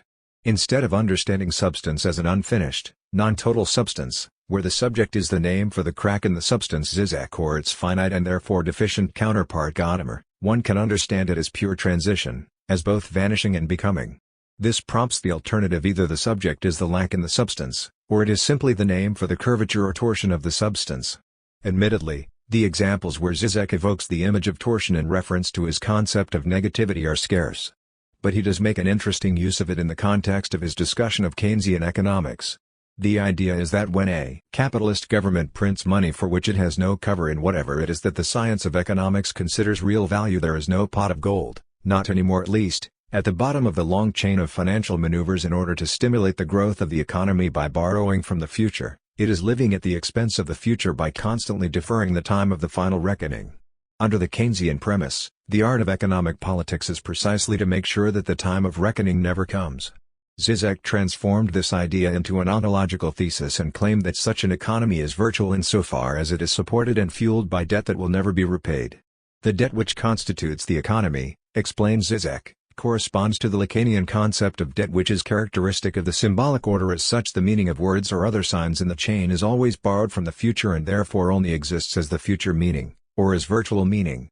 7. In this regard, Zizek's thesis of the virtuality in economy and language subscribes to the famous Althusserian claim proposed in the context of the critique of the relationship between the infrastructure and superstructure in classical Marxism, that the lonely hour of the last instance never comes. 8. If we accept that the hour of reckoning between the real and the borrowed value never comes, then their difference vanishes and the debt becomes a characteristic of the reality itself. The reality itself becomes something deferred, something virtual. Reality is understood as dynamic, as pushed from the real value towards the printed value, as torsion. That can never be put back straight again, since it is primordial or ontological. The German philosophical tradition was always very fond of the etymological relationship between debt and guilt, since the German word Schuld expresses both. Nietzsche famously analyzed a specific economic logic of debt behind any moral concept of guilt. 9. In Being and Time, Heidegger went so far as to propose the thesis of the original debt/guilt of the human existence. 10. But perhaps we could add a certain geometric aspect of this etymological link, one that is founded upon a simple distinction between a straight line and a curve. When we want to set the record straight, we want to rectify a mistake in the account of something. Does this not imply that the blame that was wrongly put on us, as well as the guilt that followed, is imagined as something which is not straight, as something crooked or contorted? Similarly, to pay one's debt to society requires incarceration in a correctional facility, a term that implies that the felony is imagined as some bending of the rules of law and perpetrators are imagined as crooks. To take the cue from the imagery of the common language, we can understand debt as either a lack, as an unevenness or a gap that needs to be filled, or else as a torsion or bending that needs to be rectified, that needs to be set straight. The images of the language confront us again with the alternative whether to understand the substance as a curtailed substance, that is to say, as a substance with a constitutive lack, or to understand it as a substance which is bent. To put it in two words, lacuna or torsion? We usually understand debt as a matter between a person and a bank, alternatively, and more dramatically, between a person and a usurer. One only has to think of Shakespeare's Merchant of Venice to remember that it is not only in German philosophy but in English literature as well that debt functions eminently as something void and non-existing, but nevertheless pertaining to human flesh itself. The image of financial debt is the lack that the bank agreed to fill on the promise that the person will, over time, fill the lack that opened on the side of the bank. Debt opens up a question of filling the gap or correcting an unevenness on the premise of a temporal delay. This is a similar structure to that of exchange. One could say that the difference between debt and exchange is that a debt always implies a temporal delay of reckoning, while an exchange can easily be carried out instantaneously, with both the merchandise and the payment exchanging hands at the same time. But in truth, The contract between the buyer and the seller is only possible on the assumption of a gap or lack that the exchange fills on both sides. The buyer owes payment, the seller owes the merchandise. We must think of exchange in terms of Derrida's thesis of the primacy of writing over the spoken word even when the exchange is taking place live, in real time, and the merchandise and the payment are given simultaneously. We should still not think of exchange as something immediate. It still requires the structure of debt as something essentially atemporal and hence as something mediated. Debt is therefore, before it is anything else, an atemporal exchange of something for something else. It is a sign. If we transpose the thesis of the existential debt from the relationships of an exchange onto the field of ontology, then the question is how exactly to think that atemporal relationship, that signification. Is it a gap in the structure of being, a gap of the deference of the reckoning? Or is debt the torsion of being itself, an ontological spring? Zizek's reading of the relationship between the actual and the potential is Deleuzian to the extent that his focus is on the actuality of the potentiality itself. The status of possibility, while different from that of actuality, is thus not simply deficient with regard to it. Possibility as such exerts actual effects which disappear as soon as it actualizes itself. The possibility Zizek is writing about possesses an actuality of its own, an actuality of the potential that does not need to actualize itself in order to produce actual effects. We can speak about the ontological debt of the economy, its virtuality, because it functions and is something actual precisely because there is never the final moment of judgment day, parousia, when the time itself is at an end and all debts are paid for good.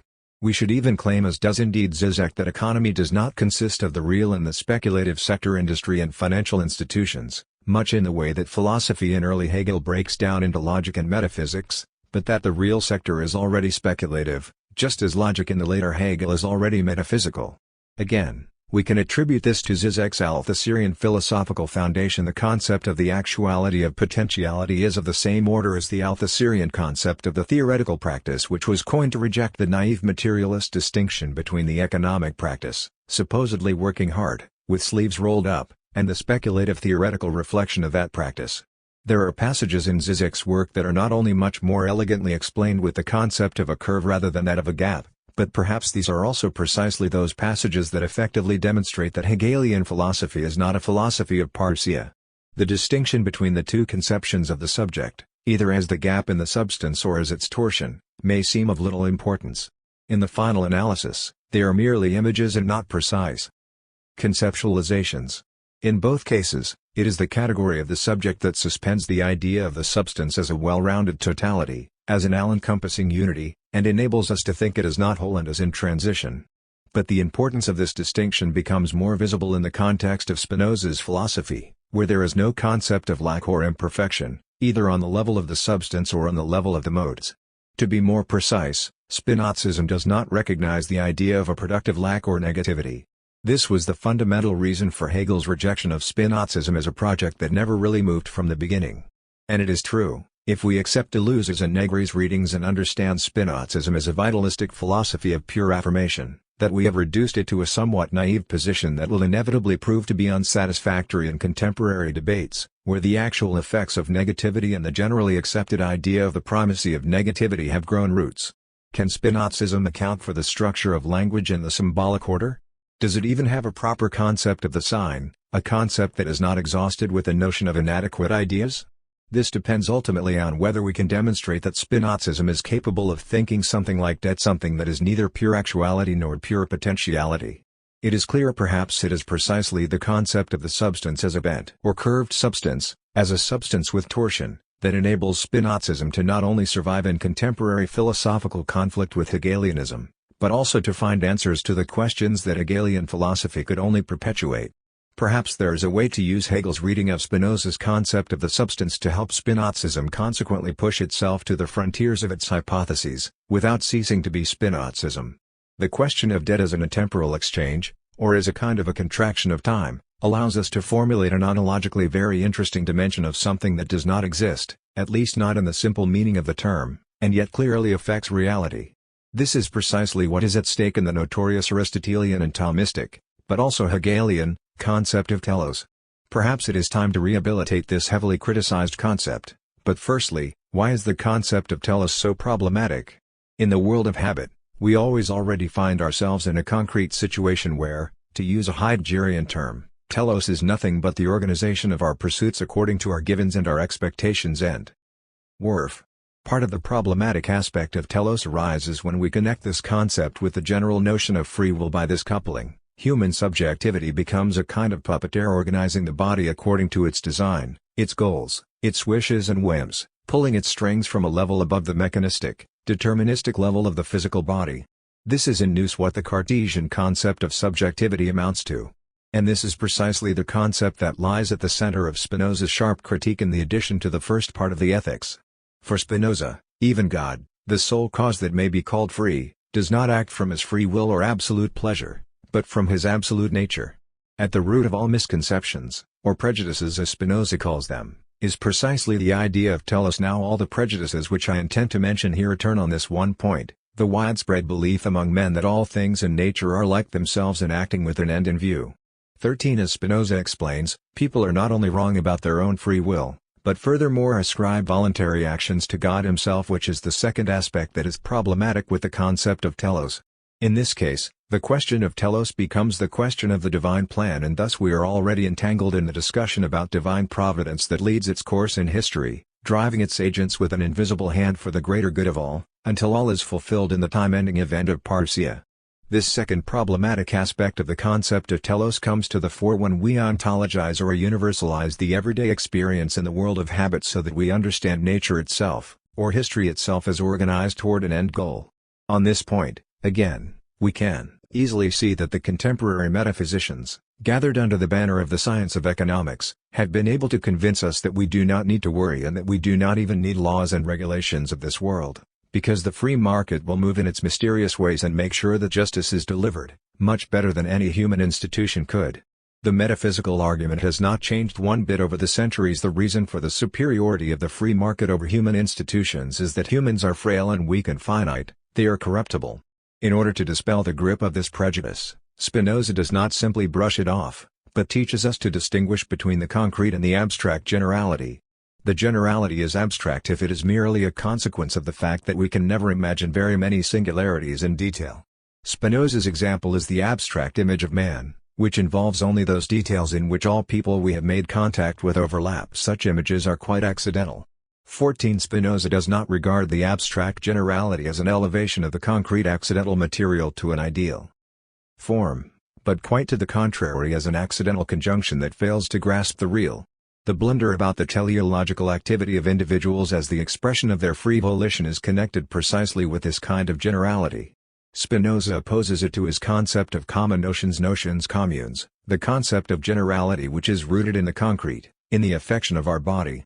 But perhaps we can use the concept of telos not as an abstract generality, not as a naive image where God's intellect is basically nothing but a powerful version of our own, but by understanding the fact of concrete existence as an ontological category. In this context, Spinoza's insistence on concrete generality is revealed as a gesture which is in its nature very similar to that of Heidegger in his thesis of Dasein as the being that exists ontologically, a thesis of the existence that already involves the ontological dimension and is therefore not merely some debris, emanating from the level of being. It is not imperfect in comparison to the perfect being, it is not unfinished in comparison to the original totality, since perhaps being itself is something unfinished. Could telos be a working concept of the ontological finality? We can lay a foundation for the concept of the telos of the universal substance by exposing the relationship between the Aristotelian pair of telos and dynamism. Let us take Althusser's example for his thesis that the interpolation of a material individual into an ideological subject has always already happened. The rituals and expectations surrounding the birth of a child. These rituals are mostly carried out even before the material individual is born, but certainly long before one could claim that it is capable of voluntary submission to ideological initiation. 15. It may seem that this suggests that there is actually no such thing as a material individual, that this was just a temporary working hypothesis which turned out to be irrelevant in the course of the analysis. But in truth, this hypothesis should be seen as a necessary hypothesis. While it is true that the material individual never sees the light of day, that it is something negative, it is at the same time something without which it is impossible to think the symbolic or ideological birth. We could then claim the following: what is born is an ideological subject, but the material individual remains within the subject as something radically unborn. 16. The Althusserian material individual as the unborn within the born itself is precisely the crossing of telos and dynamism we were looking for. On the one hand, it is the name for the unfinished, uncompleted, unperfected nature of the subject. For its actuality of the potentiality on the other hand, it lies in the core of the web of the teleological structure of planning and preparation. Althusser's material individual is what the Lacanian theory of the subject understands as the subject's real kernel. The problem of the Aristotelian concept of the final cause is that it seems to simply transpose the result of the process to its beginning and call it its purpose, its reason, its cause. The teleological structure was at the core of Spinoza's critique, and this is why he wrote that nature knows no purpose and that all final causes are but figments of the human imagination. However, even in Aristotle himself, at the very root of the problem, the notion of causa finalis should be explained in the light of the concept of potentiality. One should not forget that the idea of the fourfold of causes as Aristotle developed it in his Physics was invoked as part of the discussion of the broader question of movement and change, the question that was resolved, in the end, by distinguishing between the actual and the potential. This is the reading I argue for the causal power of the final cause telos should be explained in exactly the same way as we have explained the actuality of the potentiality. When we observe a house under construction, the final cause is the name of the inner dynamism of this movement, something that cannot be exhausted with the explanations of the material of the planks or the form that shape that is the reason why we say that a house is being built and not a ship. And even the effectuating force work is not enough, because it only explains the actuality of things in motion but says nothing about the direction, the goal of that motion. However, the final cause is also not merely the end of construction, its external purpose or goal, retroactively transposed to the beginning as its prime mover. In fact, the entire fourfold of causes should be understood as a totality of causality. Telos is not the end point, but rather the work of perfecting or completing itself. This is why for Aristotle telos as the final cause is present throughout the process of construction and not just at the end. Just as the dogmatically interpreted relationship between actuality and potentiality required its transformation into the concept of the actuality of potentiality itself, we should also reconstruct the opposition between the process and its result into the concept of a processual telos, telos which exists only in the process of its fulfillment, internal to the process. The question of telos was one of the central questions in Heidegger's reconceptualization of the Aristotelian fourfold of causes.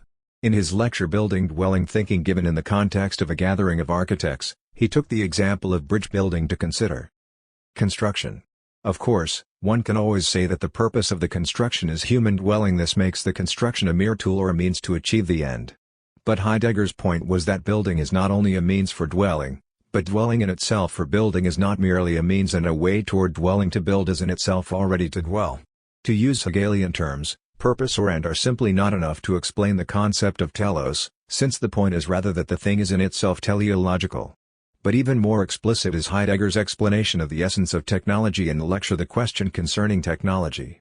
Again, his argument is that we usually consider technology as a means to an end. This is why Heidegger briefly debates the historical background of the concept of instrument before he comes to the core of the problem, the Aristotelian concept of the fourfold of causes, one that dominated centuries of philosophy. He pointed out, firstly, that the four causes should be considered as a totality. Secondly, the concept of cause should therefore not be understood from efficiency and reduced to it, but rather from what binds the four causes in a unity. For Heidegger, this concept was that of Verschulden, indebting or, as noted above, being guilty of, being responsible for. A chalice is indebted to its material, to the form of the chalice, to the silversmith. Thirdly, the entire fourfold should be reformulated and reconceptualized, which was the task of his own fourfold sky and earth, mortals and divinities. After the logically precise and conceptually honest being and time, a reader may wonder what happened to Heidegger in later years to produce the pathetic phrases about sky and earth, and so on. The curious fourfold may seem completely out of touch with any reasonable philosophical tradition. I believe that many commentators have taken those words too literally and reduced their response to parroting the phrases and humbly praising the mysterious concept of the fourfold. On the other hand, critics were also too fast in giving up and ascribing the whole story to the blunders of an aged philosopher.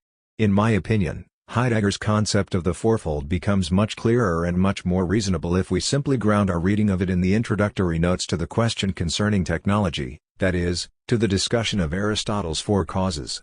If we bear that in mind, then it becomes clear that the earth and the sky are, in principle, critical reformulations of the material and the formal cause, while divinities and mortals are perhaps at least to some extent reformulations of the final cause and the efficient cause. For Heidegger, The challenge is to salvage the concept of causality from the instrumental understanding, where it is reduced to a question of means and end, and settle it in the domain of production hervorbringen, or poiesis. Here is what he writes about the chalice and its telos. But there remains yet a third that is above all responsible for schuldet for the sacrificial vessel. It is that which in advance confines the chalice within the realm of consecration and bestowal. Through this the chalice is circumscribed as sacrificial vessel.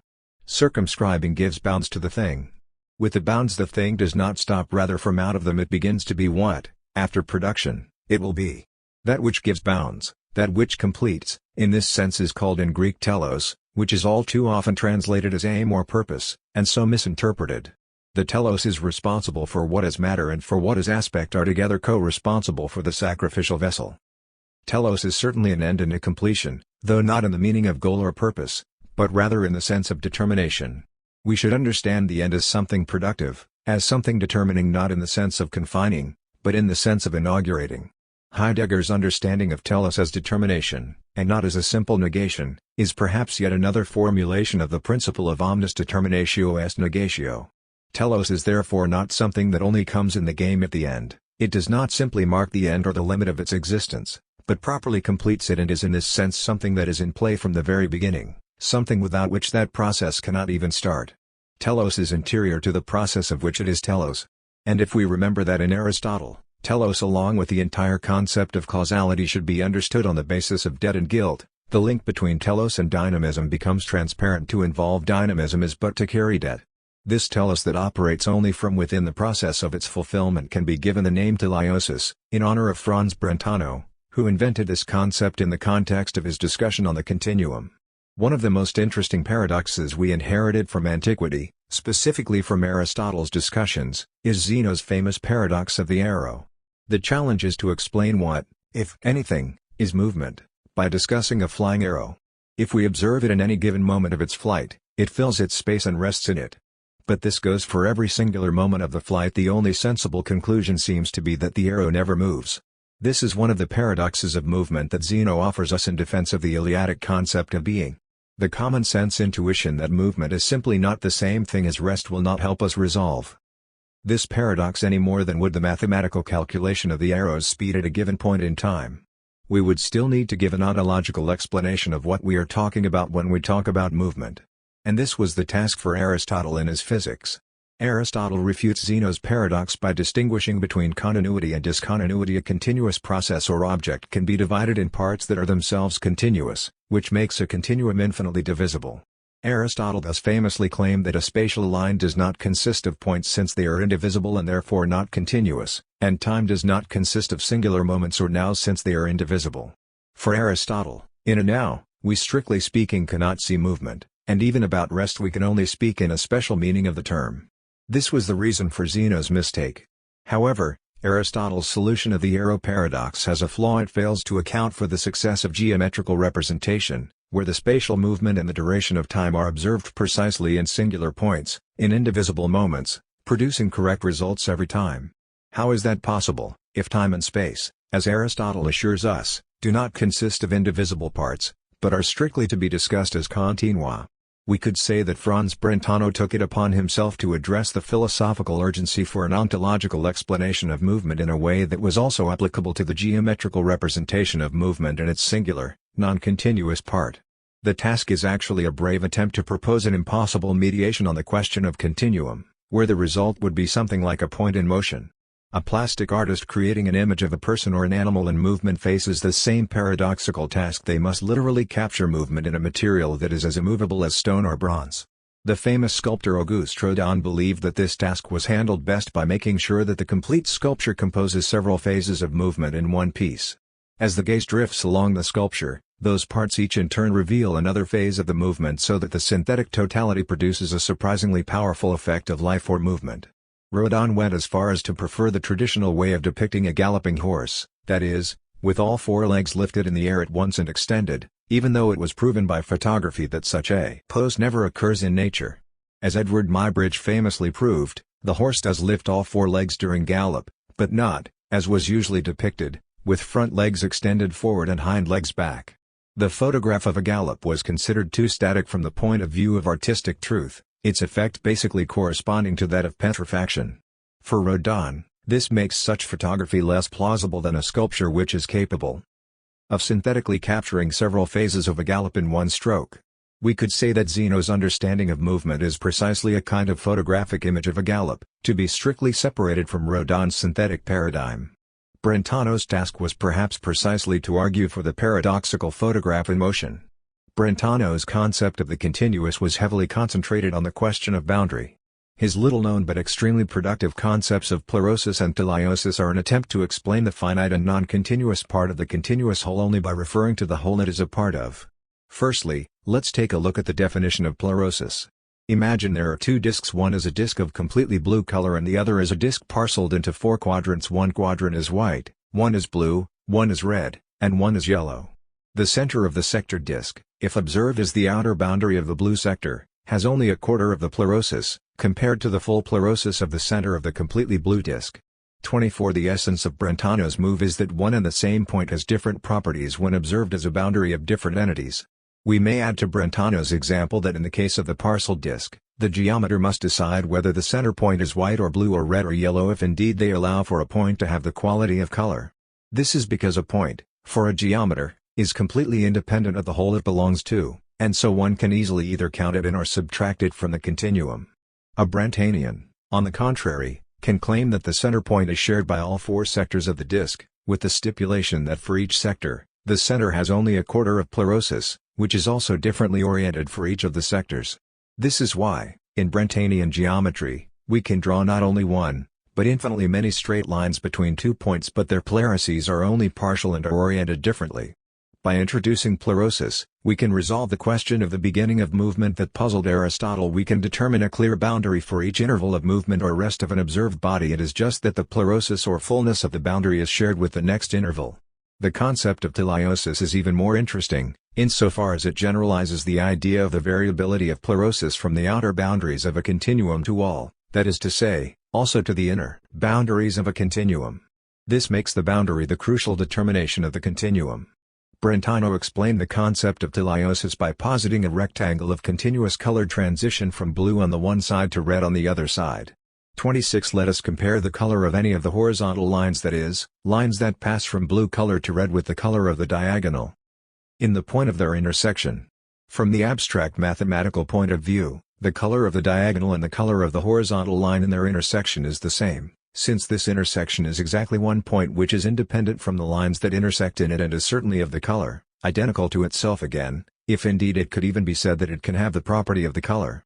But if we observe the intersection as the inner boundary of the diagonal and compare it to the intersection as the inner boundary of the horizontal line, then, in Brentanian geometry, its teleiosis is different.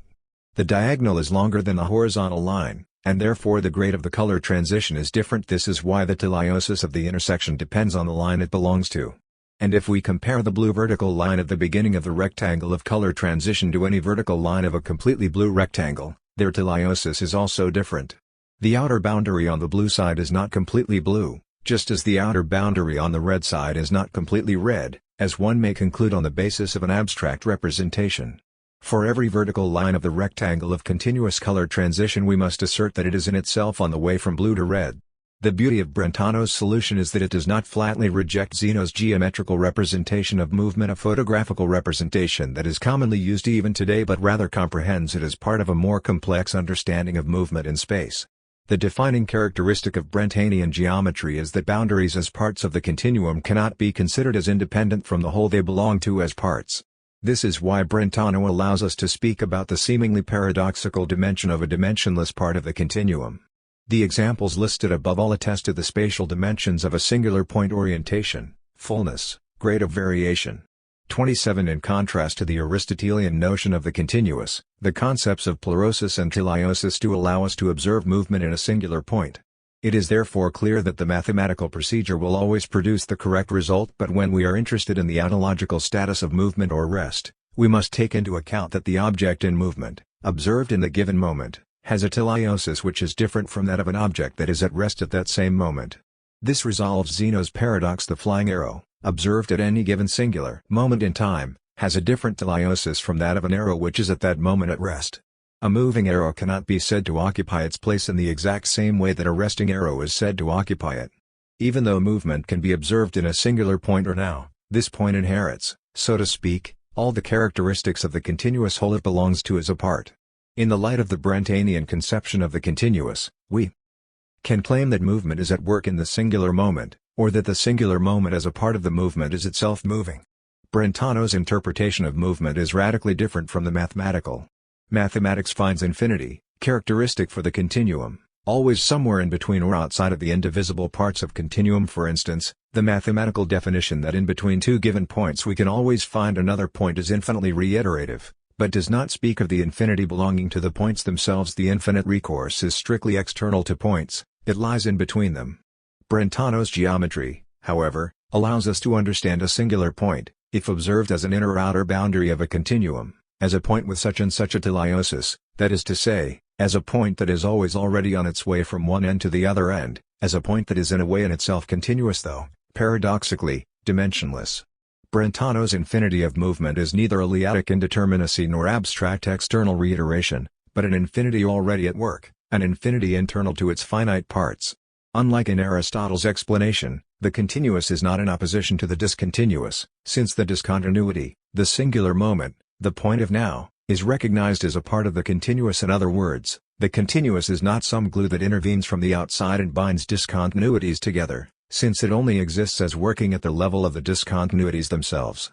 If we understand the concept of teleiosis in this way, as a concept that enables us to comprehend the unity of the process and its end, then we have already grasped one of the aspects of the process telos that was advocated by Hegel.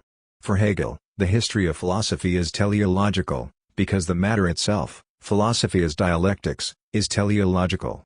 But does this telos as an inner telos ever get perfected? Can it ever be fulfilled? Can there ever, to be quite explicit, come an end of history? Hegel's answer to this question is emphatically yes. However, the fulfillment of telos does not come as new philosophical knowledge in the sense of a positive content. It comes as a formal structure of fulfillment, as the system of the history of philosophy itself, as the system that was constructed by following the trace of the intellect in historical development. The telos of the history of philosophy is fulfilled as that philosophical system that explains the development of the history of philosophy as the internal development of its own logical categories, that is, in Hegel's philosophy.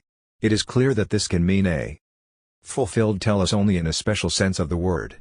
The perfection of the telos is identical to grasping telos not as the result that is revealed only at the end, but as the entire path, drawn up by the succession of actualizations of telos. Hence, we get a wonderful Hegelian paradox. The fulfillment of telos is in understanding telos as the path of its fulfillment. The telos of the history of philosophy has a double function. On the one hand, it is a principle in the sense of the motor of history, invisible and withdrawn from its current.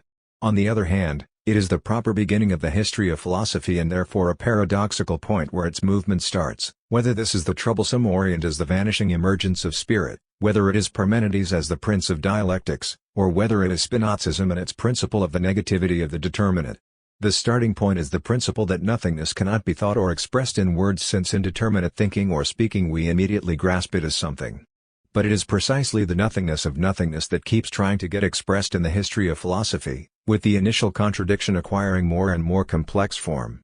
The famous criticism by Althusser states that the Hegelian system is the ultimate incarnation of historical metaphysics in its teleological and theological aspirations. On the one hand, this seems justified. The logic, phenomenology, and history of Hegel start with the poorest and most abstract beginnings and gradually climb towards more and more complex forms and knowledge, until they finally reach the point of the absolute system, the absolute knowledge itself, which is the breaking point that gives meaning to the entire process. If we look at Hegel's hierarchical and progressing structure as a totality, as a clearly defined succession of elements, then his dedication to teleology in the sense of the concept of telos as an external purpose or end is evident. But on the other hand, absolute knowledge as the conclusion, as the telos of the process, does not bring about the mythical ultimate understanding. At the end of the process, knowledge and truth are no more united than they were at any other stage of its development. And even if we turn to the beginning of the process where such a union may be given in its pure and immediate state, one should bear in mind that the immediacy of the beginning is only a lost immediacy, since it is given only as something insufficient or lost in advance. If we look away from the totality to its parts as they are thought, however, the picture we see is quite different. Every stage carries true tension and contradiction. At the level of the part of totality, the outcome is far from certain, even though in retrospect it turns out time and again that it could not have been otherwise. Contemporary Hegelians underline precisely this perspective. Let me just point out the special attention that Catherine Malabou dedicated to the questions of the becoming essential of the accident and the becoming accidental of the essence, and her conception of the Hegelian interplay of necessity and surprise, with the French phrase voir venir, meaning both to anticipate what is coming and to let oneself be surprised by it. 29. Hegel himself appears to have been far more impressed by the glorious, straightforward, and neatly arranged structure of the system than could be said for contemporary Hegelians. They prefer the importance of accidents, immanent to the process of truth, and the central role of the difference and differentiation as the motors of that process. From this perspective, Hegel's telos is probably the best example of what is dead in Hegel, to use a famous expression by Benedetto Croce. But the wager I propose is that this notorious and arch-metaphysical concept should be defended. It should not be read as the foundation and crown of a teleological edifice, but rather as a processual telos, as telos which is at work in the particular part of the whole, as telos that is expressed by the Brentanian concept of teleiosis. In order to properly defend Hegel on this point, one would have to painstakingly work through the vastness of references throughout the body of his work to the conceptual nest of purposezweck and purposivness and weigh the correlation to his account of natural teleology, as well as to other pertinent concepts and terms like goal, result, end, and so on. Here, let me only sketch the argument in brief stages. First of all, Hegel completely adopted the Kantian distinction between the external and internal teleology. External teleology denotes the idea that we can ascribe some external purpose to natural processes, like for instance explaining the stroke of lightning as God's punishment. Not only Spinoza, but Kant and Hegel as well abhorred this ridiculous notion. The internal teleology, on the other hand, denotes the inner purposiveness of natural beings and allows us to claim, for instance, that the purpose of the germ is to grow into a tree. Secondly, Hegel in fact used the example of the inner teleology of plants as a metaphor to describe the dialectical process of the spirit, or the self-development of the concept. Therein lays the greatest problem. Althusser criticized Hegel's concept of totality precisely as an expressive totality, containing its entire history and its germ, so that the process of development is but a gradual manifestation of what was already laid in the beginning.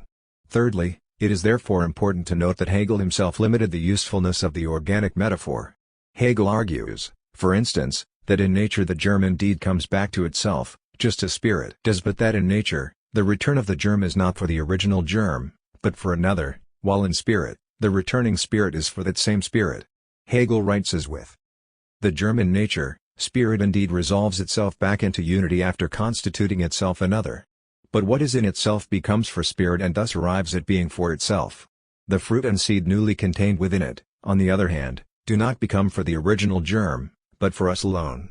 30. And fourthly, when Hegel, in the Encyclopedia, comes to the point where he must specifically address the difference between nature and spirit, namely at the point of transition from the philosophy of nature to the philosophy of spirit, he is forced to use a completely different metaphor. He writes, perhaps a bit shockingly, the purpose zeal of nature is to kill itself sich selbst zu töten, and to break through its rind of immediate and sensuous being, to burn itself like a phoenix sich als Phoenix zu verbrennen, in order to emerge from this externality rejuvenated as spirit. 31. The only proper metaphor for the dialectical process of the spirit is the metaphor of rejuvenation through death, a metaphor which resonates with the Christian concept of resurrection. When Hegel declared himself the great emperor of history, logic, reason, and spirit, the fulfillment of the historical philosophical telos, etc., etc., etc., this gesture was performed with the full knowledge that he will share the fate of Parmenides, who was cast into the abyss immediately after his inauguration, indeed in the same sentence. It is important to understand this gesture as precisely that as a gesture it is important to underline its formal status. This gesture is principally the same as that of a full stop at the end of the sentence, the stop that makes the story or the thought reach its logical or meaningful conclusion. To put the full stop at the end of the sentence always involves taking a risk. We are always in danger of not having said the essential, or at least not in a satisfactory way. We are always in danger that the readership will understand our meaning not only as our complete position, but also as our dogmatic position. This is exactly what we mean, even if you shoot us this instant. We are always in danger of not being regarded as human beings with a soul, as hermeneutical creatures in an infinite relationship with ourselves, a relationship of constant interpretation and reinterpretation, but as a one-dimensional, rigid force. And yet we would face an even greater danger, Should we avoid this one by trying to preserve the unforeseeable nature and the real surprise of the explicit formulation of thought and deny our sentence its full stop at the end? The most obvious proof for this is the disappointment and sheer disgust we are filled with when watching, listening to, or reading stories with the so-called open ending. By these, I do not mean stories whose ending is quick or abrupt, where the story ends immediately after its peak. In fact, that is usually a sign of a good story. Open ending, here, does not necessarily imply stories that end in a suspense or with a cliffhanger, like for instance in thrillers, nor does it imply stories where the ending scenes somehow repeat or reenact the disposition of the beginning. What I mean are the stories that simply do not end and are even impudent enough to parade this obvious flaw as their point, as if saying, with a benevolent didactic tone, we wanted the recipient to write their own ending. These lousy stories without ending, without plot, and without courage clearly show that to put down the full stop is far from being a means to evade the risk, the labor, and the true surprise. Rather, it is precisely the gesture of taking the chance and throwing the dice. Putting the full stop means accepting all the consequences. Putting the full stop means saying something. The Napoleonic gesture by which Hegel declared himself the emperor of thought and grasped absolute knowledge is the gesture of putting the full stop and described paradoxical, aleatory meaning. On the one hand, this is how the dialectical movement reached its ultimate ending, how the potentiality was actualized. This is how, as Mladen put it, the forms already actualized discharge their potential energy and consequently liberate future possibilities of actualization. 32 On the other hand, the dialectical movement started to work only by reaching this point, since it was only in this full stop that it has finally said what it said. The final ending is therefore its new but also its true beginning, just as Heidegger spoke about the telos of the sacrificial vessel. This is also revealed by the well-known thought from the preface to the Phenomenology of Spirit, where Hegel declares that the speculative or philosophical sentence requires a double reading. The first reading, where we are trying to move from the subject to the predicate, fails, because we find ourselves wandering from the subject to the predicate and back. But it is in the very failure of this first reading that the speculative reading is born. 33 This principle of double reading actually goes for the sentence as such. When it reaches its full stop, it dies, but precisely the moment of the sentence's death is also the moment of its speculative resurrection, the beginning of its second life, that is to say, its second reading. The critique of the Hegelian teleological totality is quite futile in the contemporary conjuncture, since there does not seem to be anyone among Hegelians willing to hold the banner on this issue. Contemporary philosophy is so thoroughly marked by the idea of the primacy of negativity, of the primacy of limitation over its beyond, of the originality of nothingness thought as the void, rupture, lack, etc., that the story about the organic growth and development in the wholesome totality is simply dead and uninteresting. To paraphrase Hegel, it seems that contemporary philosophy can only begin from this point onwards, only when we have already bathed ourselves in the ether of the organic totality, which hides in its ultimate fruit only the path back to its renewed growth and development.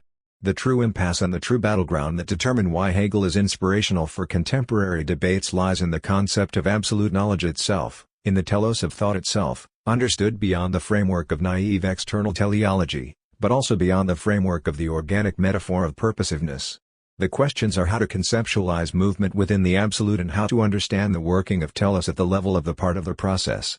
The true impasse lies in the fact that the concept of telos faces us with two conflicting demands. On the one hand, the process needs to come to a definitive conclusion, the abstract indeterminacy must be transformed into the mode of concreteness, the absolute knowledge must bring the dialectical movement to the end, and this means that it needs to possess the power to give meaning to it. But on the other hand, how do we conjugate this demand for a definitive ending with the concept of the ontological indeterminacy, that is, indeterminacy which is not simply a privation of the actual existence, since being is considered as something radically incomplete? Nothingness eludes us as soon as we try to think it, but Hegel's point was to consider that it is precisely in this elusive nature of nothingness as the monolith form upon which everything slides, as the Zizekian ontological slime, as the Lacanian lamella, as the Hegelian orient, that it nevertheless produces actual effects. We cannot simply discard it or think it away, quite to the contrary, it rather functions as the motor of thinking. This is what Lacanians call the real remainder, by which they imply that the symbolic order of language, which could also be understood as the order of existence, is not constructed in its totality. In a manner of speaking, it is simply incomplete. In his lecture on materialism and infinity, 34, Zizek explained this thought with an example from the field of video gaming. The game creators defined a world with superb graphics and realistic effects, but there is inevitably a limitation, For instance, a house whose interior is undefined, it was never a part of the game and it therefore never existed. The point is that the world of the symbolic order should be understood precisely as that unfinished house is its own phrasing. Contrary to Aristotle's example of a house in construction, one must claim that the incompleteness of the house is not some ontological deficiency with respect to the purely actual primal mover, but is in fact the only way that something actual can even exist. How do we think the incompleteness of the world without assuming an openness which could be easily substituted by arbitrariness? How do we insist on the concept of the end and nevertheless think the original incompleteness? In a way, the answer is quite simple: absolute knowledge is precisely the conceptualization of this paradox. It is the gesture of putting the full stop, the gesture of making a decision, the gesture which is at the same time the ultimate and the inaugural gesture, the end of the sentence as an irreversible sequence of words in time and its new beginning as a symbolic, a temporal piece of signification. We understand telos as the punctuation mark which is constitutive for being itself. In other words, being is incomplete precisely because it is nothing but an end, being is only if it is at an end. But this simple answer tells us nothing about the relationship that we underscored as essential should this incompleteness be understood as lack or distortion. With almost every historical philosopher he discussed, Hegel pointed to at least some sort of an interesting relation, if not full accord, between his life and his philosophy. In his account of Spinoza's philosophy, he put a special emphasis on Spinoza's ethnic descent. In fact, Spinoza was born in a Sephardic Jewish family, which emigrated from the Iberian Peninsula to France at the time of expulsions and forced conversions, was later exiled from France, and finally settled in the Netherlands. In the 17th century, it was not easy for a thinker like Spinoza to openly discuss his views on nature, God, and the true meaning of human freedom. For a Jew, it meant putting oneself in mortal danger. The Jewish community in Amsterdam was in a precarious position, and it did not want to risk being blamed for actions performed or views expressed by one of its members. Spinoza was excommunicated at the age of 23. Even though the ban, or herem, pronounced by the Amsterdam Jewish community was usually only a means of putting pressure on an individual, an attempt to bring him back to the flock, and was not meant as a permanent ban, in Spinoza's case, the language of the expulsion was extraordinarily violent and the herem was never lifted. Hegel, however, was not particularly interested in Spinoza's relationship with Judaism. For him, the key to Spinoza's philosophy was not in understanding him as a European Jew, but rather as a European Oriental. It is with Spinoza, according to Hegel, that the Oriental understanding of absolute identity first came close to the European mode of thought, through a radicalization and consistent development of Cartesian philosophy. This also explains why Hegel was interested in the fact that Spinoza's practical profession was that of a lens grinder. Indeed, it was impossible for Spinoza, given that he had no intention to teach anything else but what he considered to be the truth, to make money by teaching, and so he had to rely on the financial support of his friends and the modest earnings he received for building delicate optical equipment by lens grinding. Spinoza's interest in optics was not a mere biographical contingency for Hegel. He saw in this a reference to what he understood to be one of the fundamental categories of the Orient, the category of light, an image of the principle of the absolute identity. In the science of logic, one of Hegel's explanations of the unity or sameness of being and nothing is the kinship between light and darkness. Both pure light and pure darkness make it impossible to distinguish anything determinate. Determinateness already requires a shadow, an outline. But the agreement between Spinoza's biographical details and his philosophical teachings that is most often and most pointedly mentioned in Hegel's work is the circumstance of the death of Spinoza. Spinoza died on the 21st of February, 1677, in the 44th year of his age. The cause of his death was consumption Schwindsucht, from which he had long been a sufferer. This was in harmony with his system of philosophy, according to which all particularity and individuality pass away verschwindet in the one substance. 5. What Hegel found interesting about this was the wordplay on consumption, Schwindsucht, and the passing away itself. The verschwinden of a particular individual. Schwinden means to wane, to disappear, to shrink into non-existence. It is as if the cause of death, in Spinoza's case, was not so much the particular sickness of the body, the consumption, but rather passing away as such, the death itself. Spinoza as something particular and individual disappeared, verschwindet in the abyss of the absolute substance where there is no distinction and where all particularities are dissolved into nothing, and dem alles nur dahinschwindet. It is as if it were the accidental and banal biographical detail, the cause of death, that put the finishing touch on Spinoza's philosophy of the one substance. It is as if Spinoza's death establishes a standpoint from which we can say, look, he was absolutely right, all individual is consumed in the universal. All individuality disappears in the abyss of absolute substance, and Spinoza's consumptive death is the highest affirmation of this principle. The system of the absolute substance itself disappears in the abyss. Hegel did not quite say it, but it is clear enough. Spinoza's death is the disappearance of the system of disappearance, or the death of death. Consumptive death includes an element of self-reference. Spinoza, the individual, disappeared into the abyss of the substance by way of disappearance. He died of dying. This is not a death for such and such a reason, but a death out of principle, a conceptual death, a dialectical death of the concept. It is the self-referential element that is for Hegel the basis on which Spinoza's absolute substance can be brought from its status of the true to the status of the wholly true. The principle of disappearance must take itself seriously and disappear itself. The principle of absolute negation must negate itself. Spinoza himself would never accept death as a concept. For him it was simply a question of succumbing to external powers. It seems, however, that his own death both confirms and subverts the system, and what is more, it subverts it by confirming it. Spinoza's death proved to be perfectly in accord with his system, which, however, means that it apparently did operate on the level of the concept. According to Hegel, all Oriental conceptions about emptiness and nothing and the transience of everything should be taken at face value. We should hold them to their word, so that Oriental philosophy in its entirety is comprehended as null and excluded from the actual history of philosophy, not as something substantive, but as pure nothing which we need to separate from, which we say farewell to.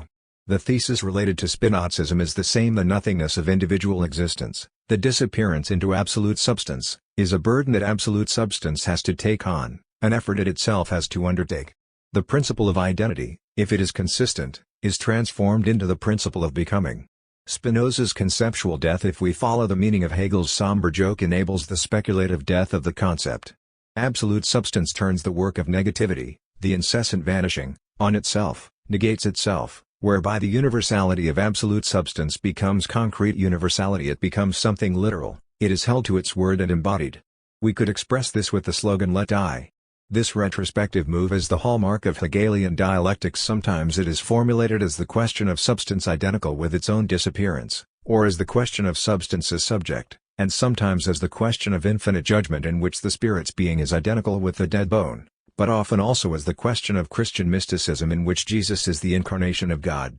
In the Christian theological tradition, the degradation of absolute substance is known as the question of Christ's humility, or kenosis. This term comes from a somewhat mysterious passage in St. Paul's letters.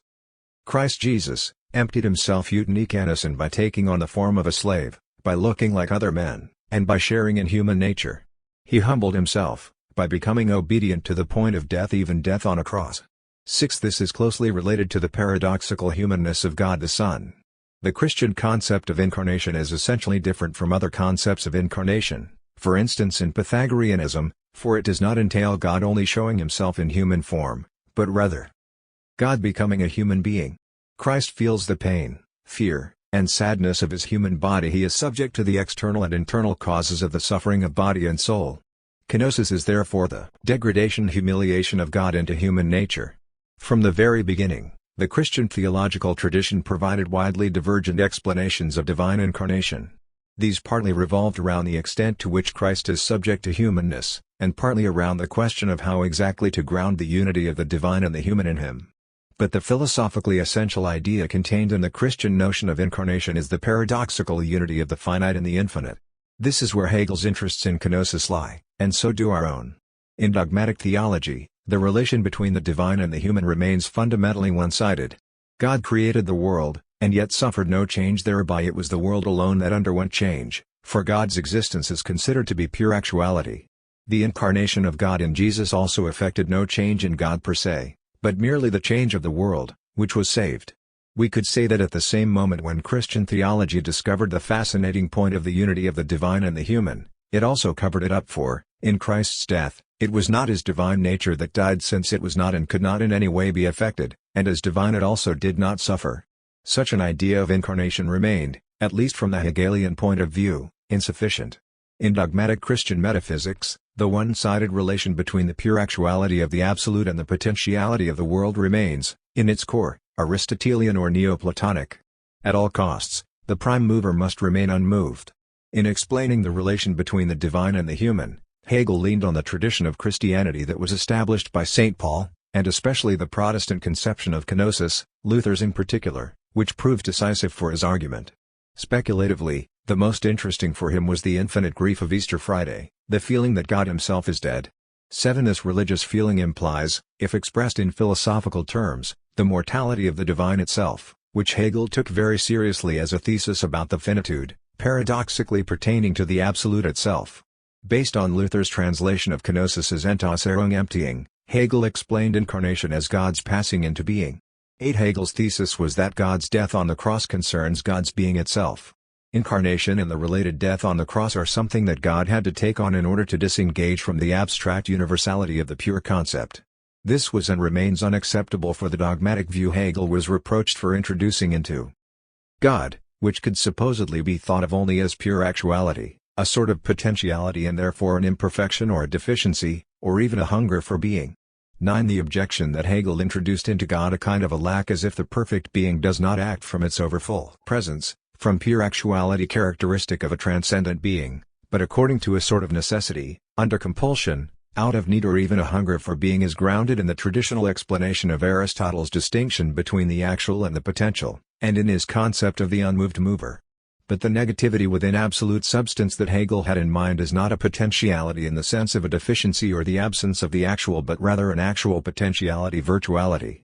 Potentiality within God has its own actuality and is not only privation or an action postponed to the future. Catherine Malabou pointed out that a similar discussion developed about Hegel's account of Aristotle's conception of nous. 10. For Hegel, nous includes negativity. But again, he thereby did not force nous into potentiality, insufficiency, or passivity since nous includes the paradoxical dimension of actual potentiality, virtuality. 11. The point is that nous has the capability of self-determination. For Hegel, God, or absolute substance, is not an unfinished project. But it is also not a self-sufficient and purely universal abstraction that produces its products or gives its gifts or emanates the waves of its being without being affected in any way by such action. It is not a despot arbitrarily issuing decrees on this. Hegel and Spinoza agree entirely. The virtuality of God is a concept that enables one to understand his activity as free, but at the same time not as arbitrary, even though it is open to real surprises and daring risks. Contrary to the notion of the divine as an abstract universality which, abiding in its safe haven, establishes itself over the dead bodies of concrete, material individuals, Hegel construed the Christian God as the absolute which is willing to put everything at stake, including his own absoluteness, omnipotence, and omniscience, and perhaps, if we follow Zizek's reading, even his own faith in God. 12. Incarnation is precisely the concept of absolute substance as substance that takes on the entire burden of risk and establishes itself over its own dead body. We can see in this the influence of the Protestant account of kenosis as the word that became a finite human soul that staked its word and became something literal. The word limited, and in this sense, humbled itself, but its finitude, its punctuation mark, its full stop has to be taken seriously. It was not only Christ's human nature that died on the cross, and not only his person, but also God the Father himself, the initial pure abstraction. The traditional explanation of the relationship between the divine persons is a process of emanation. Hegel found it insufficient, since in the relation between the divine and the created only the latter is negated. The production, characteristic of emanation, is a one-sided or simple negation. The viewpoint according to which God produces out of his grace, overabundance, and inexhaustible and unsolicited generosity without thereby suffering any damage is production as giving without losing. This is very concisely encapsulated by Gadamer in a passage summing up Thomas Aquinas' account of the concept of emanatio intellectualis. Thus we can see how the creation Ergung of the Word came to be viewed as a true image built of the Trinity. It is a true generatio, a true birth, even though, of course, there is no receptive partem fecundantile to go with the generating one zoogendantile. It is precisely the intellectual nature of the generation of the Word, however, that is of decisive importance for its function as a theological model. The process of the divine persons and the process of thought really have something in common. Thomas's theology provides an account of the relation between intellectual generation and the generation of persons. While it may still seem to some that the question of gender or sexuality does not or should not arise in the context of the metaphysical or theological concept of the process of generation, it should be clear that discussing the similarities and differences between the organic process and the conceptual process is a productive way to explain them. In a Thomistic theology or, to make things even clearer in the pursued line of thought in an Aristotelian theology, production is perceived as a kind of monosexual, purely masculine generation, more specifically, as generation that does not require conception. Conception presupposes, firstly, passivity and receptivity, perhaps a void that can take something in or into which something can penetrate, a dimension that God definitely does not possess. Secondly, if God could conceive, he would have to subject himself, or a part of himself, to change, which would already imply a sort of potentiality within his being. This is why generation is explained as the action of the generating part without any cooperation of the receptive part. To spell it out, this is a purely masculine generation, but not in the sense of penetration, for there is nowhere to penetrate, but in the sense of pure auto-affection, the noisios noesis thought of thought, which results in emission or emanation, or in the infamous trickling down of being. For Hegel, and this is the most important difference from dogmatic Aristotelianism, these processes should not be understood as giving without loss, but as the loss of the loss itself, the emptying of emptiness. For Hegel, the death of God is an event of his self-negation. 16 With the death of the Son, the Heavenly Father also dies, but this does not imply an imperfection of God, rather, it is to be understood as a productive death, as the death of death itself. The latter formulation, coined by Luther to express that in the death of Christ human mortality also died away, was explained by Hegel as a negation of negation. 17 With death on the cross, God is by no means revealed as something imperfect, rather, he is shown to be something productive. The starting point of Hegel's explanation is the perception of God in the Enlightenment and Pietism, in which God became a dry universality and emptied abstraction, and in this sense something void, lost, and dead. In his early publication Faith and Knowledge we can already find the relation between infinite grief captured by the event in Christian religion, namely the death of God on the cross, and the conception of God as an abyss of infinity unreachable and unknowable for the finite subject. Hegel writes, "But the pure concept must signify the infinite grief of the finite purely as a moment of the supreme idea, and no more than a moment." Formerly, the infinite grief only existed historically in the formative process of culture. It existed as the feeling that God himself is dead, upon which the religion of more recent times rests. By marking this feeling as a moment of the supreme idea, the pure concept must give philosophical existence to what used to be either the moral precept that we must sacrifice the empirical being Wesen, or the concept of formal abstraction, for example, the categorical imperative. Thereby it must re-establish for philosophy the idea of absolute freedom and along with it the absolute passion, the speculative Good Friday in place of the historic Good Friday. Good Friday must be speculatively re-established in the whole truth and harshness of its God-forsakenness. 18. The emptiness on the side of the subject agrees with the emptiness on the side of God. In a certain respect, the viewpoint of Phenomenology of Spirit and lectures on the philosophy of religion only sharpened the thesis from Faith and Knowledge. While in the earlier text God as such was something dead, in the later texts death is conceived as an event in God's being itself. Death, for Hegel, also means the death of the dead abstract universality, its negation. This is precisely why it is so important for Hegel that it was not only the Son that died on the cross, but also the Father. It is only thus that death on the cross can be grasped as a productive death, as a death that saves God himself, as the negation of his pure negativity, as the dying away of his deadness. Death on the cross is thus a matter of God's capability to follow through. Hegel allows us to talk about the immortality of the non-transcendent, even corporeal order. Whether it is the tireless persistence of unanalyzable and undialectizable pure being in dialectics, or the unwaning persistence of ontological slime which eludes every attempt at determinate comprehension, there is always a dimension of something inexhaustible in the very process of determination. At the same time, at the level of the absolute substance, negativity can be thought of as a paradoxical mortality of the divine, as a productive mortality. Just as the immortal dimension within the corporeal order is in fact its motor, its causal power, so the mortality of the divine is by no means merely a limitation or a deficiency of the absolute, but precisely its capability of production as self-production.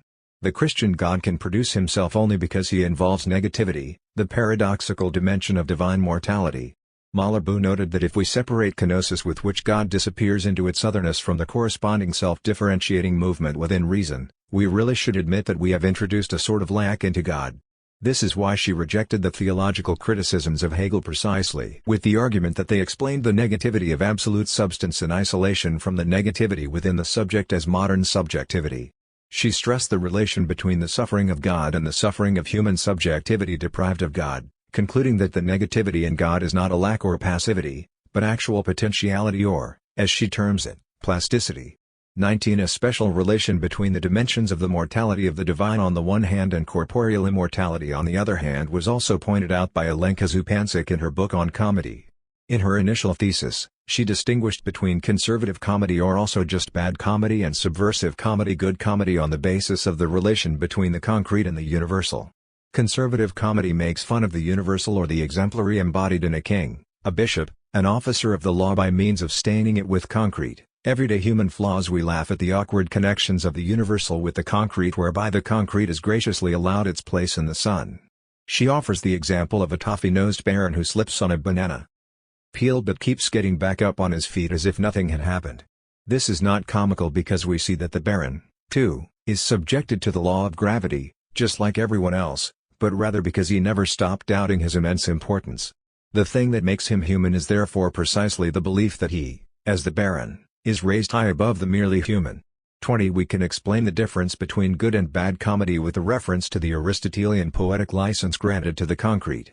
Just as moving or changing things, for Aristotle, are far from the perfection characteristic of pure actuality, but are nevertheless accorded a certain dignity of being, so does conservative comedy preserve the primacy and purity of the ideal, its truth and seriousness, but at the same time grants the mud of the concrete a certain right to be, an ontological license to match the poetic one.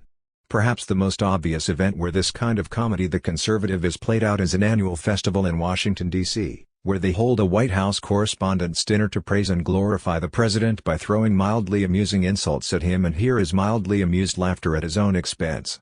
The problem with conservative comedy is that it simply doesn't take itself seriously enough. Zupancic's thesis was that subversive or true comedy can by no means be sufficiently explained by the resistance of the concrete or a benevolent gesture allowing the concrete to be. She employed Hegel's triad of the spiritual work of art from Phenomenology of Spirit, in which the Greek genres epic, tragedy, comedy follow in a logical and historical sequence as a gradual abolition and elevation of representation as the means of the phenomenology of the spirit. She then went on to define the comic as the concrete labor or work of the universal or as the universal at work. 21. Her point was that it was only in comedy that the universal obtains its concreteness so that it is not only a dead and empty abstraction, existing merely in itself, but precisely the dying away of such deadness. Of course, such concreteness of the universal is directly related to the mortality in the order of the divine. Zupancic pointed out a possibly surprising move that Hegel made in Phenomenology of Spirit when he jumped straight from discussing comedy as a spiritual work of art to the question of the mortality of the Christian God. How on earth could the death of God be something comical or happy? She pointed out Hegel's line of argument in which Christ's death is seen as a turning of the unhappy consciousness into a comic or happy consciousness, and explained the concreteness of the universal along the lines of Luther's Entäußerung as incarnation. For Hegel, the comic and comedy are in a special way related to mortality and negativity within the divine order. But they are also related to the immortality within the corporeal order. This was the dimension that Zupancic also, or better yet especially, pointed to in arguing that human existence includes something that transcends it but not an additional being, a divine soul, for example, as this is a dimension that Lacanian psychoanalysis usually conceives as a void or a lack at the level of the human being itself. 22. In the genres of comedy, we can find hundreds of illustrations for the immortality of the body. Animations and cartoons feature a sort of indestructibility. A hero falls 1,000 meters deep, is blown to bits in powerful explosions or run over by a train or a tanker, and yet, in the next scene, he is already at work again, hunting the rabbit or chasing the mouse or following the road runner or plotting to take over the world just as before and without a single scratch. The indestructibility is pushed so far that it also applies to the hero's clothes, which always miraculously return to their initial condition. Robert Fowler suggested that one of the essential modes of producing comic effects be named the paradigm of success. This refers to how, in a comedy, everything succeeds, often too much so. 23. One of the most famous examples is probably the role of Jerry/Daphne played by Jack Lemmon in the superb classic Some Like It Hot directed by Billy Wilder in 1959. In order to hide from the mafia, Jerry disguises himself as a woman and pretends to be Daphne, a musician in an all-female band. He manages to play the role so convincingly that he catches a rich suitor. Things get out of hand and he cannot drive the suitor away, not even after finally, at the very end of the film, revealing that he is actually a man. The suitor doesn't even blink and delivers the ultimate punchline, "Nobody's perfect." The silly, improbable cross-dressing was so successful that it took over the reins completely. But does the paradigm of success rely simply on the fact that the world is happy and not sad? After all, they do say that tragedies end with a funeral, and comedies with a wedding? The answer is a straightforward no. Fowler's point with regard to the paradigm of success is that the comic lies precisely in the too much of the success. The true place of the Hegelian comic is the excess of success, when the success of the disguise produces quite unexpected effects. The excessiveness and inexorability that this absolutely silly game acquires, one can hardly imagine a sillier way of trying to escape the mafia than by dressing up as a beautiful woman, is precisely the dimension of the immortality within the order of the body, for it is not driven by an otherworldly force, but by that body itself. Let us recall the scene in which Jerry dressed as Daphne tangos with his suitor. At first he seems annoyed, but soon the movement of his hips reveals that he is not playing a role, but at that moment is the role, that the role of Daphne becomes alienated from him and begins acting independently, starting a life bigger than Jerry or Lemon, for that matter, and that in a sense it got ahead of him, so that perhaps the role is playing him and not the other way around. The essence of the paradigm of success, if it is to apply to comedy, truly lies in there being too much success. It is not that everything always goes smoothly for the hero, that the world is just unhappy, but that the appearance acquires the fullness of being, that the appearance produces being. Fowler emphasized the produced nature of being in his discussion of success by formulating another principle of comedy as play becomes reality. Aus Spielwirternst. He provided several examples of comedies where true love emerges from a faked one. 24 Zupancic expressed a similar viewpoint when she argued that in comedies a baron or other vehicle of the order of the universal is not comical simply because he is haughty, although he, too, urinates, just as a peasant is not comic in the proper sense simply because he is impersonating a baron with a loaf of bread to serve as a hat. Merely mixing the high and the low, the universal and the concrete, does not suffice. What is actually comic is, as Zupancic tells us by using Lacan's famous remark, a king who believes that he really is a king. What is comic is a king who has been taken in by himself. 25 What is characteristic of comedy is a literalness which is close to the Hegelian understanding of incarnation. If incarnation implies that the word is held to its word, that it stops floating in the other world and is incarnated in concrete letters, in a concrete being, in such and such an individual from a random place in the desert, then comedy truly is incarnation. 26 Monty Python's Life of Brian captures much of the Hegelian understanding of the concept of kenosis, of the humbling of God as the unity of the most abstract universality of God and the most contingent particularity of a human being. These examples corroborate that in comic genres, there is at work a dimension of infinity, inexhaustibility, or indestructibility of the corporeal order, of the order of the letter. Hegel's thesis about ancient comedy as part of the representational triad can thus also be applied to contemporary comic genres. At the same time, the examples also indicate the ontological thesis of comedy, which claims, in short, that being is something produced or caused, or that it is the effect of pretense or appearance. This has led us to the proper sense of the agreement between the negativity of the corporeal order and the negativity of the divine order, being as something produced. But again, this does not mean that the sequence in which the relation between being and appearance is traditionally explained is simply overturned. The point here is not to substitute the primacy of the truth of being over the acted appearance by the primacy of appearance over being, to posit naive materialism instead of naive idealism, a kind of post-metaphysical thought in place of metaphysics. Being is produced because it produces itself, it is performed. Because being produces itself, it is necessarily ahead of itself, or it lags behind. Such a delay of being enables us to think of it as the cause and the effect at the same time, as its own cause. Being causes itself, it produces itself, it is indebted to itself. There is no primacy either of being as the cause or being as the effect, for we have to think of being from causing, production, becoming. Given the extent of the speculative implications of death in Hegel's philosophy, one is forced to ask oneself, does Spinozism allow for the concept of death not as something merely negative, not as a mere weakening or degradation, as something that is not a mark of imperfection, but rather as something productive? The first, most direct answer can only be a decisive no. In Spinoza's philosophy there is no such thing as a productive death. Generally speaking, Spinoza does not even deal with death. A free man thinks of death least of all things, and his wisdom is a meditation of life, not of death. 27 Suffering, pain, losing strength, and death are all merely the weakening of the body affected by external causes. No thing can be destroyed except by an external cause. 28 Death is not an inner necessity of human existence. 29 But merely the disintegration of the characteristic relation of motion and rest of the parts of a mode. The endeavor to persist in the existence of a certain mode conatus is even its actual essence. 30 All feelings of pain are merely the ideas of unwanted, weakening affections of the body. This is why it can by no means be said that the existence of individual things, Modes includes contradiction or imperfection. Opposition can only come from the outside. In this respect, Hegel's explanation of modes as something merely negative and dissolving is wholly incorrect. The disappearance of modes is by no means their task or their inner telos. Even suicide was explained by Spinoza with the operation of external causes and with an explicit reference to the principle ex nihilo nihil fit. Nobody refuses food or kills himself from the necessity of his own nature, but from the constraint of external causes. This can take place in many ways.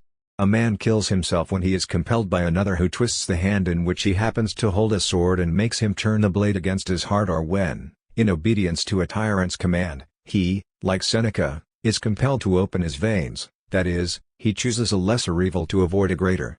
Or it may come about when unobservable external causes condition a man's imagination and affect his body in such a way that the latter assumes a different nature contrary to the previously existing one, a nature whereof there can be no idea in mind. Pr.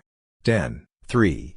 But that a man from the necessity of his own nature should endeavor to cease to exist or to be changed into another form, is as impossible as that something should come from nothing, as anyone can see with a little thought. 31. And of course, it doesn't make any more sense to talk about death or non-being at the level of the substance. Even if we take into account the justified objections and critiques regarding Hegel's account of Spinozism, he nevertheless seems to have captured something essential about it. It is obviously impossible within Spinozism to think negativity at the level of being. If we really see Spinozism as a philosophy of pure affirmation, then it becomes questionable to what extent Spinozistic philosophy can even be relevant for those contemporary philosophical discussions that rest on the initial assumption about, in Heideggerian terms, the primacy of the negative phenomenon, on the thesis that being can be glimpsed only against the backdrop of negativity, the thesis of being as produced being. And was not Hegel's account of Spinozist production as a variation of the intellectual effluence without penetration, to paraphrase Gadamer's account of the Thomistic concept of emanation, also adequate in a sense? If substance produces without any consequences for the substance itself, if in production it does not produce itself anew, then Hegel's account of the system of substance, attributes, and modes as an essentially emanationist conception of production was fundamentally correct after all, even though we are talking about emanation without ontological hierarchy. While for Hegel, production is the action of a self-referential negativity, a self-differentiating difference, in Spinozist philosophy, if we construe it in view of the principle that there is no non-being, production is a variation of the Aristotelian or Neo-Aristotelian concept of pure activity. We run into similar difficulties if we want to capture with Spinozism the dimension that came to the fore in Hegel's conception of the comic in the account of Christian incarnation. In Spinoza's theory of effects, which he developed in the third and fourth chapter of Ethics, there are two fundamental emotions, pleasure laetitia and pain trustitia. All other, more complex emotions are in various ways, with the addition of this or that image or the absence of an image, composed out of pleasure and pain. The emotion of pleasure is determined as the process in mind that results from an affection of our body by an external body that increases our powers to act and comprehend, while pain results from an affection of the body that decreases the power to act and comprehend. 32. Here, we also have to take into account the difference between active and passive effects. Active are those where the cause of affection is internal, and passive those where the cause of affection is external. It follows that pains can only be passive.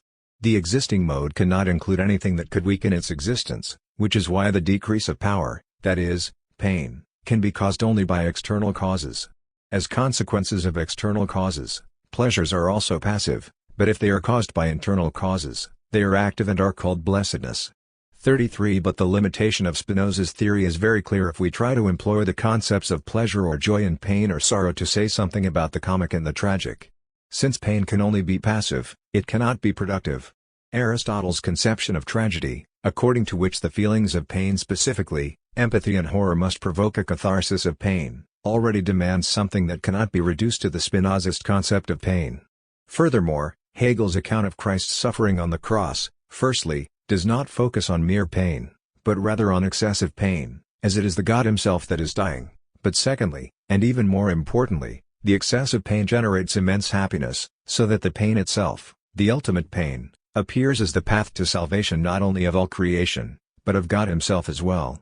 Comedy, too, lies beyond the boundaries of the Spinozist theory, even though pleasures or joys can be active and therefore, in some sense, productive.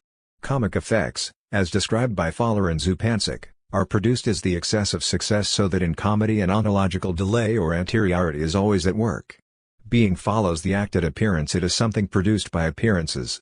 Such a dimension of being cannot be captured with organic strengthening or weakening. While Spinoza's theory can explain why our mind experiences pleasure or pain by watching a theater performance or a film, it is quite useless to discuss the dynamics or the structure of the artwork in question. Why is the pleasure-pain pair incongruous with the comic-tragic pair? Comic and tragic are aesthetic effects characteristic of theater and film, of the order of the performed, played, imaginary.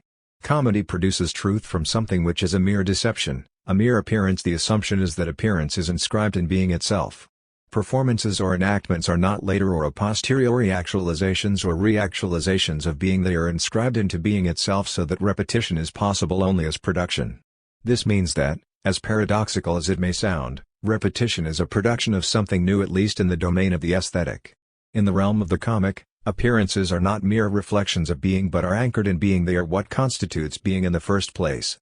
In Spinozism, on the other hand, the faculty of imagination, imaginatio, is related to a lower kind of knowledge and comprehension. This is precisely why Spinozism finds itself in an awkward position when defining the comic and the tragic. They cannot be adequately grasped without the assumption of presentation, demonstration, enunciation, performance, and repetition as gestures that are inscribed in the order of being and even produce being. When it comes to the question of illusion, falseness, and mistake, it seems that the quandary of being is redoubled. Spinoza's concept of the false on constitutive distortion. In Spinoza's epistemology, in which according to the ethics we have to distinguish between three kinds of knowledge, 34, and according to the treatise on the emendation of the intellect between four modes of perceiving, 35, a mistake seems to be defined in the framework of rationalism as a consequence of besmearing our intellectual faculties with the filth of the imagination. In our senses, individual things appear to us fragmentarily and without order. Knowledge that leans on unreliable experience with the help of imagining is called knowledge from symbols cognitio ex signis and is of the lowest kind. Falsity consists in the privation of knowledge which inadequate ideas, that is, fragmentary and confused ideas, involve. 36. It seems that Spinoza's view of the false is a sort of epistemological Eleaticism. Inadequate ideas contain absence, imperfection, deficiency, just like for the Eleatics moving bodies necessarily include a sort of indistinctness and indeterminacy, which is why, strictly speaking, they cannot belong to true being. A similar deliberation also applies to the question of evil, or the bad knowledge of evil is inadequate knowledge, argued Spinoza. 37. The bad is, strictly speaking, non-being. 38. Spinoza resolved the question of evil much like Nietzsche. Good is that which benefits us, bad is that which hinders us in our striving for good, which is why the difference is not between good and evil, but between good and bad, between benefit and hindrance. 39. However, a mistake or a fallacy does not result from an internal deficiency of the imagination. Imagining, as an affirmative faculty of the mind, as a positive modification of substance, is something perfect in itself and therefore cannot include any deficiencies. Many contemporary interpreters criticize a dry rationalistic take on Spinozism, where imagination is in itself considered as the cause of the false. Genevieve Lloyd pointed out that Spinozist ethics does not claim that we should get rid of effects and live a life without them, but that we should understand them and thus transform the passive passions into active, rational feelings that are a source of freedom and virtue. 40. Deleuze pointed out that the falsity of inadequate ideas originates in the fact that, with the idea of our body being affected by an external body, we do not yet know the essence or nature of the external body, since such an idea is actually an imaginative mixture of our body and the external body. Knowledge based on images or signs symbols is therefore merely knowledge by effects. 41. Spinozism is not epistemological Eleaticism because inadequate ideas are not something void and null, but have their immanent necessity and positivity. But the quandary is thereby not eliminated. Error still has the characteristic of absence, a kind of privation of knowledge involved in inadequate ideas. If you grant error the dignity of being, then there is no reason to still call it error, for it is indistinguishable from the truth of being. Error thus, in the final instance, cannot belong to the positive modifications of substance. But if you push it out of absolute substance, you have pushed it into pure non-being. Are there no mistakes, then? Spinoza does indeed write, in nature nothing happens which can be attributed to its defectiveness. 42. But if there is no defectiveness, how should we formulate the difference between adequacy and inadequacy? Deleuze's answer was that we need to distinguish between ideas as modifications of absolute substance under the attribute of thought and ideas as they appear in our mind. Ideas in the first sense cannot contain any imperfection or error and, in this respect, there is no error or imperfection or inadequacy at the level of fundamental ontology.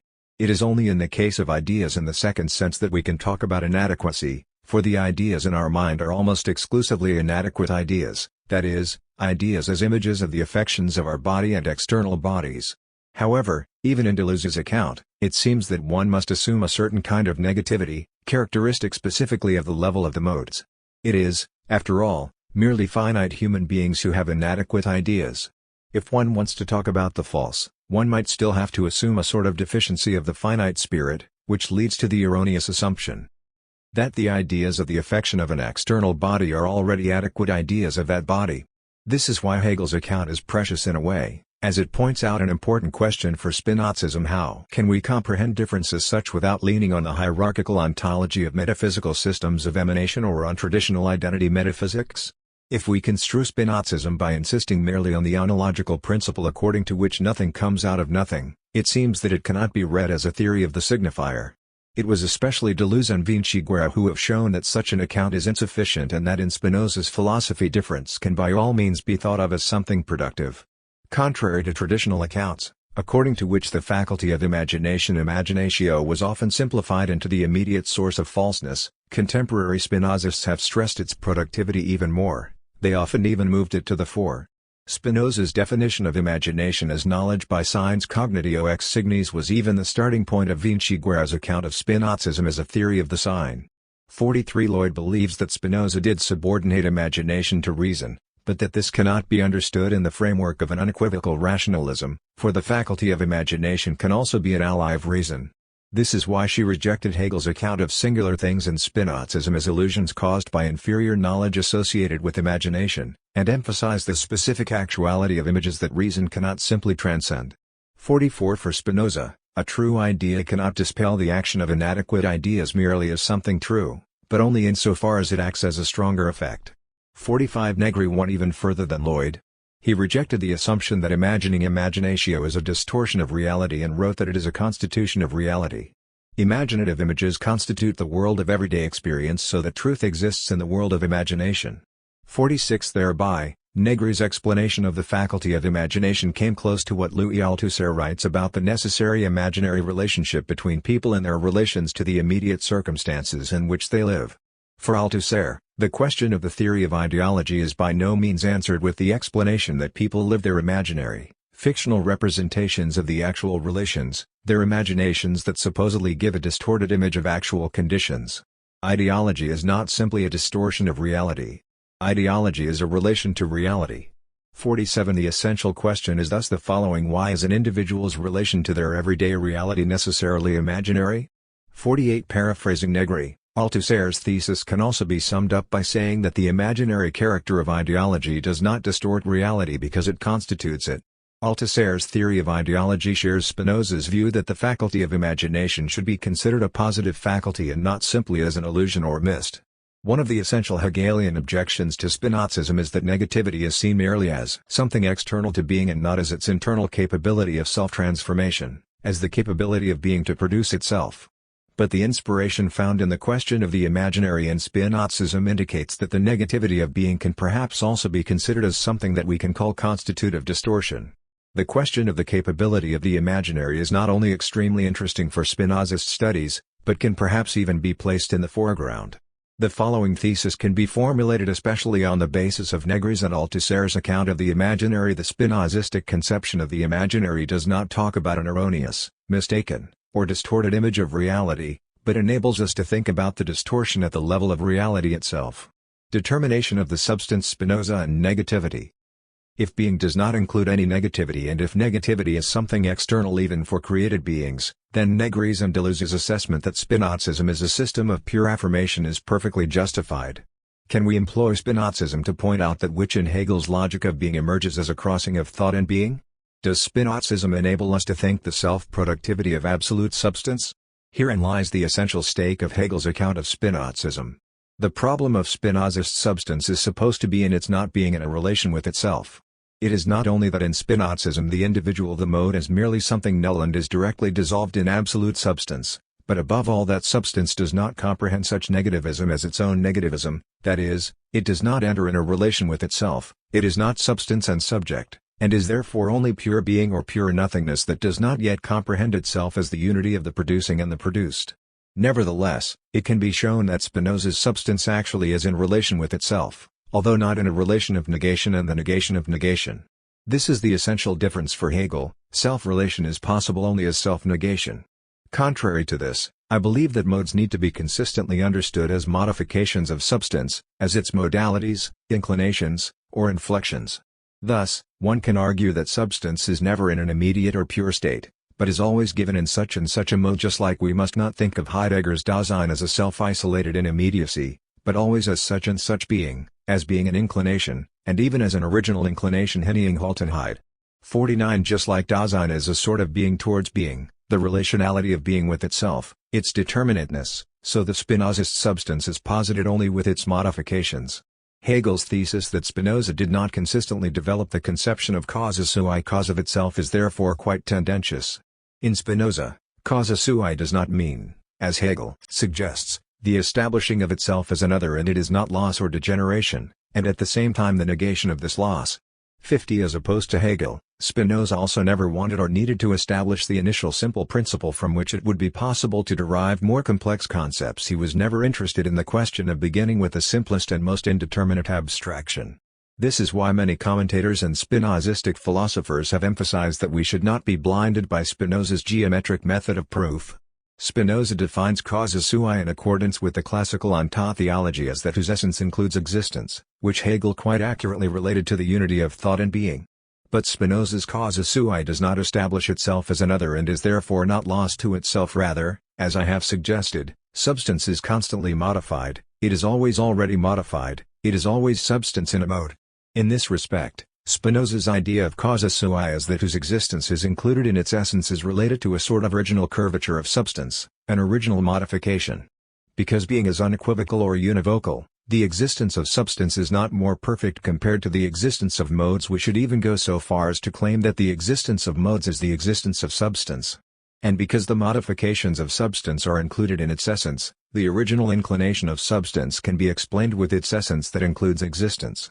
In short, the Spinozist substance is in relation with itself without at the same time being a loss of itself or a negation of itself or the establishing of itself firstly as itself and then as another.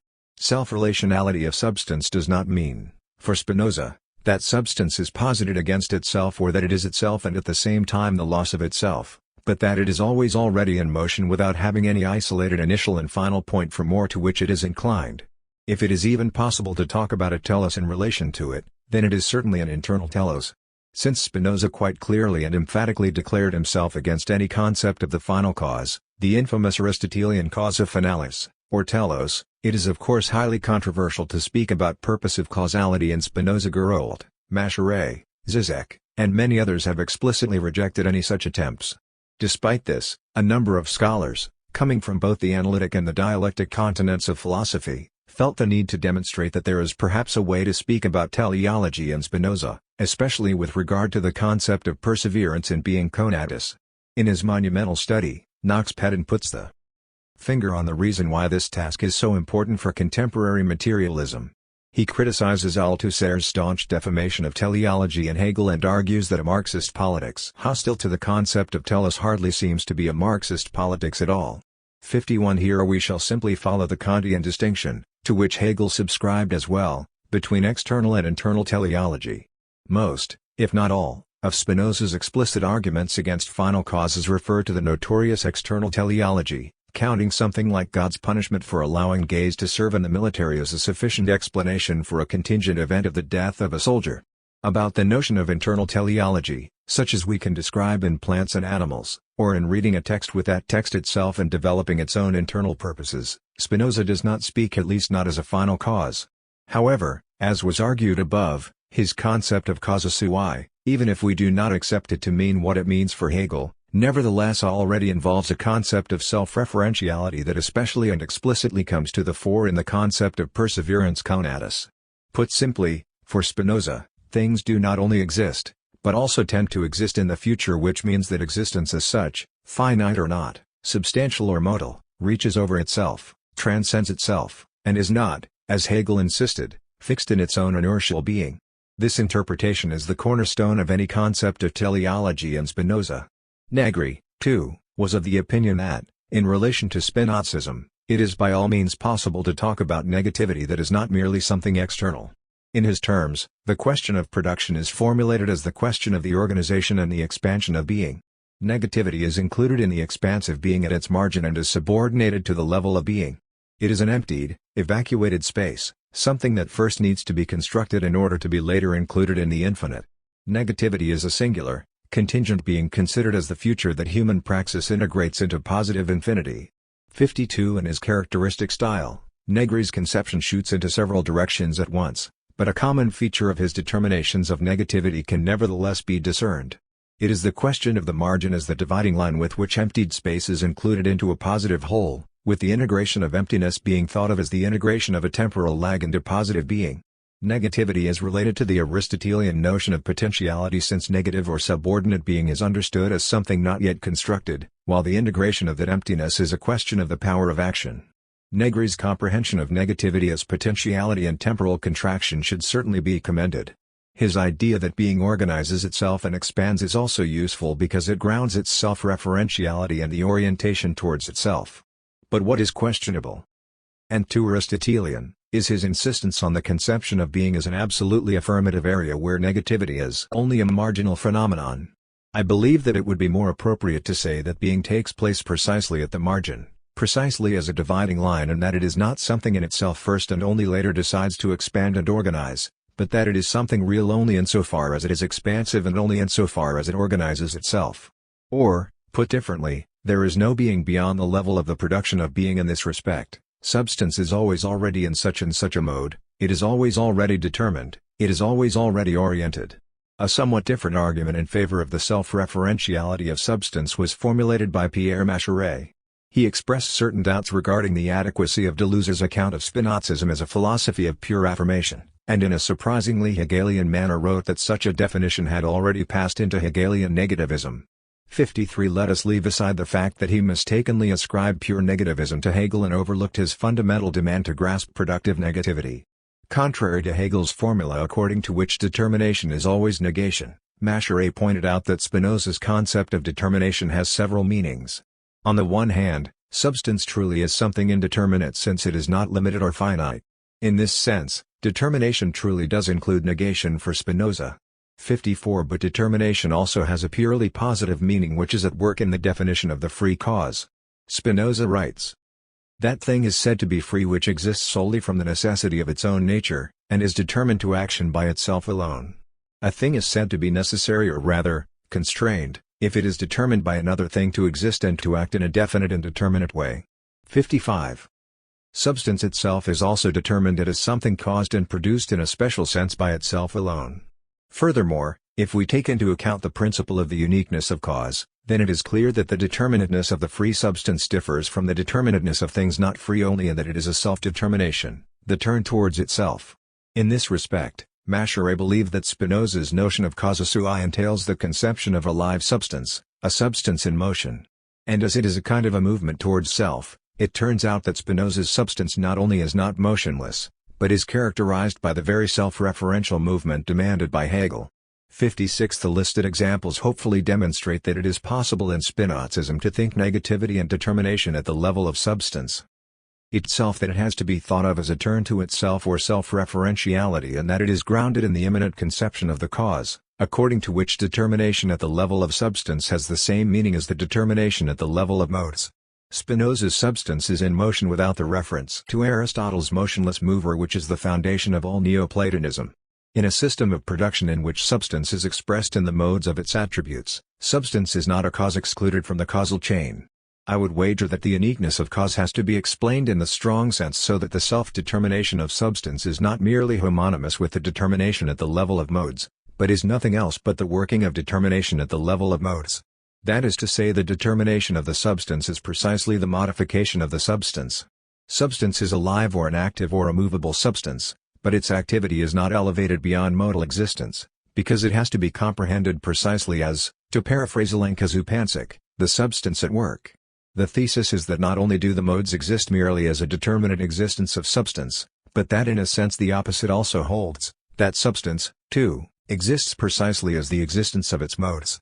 Modes are not the expansion of an already existing being, they are not its organic accretion, for being is nothing but its own expansion. The productive philosophical opposition between Spinoza and Hegel may be seen as a re-articulation of the ancient principles of Parmenides and Heraclitus, principles of being and becoming. At the same time, the philosophical reverberations of the event of Hegel and Spinoza reach well into contemporary discussions.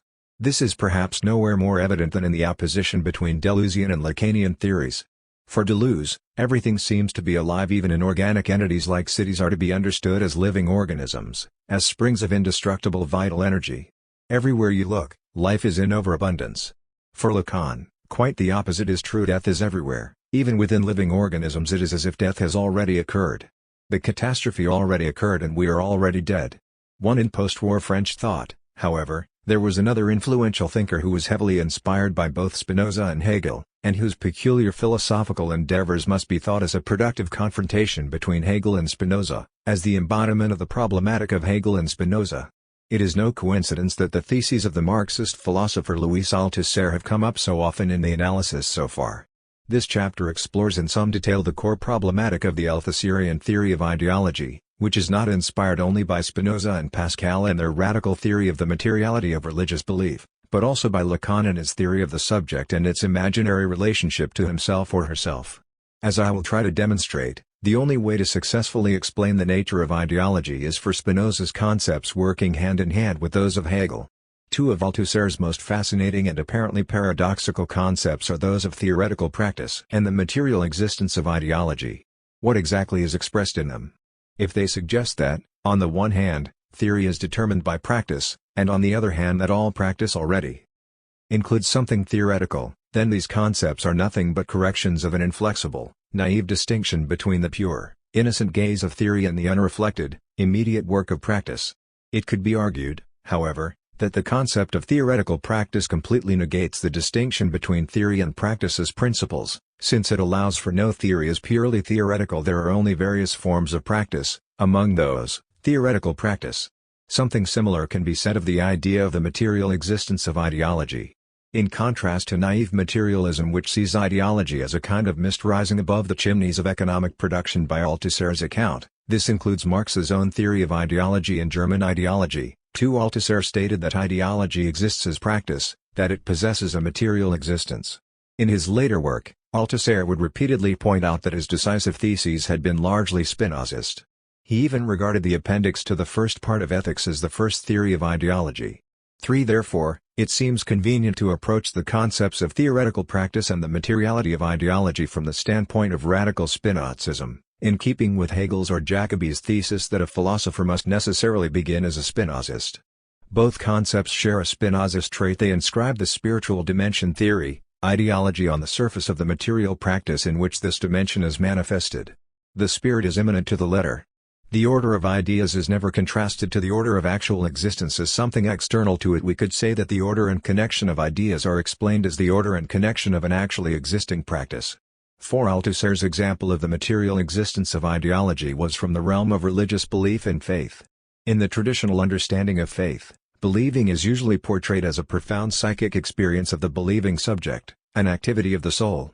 Contrary to this, Althusser suggested that faith exists entirely on the surface of its religious rituals.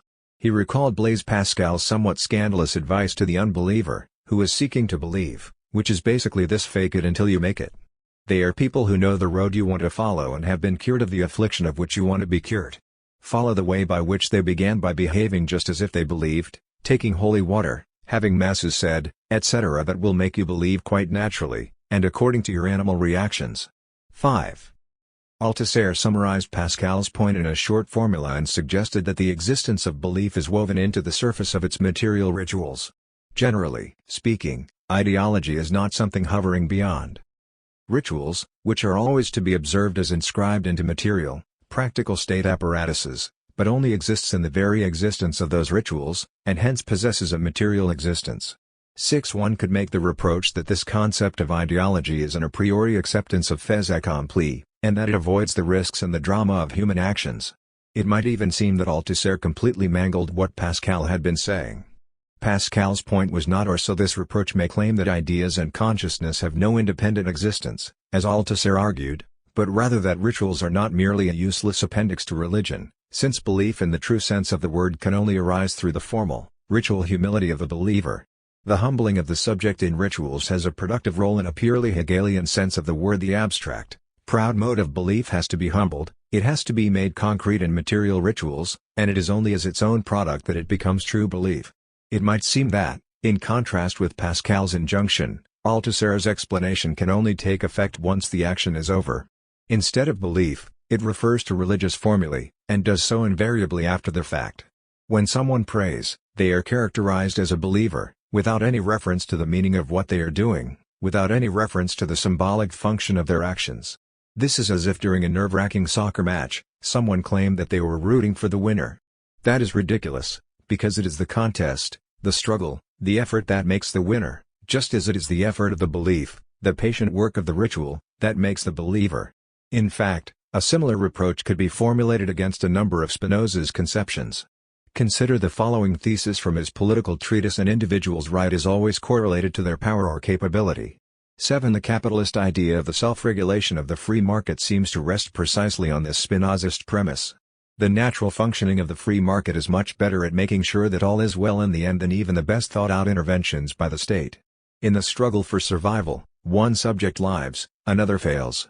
But necessarily, by definition, it is always the best who wins. That is, the one to win is the one who wins. The winner is not determined by the judgment of some intrinsic qualities but by the formal fact that they have won. Isn't Spinozism just as silly as the idea of the self-regulation of the free market? But such a reproach misses the point of Spinozism at work in Althusser's thesis on the material existence of ideology. The thesis that ideology only exists as the existence of its apparatuses has to be understood in a positive and active sense, not as merely noting a statistical result. Firstly, the point is not to arbitrarily assign an ideological affiliation to a subject inserted into the functioning of an apparatus. The point is that, beyond its functioning within apparatuses, ideology does not exist at all. Secondly, the functioning of ideology in apparatuses is not merely a mechanical persistence but a productive action, since the functioning of the apparatus constitutes not only the ideological subject but the ideology itself. In Althusser's text on the material dialectic, the term practice is quite unceremoniously defined to mean production. 8. We can therefore distinguish elements of production in theoretical practice: raw materials, means of production, products. I suggest that even the infamous operation of ideological interpolation should, accordingly, be understood as an operation of production whereby human individuals, its specific raw material, are shaped, selected, and processed, for instance through education and training, to produce ideological subjects, products which are dependent on it even when they are bad subjects. Furthermore, the operation of production functions, to put it in Spinoza's terms, within its own order. The terms human individual and ideological subject do not refer to ontologically different orders somehow bridged by interpolation. Althusser emphasized that the pure material individual is only an abstract assumption, and hence it is not Aristotelian matter that only acquires form at a later stage, but an always already complex raw material. 9. However, in Althusser's texts, the strong, Spinozist sense of the idea of the materiality of ideology is interwoven with a weak sense. The two can be distinguished by answering the question whether ideological production is ontologically dependent on some other production or is independent and explainable on its own terms. Althusser's answer seems to be very clear and orthodox. In the last instance, ideological production depends on economic production. In order to revisit this ancient question and the all too familiar answer, I suggest differentiating between ontological causal and conceptual dependence. Ontological causal dependence presupposes that the dependent order is hierarchically lower than the determinate one, while in conceptual dependence the determinate order is simply a model which serves to explain the dependent order. The notion of the materiality of ideology is a weak notion if and when it presupposes that ideology is ontologically causally dependent on economy, while the strong or Spinozist notion of the materiality of ideology presupposes a relation of only conceptual dependence between them. While it is possible in both cases to speak of the primacy of practice, in the second case the ideological order is simply explained or understood in economic terms as production.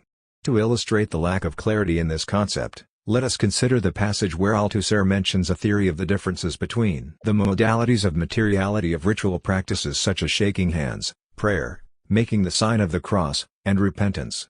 10. This formulation permits an ordering of these practices on a hierarchical scale where some are more material and others are less material. But if these practices are to be understood as productions, they should be seen as specific ideological productions. For a believer, these actions are entirely automatic, and the cry of mea culpa perfectly corresponds to the example of interpolation. When at the sound of a police hailing, a person in the street automatically assumes that it is him or her who is being hailed. All such automatic, spontaneous, and perfectly mundane acts should be viewed as productions whereby ideology produces subjects. Rather than categorizing some gestures as more reflective and others as more practical, I think it is important to stick to the Spinozist point and understand all acts of belief as material actions inscribed on the material surface. This does not rule out assigning them varying degrees of intensity. In this perspective, while the believer's actions all remain on the same surface, not all of them possess the same power depending on the circumstances. It is perfectly possible for a material blow with a hammer to be an act less intense than the material act of reading a book. A similar oscillation of Althusser's theory can be found in the distinction between theoretical and practical ideologies as defined in the lectures on philosophy and the spontaneous philosophy of the scientists. In this context, Althusser would seem to have given primacy to practice in the ontological causal sense. Not only in the conceptual sense theoretical ideologies supposedly acquire their raw materials from practical ideologies and are therefore dependent on them. Fowler interpreted Althusser's stance on this issue in similar terms to the stance of those who give primacy to ritual over myth and according to whom myth is merely a later and distorted explanation of ritual. 11. Similarly, Althusser repeatedly asserted that the law is merely a legal cloak over reality, a story that explains reality after the fact. Yet we should not overlook that he also strongly criticized the conflict around de jure and de facto guarantees, characterizing it as a conflict between accomplices obeying the same rules. 12. Althusser's definition of practical ideologies is the following: they are complex formations which shape notions, representations, images into behavior, conduct, attitude, gestures, and therefore function as practical norms. 13. That is, they are always already ensembles of thought and action. But does this mean that theoretical ideologies are pure concepts, devoid of any action? Or are they still ensembles, but containing a larger proportion of thought? I think this is a false dilemma. When defining theoretical practices, we cannot overlook material apparatuses with their branching practices and rituals whereby knowledge is produced and maintained. We have to approach them in the same way as when defining ideological practices, practical ideologies. The distinction between practice and theory, between ritual and myth, can also be drawn in the case of belief. But the Spinozist point made by Althusser was that this distinction should in fact be discarded and the believer's actions understood as material actions, that is, actions existing on the same surface and differing, at most, in their degrees of intensity. In order to be consistent, then, we have to say that the same holds for the surface of theoretical practice. We can distinguish between practice, the scientist's institutional rituals, the appearances, and theory, the content of theories, the truth behind the appearance. But what Althusser is saying here is actually close to Foucault's concept of sciences as disciplines. Such a distinction only makes us overlook that the interior of a theory is entirely contained on its institutional surface. Let us consider another example.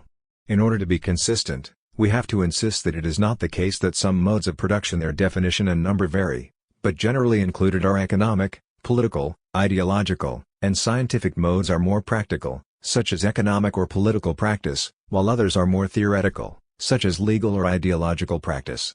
Yet Althusser stated, "We think the content of these different practices by thinking their peculiar structure, which, in all these cases, is the structure of a production by thinking what distinguishes between these different structures, i.e., the different natures of the objects to which they apply, of their means of production and of the relations within which they produce these different elements and their combination forbidding obviously vary as we pass from economic practice to political practice, then to scientific practice and theoretico-philosophical practice. We think the relations establishing and articulating these different practices one with another by thinking their degree of independence and their type of relative autonomy, which are themselves fixed by their type of dependence with respect to the practice which is determinate in the last instance economic practice." 14. As we pass from economic practice to political and to theoretical practice, does the combination of the different elements vary, so that it gradually reaches increasingly theoretical spheres? And is this degree of relative autonomy not perfectly proportional to the passage from the determinate economic practice to more theoretical practices?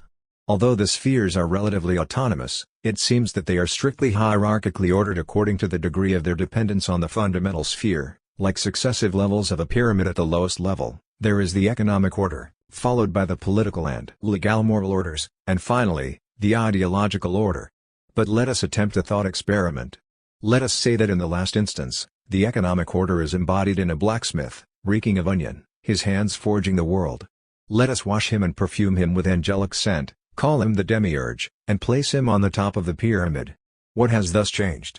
We would be forced to say absolutely nothing has changed. We have produced a hierarchical ontological causal model, various iterations of which are very familiar in the history of philosophy, from Platonism and Neoplatonism onwards. Questions of what came first, for instance, ritual or myth, or de jure or de facto guarantees, that is, questions on whether determination runs from the top of the pyramid towards the bottom, or from the bottom up, can be promptly dismissed as so many theological pseudo-problems. Deviations from the Spinozist sense of the concept of theoretical practice can be found in Althusser wherever the economic order is explained as the real order, which is in turn understood as a kind of the most practical form of practice.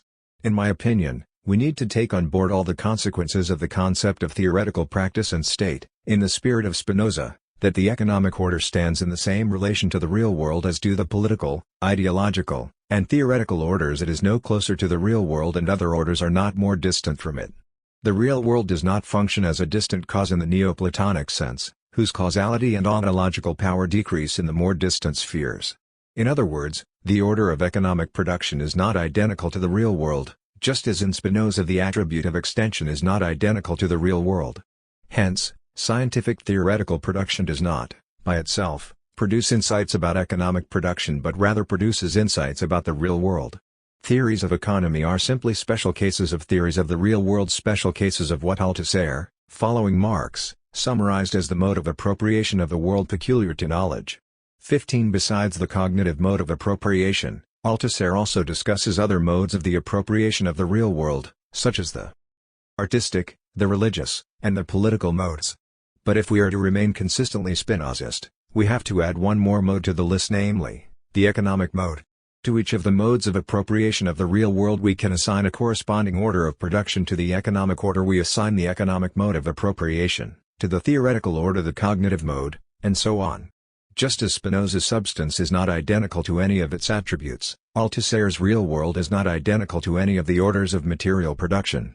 The economic order is no exception. Just as Spinoza's attributes of substance are not hierarchically organized, there are no relations of subordination or ontological causal dependence among Althusser's orders of production. And just as substance is expressed in all its perfection in each of its attributes, the orders of production are their own measure, that is, they are ontologically complete or total. Up to this point, Althusser's theory of ideology can, and according to this reading should be explained with a consistently Spinozist approach. However, we have not yet truly addressed the important question of the real, the instance which Althusser calls the real object, the real order, the real process, and so on. This is certainly not the same as the material practices, apparatuses, processes, in short, the surface of production. Althusser repeatedly stated the need for a sharp distinction between cognitive and real objects and between cognitive and real processes. Nor is the real, as we have already seen, identical to the order of economic production. The order of economic production is itself one of the material orders and has to be understood as a production surface on which raw materials, means of production, and products circulate with varying degrees of intensity. The economic order, like other orders, is in relation with the real only through the economic mode of appropriation of the real world. What, then, of the real world, the real object, the real? It is neither production nor an element of production, neither surface nor an intense part of the surface. In fact, it is the negativity of that surface itself. If the order of production is explicated as surface, then the notion of the real that is not identical to the material surface can perhaps be explained with the metaphors of the torsion of the surface itself, or of the break of the surface itself. The idea of the appropriation of the real world therefore implies that the positive material surface, the material order, is constituted as a grasping of the negativity of the real. To take cognitive order as an example, what is at play is a conceptual mode of grasping the real. 16. But isn't such an understanding of the real as negativity in conflict with Spinozism? In fact, is it not closer to the conception vehemently and doggedly rejected by Althusser on almost every occasion, that is, the Hegelian conception? According to Althusser himself, his theory of ideology was almost entirely Spinozist. All its central elements, from imaginary reality to the illusion of subjective causality, are already present in Spinoza's texts. Almost entirely for Althusser would appear to have added something after all, namely, the concept of contradiction, which Marx had inherited from Hegel and developed into the idea of class struggle in history. 17 However, adding the concept of contradiction to Spinoza's theory is no trivial matter. It is certainly not a simple addition, since contradiction is perfectly impossible in a Spinozist universe. It seems we have thus already entered a Hegelian space, where the complex Spinozist ontology of non-hierarchical material surfaces is assigned the role of a beginning, of a necessary first step, which, however, does not yet amount to a solution. The relationship between the real and the material can be expressed dialectically. The real is the constitutive negativity of the material, it is a gap in the surface which the surface grasps in order to retroactively form itself. Since the gap is nothing but a rupture of negativity in the material surface, without any affirmative quality, the difference between the gap and the material surface is the gap itself. In other words, the real is only the difference between the real and the material. The real is pure difference. It should be understood as the difference as such. The surface is constituted as a grasping of the real, but this grasping is a failed grasping, since the real, as pure difference, cannot materialize at all and is lost at the moment it is grasped. This may sound quite abstract, but this dialectical relation is in principle the same as the relation Hegel analyzes between identity and difference in his Science of Logic. Hegel writes that identity is identity of identity and difference. The difference is constitutive for identity in the same sense as the real is constitutive for the material. 18 The distinction between the real and the material can help explain many details of Althusser's theory of ideology. Consider the distinction between individual ideologies and plural which, as Althusser assures us, in contrast with Marx's thesis and German ideology, certainly do have their own histories, and ideology and singular, which indeed has no history, because it is omnipresent historical reality.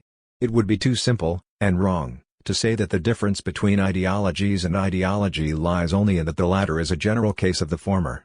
Specific ideologies as specific forms of ideological production are not merely reflections of real history but have affirmative histories, since their existence is always an existence of material ideological apparatuses. In contrast, ideology in singular is eternal, in a similar way as the Freudian unconscious is said to be eternal, or rather, timeless. 19 While ideologies plural are explained as material ideologies which exist in material practices, what is at stake with ideology singular is not the dimension of material, but that of the real. Ideology singular is not eternal in the meaning of an endless timeline of history or as an abstract omni-historical structure, but should rather be understood as the very possibility of history as the history of class struggle, because it is precisely a moment of the real within this or that material ideology, which is just what permits ideologies to become historical, that is, to embody their concrete historic forms of class struggle.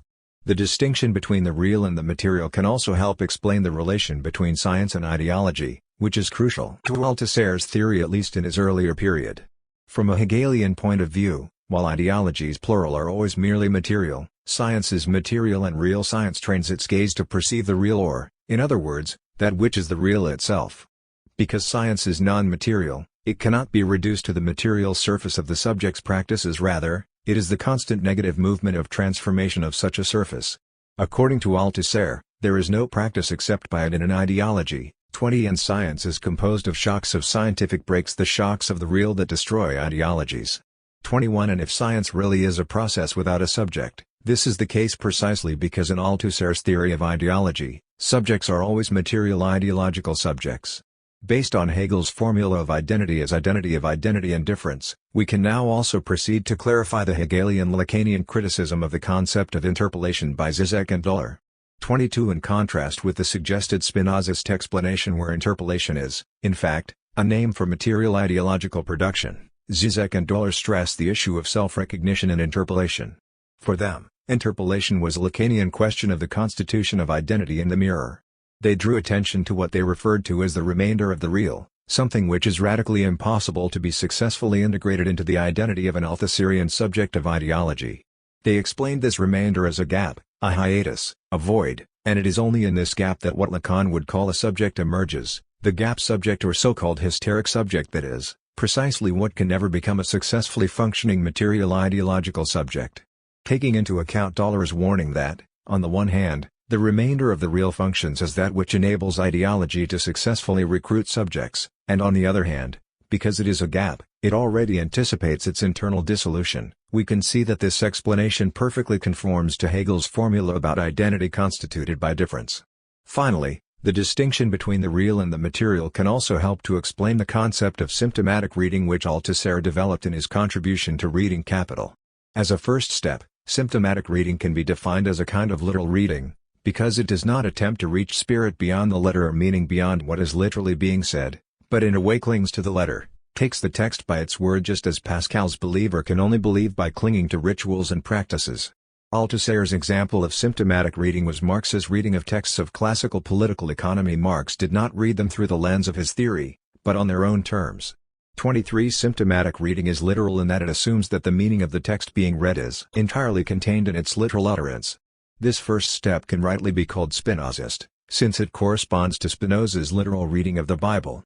24. A suitable explanation of symptomatic reading, however, requires another step.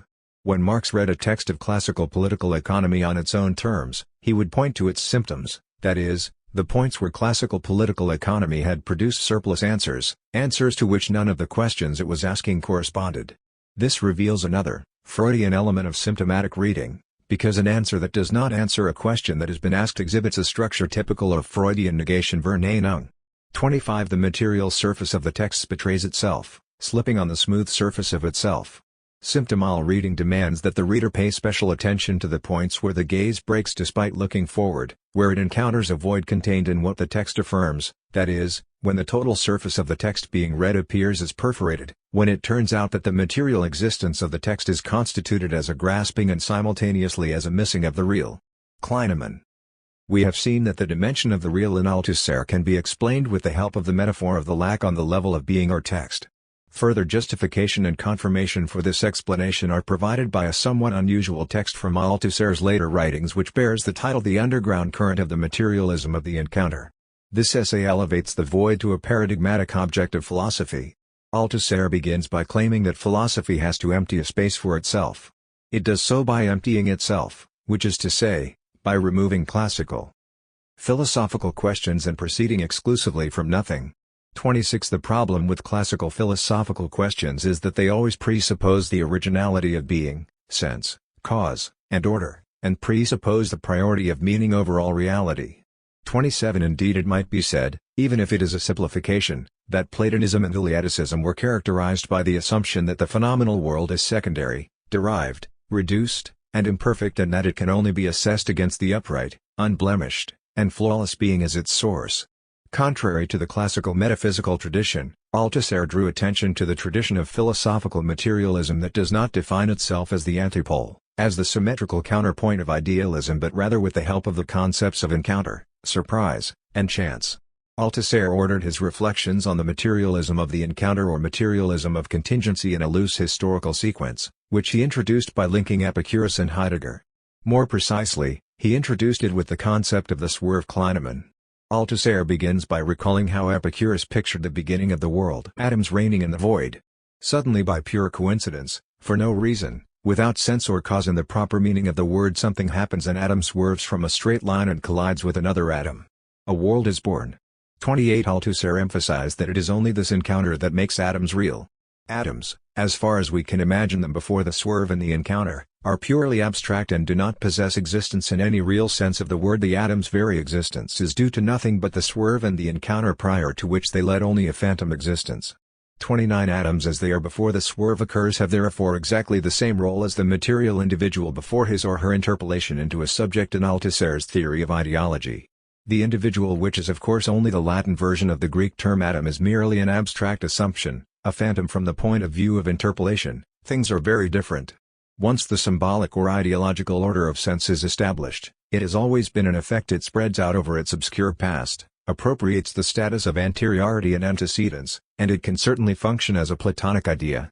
As opposed to the metaphysical assumption of origin as something straight, where swerves of the phenomenal world with regard to it are secondary at best, the basic thesis of the materialism of the encounter is the thesis about the originality, the primordiality of the swerve itself. That the very beginning of the world, that is, of all reality in all sense, is due to the swerve, that the world begins with the swerve, not with reason or with a cause. This gives us the full measure of the audacity of Epicurus' thesis.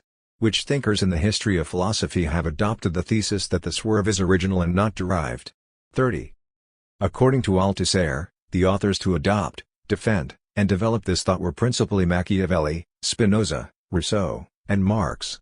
But the one most immediately associated with the Epicurean swerve was, perhaps surprisingly, Heidegger's philosophy of the factual, where it turns out that there is no point in asking about the origin of our being in the world, since being is possible as being only in such and such a world, only as determined being, only as Dasein. Althusser goes on to affirm that it is only with Heidegger that the question of void was given its full philosophical weight. 31 The point is not that there is first an upright being, which is only produced as determined being by the swerve, but that before the swerve of being, there is no being at all.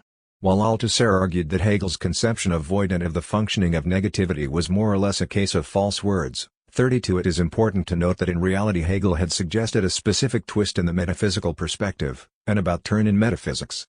His task was a recapitulation of what metaphysics or ontotheology had got right, and not a wholesale repudiation. Hence we might indeed say that in Hegel, production is an event whereby determined being is produced out of pure being. Yet here, pure being is anything but straight perfection, since it is indistinguishable from the movement, if I may be allowed to use this term, of the swerve of negation from itself, and in this sense it is a self-referential negativity. The thesis about the originality of the swerve can certainly be understood as a Hegelian thesis. In Chapter 2, we attempted to demonstrate that what separates Hegel from Plotinus is precisely the idea that the epistrophe, the return of the eye of the intellect back to the One, must be thought as the very same movement as the flowing out from the One, and not, as in Plotinus, as a separate event. While Plotinus distinguished between the principle of unity and deviation from it, the epistrophe, Hegel thought that the absolute negativity was, by itself, a deviation, a swerve from itself, and that was precisely the reason why it was productive, generative, or even world-creating. 33 The question of the fall of atoms is another one directly linked to the question of the swerve. 34 The assumption about the parallel falling of atoms through the void is pure abstraction, hence the fall is, in the ultimate analysis, nothing but the swerve itself. Perhaps we could explore the thesis on Klineman a bit further and add a demonstration from the field of grammar, specifically, the question of cases. What is called fall in German and causus in Latin? Case, fall, and causus are all etymologically linked to falling. Cater is known as sklon in some European languages. For instance, in Slovenian, my own language, there is an etymological link to being bent, inclined, bowed. The metaphor of curvature or torsion gets another interesting layer, a grammatical one. In modern English, the declension of nouns is almost non-existent, to the point that even the term itself may sound unfamiliar. In most European languages, however, like Latin declinatio, the declension of nouns is extremely important, and it implies a metaphysics of its own. If we recall that the term declinatio shares the meaning of the swerve or declination, then we could say that the metaphysical claim of traditional linguistics is that words possess an original substance, which is why a noun is called a substantive, and that concrete examples of words in actually uttered sentences are merely something derived, something added to the root from the outside, bending it, taking away from its original straightness and forcing it to adopt a bowed posture, inclining the substantive this way or the other. A grammatical case, the specific way a noun falls, can also be seen as a specific way a noun is inclined. Contrary to the spontaneous or deliberate grammatical metaphysics, Althusser's view can be summarized as the thesis that words never appear in their purity, but are always already parts of sentences. Where they appear in various declinations, they are always already curved or bent. Grammatical declension is thus not a secondary transformation of words but something they possess originally, so that words originally appear in causus or declinatio falling, or bent. To develop the linguistic metaphor even further, dogmatic Platonic metaphysics could be defined by the thesis that concretely uttered words are merely attempts to reach a transcendent truth which is fundamentally distant and unreachable for them. Contrary to such a view, Gadamer, drawing on the tradition of preaching God's word, noted that the original sense has to be renewed in the spoken word, it literally has to rise from the dead and be repeated, be read again. Hence, for Gadamer, the standpoint of finality has a specific advantage, since the original sense can be renewed and transmitted only through concretely uttered words. But Althusser made an important step further. It is not only that transcendent truth is renewed in concretely uttered words, all the while retaining its transcendence and exceptionality. His thesis could be summed up as the thesis that it is the act of uttering itself that produces the truth which has been uttered. This is well documented in the practice of psychoanalysis, which has been famously called the talking cure by one of Freud's patients. But we know this even from everyday experience. Something is bothering us, something unpleasant that we do not want to speak about, but it is only when someone pokes us that we finally say something about it. And it is only then that we really find out, for the first time, what it was that was bothering us. And by saying and defining it, have not only found it but, often to our surprise, have already made a first step to avoiding or even solving the issue. This is exactly how Althusser's concept of surprise works. The truth is an effect of the surprise provoked by its utterance. 35 Another thinker included by Althusser in the tradition of the materialism of the encounter that I wish to look at more closely is Karl Marx. Specifically, let us consider the question of the modes of production. Althusser's thesis was that the capitalist mode of production had arisen as a result of an encounter, as a combination of elements with independent histories. When Marx and Engels say that the proletariat is the product of big industry, they utter a very great piece of nonsense, positioning themselves within the logic of the accomplished fact of the reproduction of the proletariat on an extended scale, not the aleatory logic of the encounter which produces, rather than reproduces, as the proletariat, this mass of impoverished, expropriated human beings as one of the elements making up the mode of production. 36. The point is that before the encounter that gave rise to capitalism, the proletariat did not exist at all. There was only a mass of impoverished, expropriated human beings, a rain of abstract atoms. It is in this respect that Althusser's modes of production as modes of appropriation of the real world have to be explained in terms of the swerve or declination. For the cognitive mode, Althusser used the same pun as in the epistemological text in the collected volume reading capital. Conceptual grasping, prize in French, is only possible as a surprise. The grasping of the real world takes place as, quite literally, a surprise. Its product includes something that was not planned. Another detail worth paying attention to is Althusser's critique of what he calls the logic of the accomplished fact. With it, he certainly refuted suspicions that his theory was functionalist, just as Spinozism was supposedly merely determinist. However, his stressing the role of coincidence should not tempt us to make the opposite mistake and adopt an anarchistic explanation. Rather, his is the paradoxical thesis that the source of the meaningful order is not meaning with a capital M, but non-meaning. It is a thesis on non-meaning with a capital N. It is not the thesis that the source of all being is the most perfect being, nor that the source is something dirty, but the thesis that the source is always inseparably present in what stems from it. He writes in an almost Hegelian passage. The world may be called the accomplished fact, fait accompli, in which, once the fact has been accomplished, is established the reign of reason, meaning, necessity and end, fin. But the accomplishment of the fact is just a pure effect of contingency. 37. Historical orders, the capitalist order, the feudal order, etc., are simply specific ways in which atoms met and grasped each other and the analogical slime coalesced, but there is no guarantee that these coalesced forms will endure. On the contrary, it seems rather, to paraphrase what Kierkegaard said about repetition, that all that endures in history is the impossibility of enduring. History here is nothing but the permanent revocation of the accomplished fact by another undecipherable fact to be accomplished. 38 The key emphasis in Althusser's text is on the question of surprise, success, and coincidence. But, once again, this is not about the rebellion of coincidence against a strict and rigid symbolic order. Althusser's point is much more far-reaching. Coincidence has to be understood as the very source of the symbolic order, since the symbolic order can only be instituted as a grasping of the original coincidence. Spinoza sharply distinguished between freedom and free will. By the same token, we have to say that Althusser's surprise is not about arbitrariness but about what we can, in the context of a Hegelian account of comedy, explain using the concept of the surplus of success. Just as in comedy, being either overtakes itself or lags behind, and this is constitutive of comedy, so with Althusser's Epicurean reign, being is in the constitutive declination. Finally, Althusser's idea of the materialism of the encounter leads us to revisit the question of whether negativity on the level of being, its constitutive indebtedness, is to be understood as a gap or as curvature. The images used to illustrate the materialism of the encounter, declination, fall, swerve, as well as, more generally, inflection and modification, certainly count among images of curvature. On the other hand, in Althusser's work, the negativity of the real world is often interpreted in terms of a cut or a rupture. The cut between the real object and the object of cognition, and the epistemological rupture between ideology and science are modes where negativity included in cognition, ignorance included in knowledge, or oversight intrinsic to active observation are understood in terms of the concept of the gap. This is illustrated by voids in a text registered by symptomatic reading.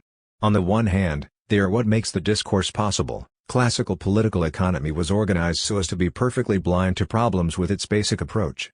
On the other hand, it was just that void included in the approach of classical political economy that turned out to be a productive void. The task taken up by Marx was after all nothing else than reading classical political economy, a special kind of reading that did not overlook the voids but used them as a basis to create a whole new approach. In Althusser, then, both types of conceptions of negativity are at work simultaneously at all times. Althusser is the incarnation of the problem that we have decided to call the problem of Hegel and Spinoza.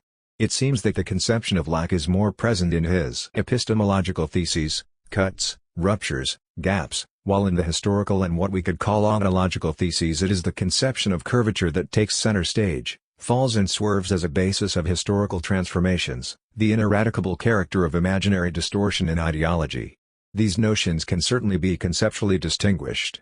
But what may be more important is distinguishing them from traditional metaphysics and its contemporary incarnations. The psychoanalytic lack is never just a lack, since it is always a productive lack, a lack that is at the same time a surplus, castration, for instance, far from being a concept of the destruction of enjoyment, is precisely a concept of its production. The trouble with pleasure, to use the title of Schuster's book, is precisely that there is too much of it. In Hegel, in Hegelian psychoanalysis, as well as in Althusser, we are dealing with a specific meaning of the paradoxical original divide, or cut. Therefore we could say that the concept of lack is an inadequate one precisely when it is tied to two classical themes in metaphysics, the deficiency and limitedness of human existence. On the other hand, the concept of curvature should not be taken lightly either. The thesis that being is originally curved or fallen or thrown or that it is always given only as modified can easily degenerate into an identitary thesis, that is, the thesis that being is identical to itself, except that, unlike in Platonism, this thesis is not about the identity of perfect being with perfect being, but about the identity of imperfect or deficient being with imperfect or deficient being. So it is when we wish to make curvature a quality of the content of being instead of grasping it in its negativity that we have a problem. Being is being only by being curved, or in other words, being is curvature. The concepts of lack and curvature are both materialist in the sense that they refuse external intervention into the order of being or into the order of cognition as well as any external model, criterion, or cause. They are ways of thinking about the transformation or the event as intrinsic to being itself. One of the most fundamental theses of contemporary philosophy is that of the primacy of negativity. Of course, the question of negativity itself has been present in philosophical tradition since its very beginnings. In a way it is the philosophical question, discussed throughout history and antiquity, by the scholastics, in philosophical mysticism, in German idealism and even in modern times, under various names such as nothingness, void, non-being, lack, and many, many more. But in contrast to contemporary thought, traditional, especially classic philosophy was in principle determined by a choice against negativity. The course of thought in antiquity is perhaps best expressed in the claim of Parmenides that only being is, while non-being is not. It seems that the choice for being is in itself a negation of nothingness. The Eleatic theoretical position is brilliant in its radical simplicity. Yet this simplicity should not be underestimated, because it has some far-reaching consequences. For Parmenides, things that are said to be changing or in movement fall in the category of non-being. Plato and Aristotle proposed more refined ontologies, according to which negation and negativity are still considered as outside of being proper, but at the same time form a relation with it. Negation and negativity do not belong to pure being and can only be considered as logically secondary and as temporally posterior, as degradations of being. This concept was further developed in Neoplatonism and upgraded into a hierarchical system of emanation, where the one, which is above being itself, emanates, radiates more and more determined and less perfect beings. The greatest change of perspective that Neoplatonism brought in comparison to Plato was precisely in the conception of determinate, finite beings. While Plato explained them as some sort of external violence, distortion, or degradation of original unity and perfection, Plotinus, Proclus, and others considered determinate beings as necessary products of an internal activity within that unity and perfection itself. In an obvious disparity with antiquity, which determined centuries of European metaphysics, contemporary philosophy proposes the thesis of the primacy of negativity. This thesis possibly deserves a central place among all tectonic theses of modernity, since it does not only incarnate a break with traditional Christian Platonic metaphysics, but also continues to break, even today, with all those theoretical formations, thought patterns, and spontaneous opinions and habits that perpetuated in the science of economics, as well as in our theoretical, philosophical, and academic problems and political and moral struggles. The idea of the primacy of negativity can be found in the most divergent theories. Even with paradigmatic authors of affirmation such as Deleuze, who is referred to by Benjamin Noyes as the central figure of contemporary affirmationism, one can, in certain contexts, speak of the primacy of negativity. As the title of Deleuze's famous book indicates, difference and repetition have replaced the original and the identical as privileged objects of philosophy. Deleuze came to regard that which traditional metaphysics considered as something rupturing original unity or something merely imitating primary principles, an imitation that necessarily failed, as the very productive force. What tradition understood as negativity, that which is accidental or destructive, that which doesn't exist in itself, but only receives being from some distant and elevated origin, thus takes center stage in philosophy, since it needs no origin to be what it is. Difference and differentiation play a central role in Derridean deconstruction and in structuralism. The best example of this is the idea that writing has a specific advantage over the spoken word. Tradition preferred the immediate presence of the latter. Writing was considered as an attempt to reproduce, or represent, that original presence, an attempt that necessarily leads to a deformation of truth, precisely like the Platonic theory that actually existing things are nothing but deformed and inherently weak copies of their original ideas. Derrida proposed the thesis of the primacy of writing, pointing out that the negativity of writing, namely its necessary delay and deformation, is in fact inscribed in the essence of language itself. The very possibility of language is based upon an interrelated network of signs, and a sign always implies a delay, or a detachment from what it signifies. The question of whether language is formulated in writing or in the spoken word seems a secondary one. In the initial sections of his Being and Time, Heidegger maintained that being can only be discussed through negation, which allowed him to propose the thesis of the ontological difference. Apophatic or negative theology similarly claimed that the supreme being, God, can only be described by negation, via negativa. But Heidegger's point was not that the human mind is deficient in expressing what is primary, but quite the opposite, that what is primary expresses itself only through negation. Heidegger did not understand being as an original fullness which human language, supposedly finite and imperfect, can only speak of by denying what it is not. Rather, according to Heidegger, negativity is internal to being itself. We can take an ordinary chair as an example of how the primacy of the negative phenomenon is revealed in Being and Time. We don't even notice the chair if it is in its place, stationed in its usual and average use, behind the desk. But if it is broken or lying on the floor, we not only notice it, but are also aware that there is something the matter with that chair. Thus, a mundane object becomes a phenomenon of worldliness only in the background of negativity. In other words, the phenomenon as such exhibits certain negativity. 3. Gadamer's hermeneutics drew from Hegelian and Heideggerian philosophy in demanding a turn in traditional hermeneutics. In Gadamerian perspective, the understanding and interpretation of a text are not merely methods by which one approaches the truth of that text. They are, in a manner of speaking, two ways of production of the truth of the text. What we are dealing with here is yet another idea of something that, at first glance, seems logically and temporally secondary, since we usually and naturally assume that text is primordial to its interpretation, but turns out to be an original production of meaning. The underlying proposition of such hermeneutics is the Hegelian idea that the truth can never be found outside of its protocol, outside of the method which expresses it. The hermeneutical delay, which is typical for explanation, understanding, and interpretation, for these are all temporally posterior to the text they refer to, is inscribed in truth itself.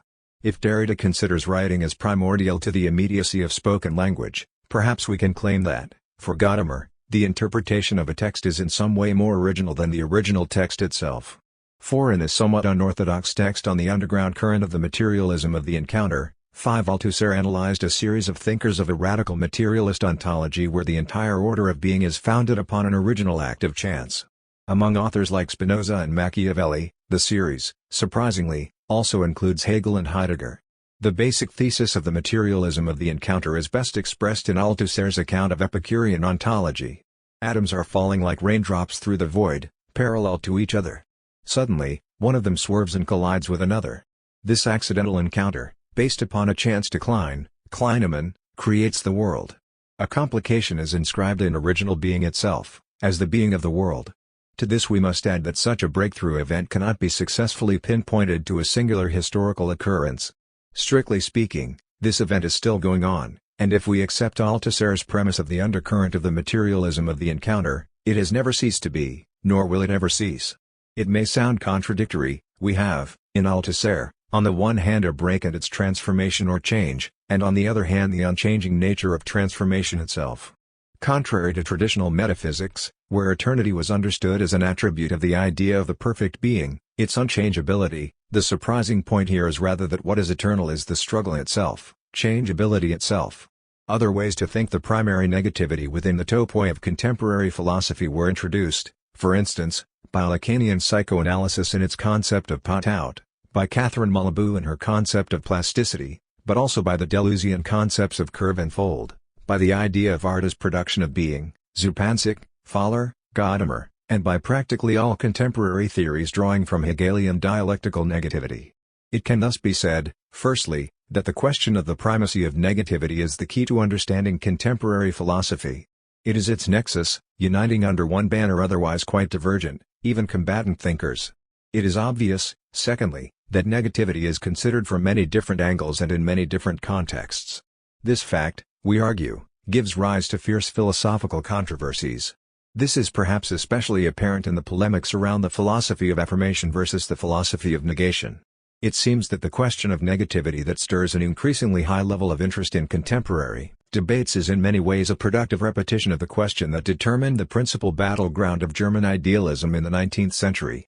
In controversies between contemporary Deleuzians and contemporary Lacanians, for instance, we can hear the echo of tectonic struggles between two giants of philosophy, Hegel and Spinoza, who have both inspired generations of theorists and left us as their legacy two extremely influential schools of thought. Thirdly, it seems that such controversies are perpetuated mostly at the level of the external discord of concepts, without an explicit understanding of the proximity of and the distance between their fundamental theses. For the most part, this chapter attempts to tackle the question of contemporary negativity precisely by examining the polemics between Hegelianism and Spinozism. We can formulate it as a question of negativity inscribed in absolute substance, and therefore as a question of Hegel and Spinoza. Almost all listed champions of the break with traditional metaphysics, perhaps with the exception of, in part, Gadamer, understood Hegelian philosophy not only as a part of that ontotheological and teleological tradition that they sought to break with, but sometimes even as its most elaborated form, its radical peak. At the same time, Deleuze and Althusser, but at least to some extent also Agamben, Negri, and many others, looked to Spinoza as their philosophical ally in the struggle against the Hegelian pestilence. Nevertheless, the very least we can say in Hegel's defense is that his role was a controversial one. His philosophy invested the activity of negativity with a radically new meaning. To put it bluntly, negation holds the precise power to fluidify the ossified structure of metaphysics by inscribing something quite contingent into the very core of its elevated conceptions, and vice versa, to recognize the conceptual necessity in something completely aleatory, or in some immediate factuality.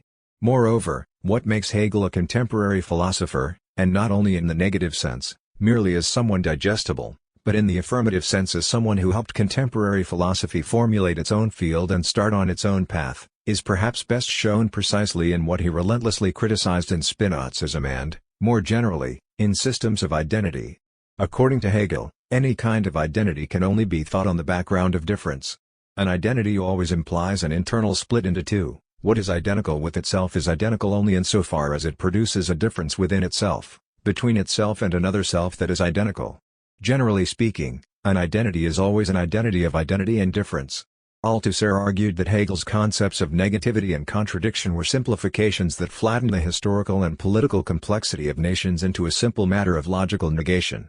Althusser's own concept of negativity, however, the concept of the primacy of the swerve, is in fact quite compatible with Hegel's determination of the beginning or the origin as an absolute negativity. Furthermore, on the very first pages of his fascinating work on difference and repetition, Deleuze wrote that the true conception of difference is only possible as anti-Hegelianism. In his view, Hegel's conception of movement is nothing but a false movement, a purely abstract and logical mediation, a boring representation of concepts, a false theater. The concept of contradiction, with which Hegel supposedly escaped from and successfully neutralized the menacing tentacles of identity, was in actuality, with all of the accompanying logical perversity, just another device of the philosophy of identity. In this context, Deleuze underlined Althusser's thesis from the famous paper on contradiction and overdetermination, according to which the Hegelian contradiction is nothing but a simplification which serves as a necessary means by which an identity of a higher order is constituted. 10.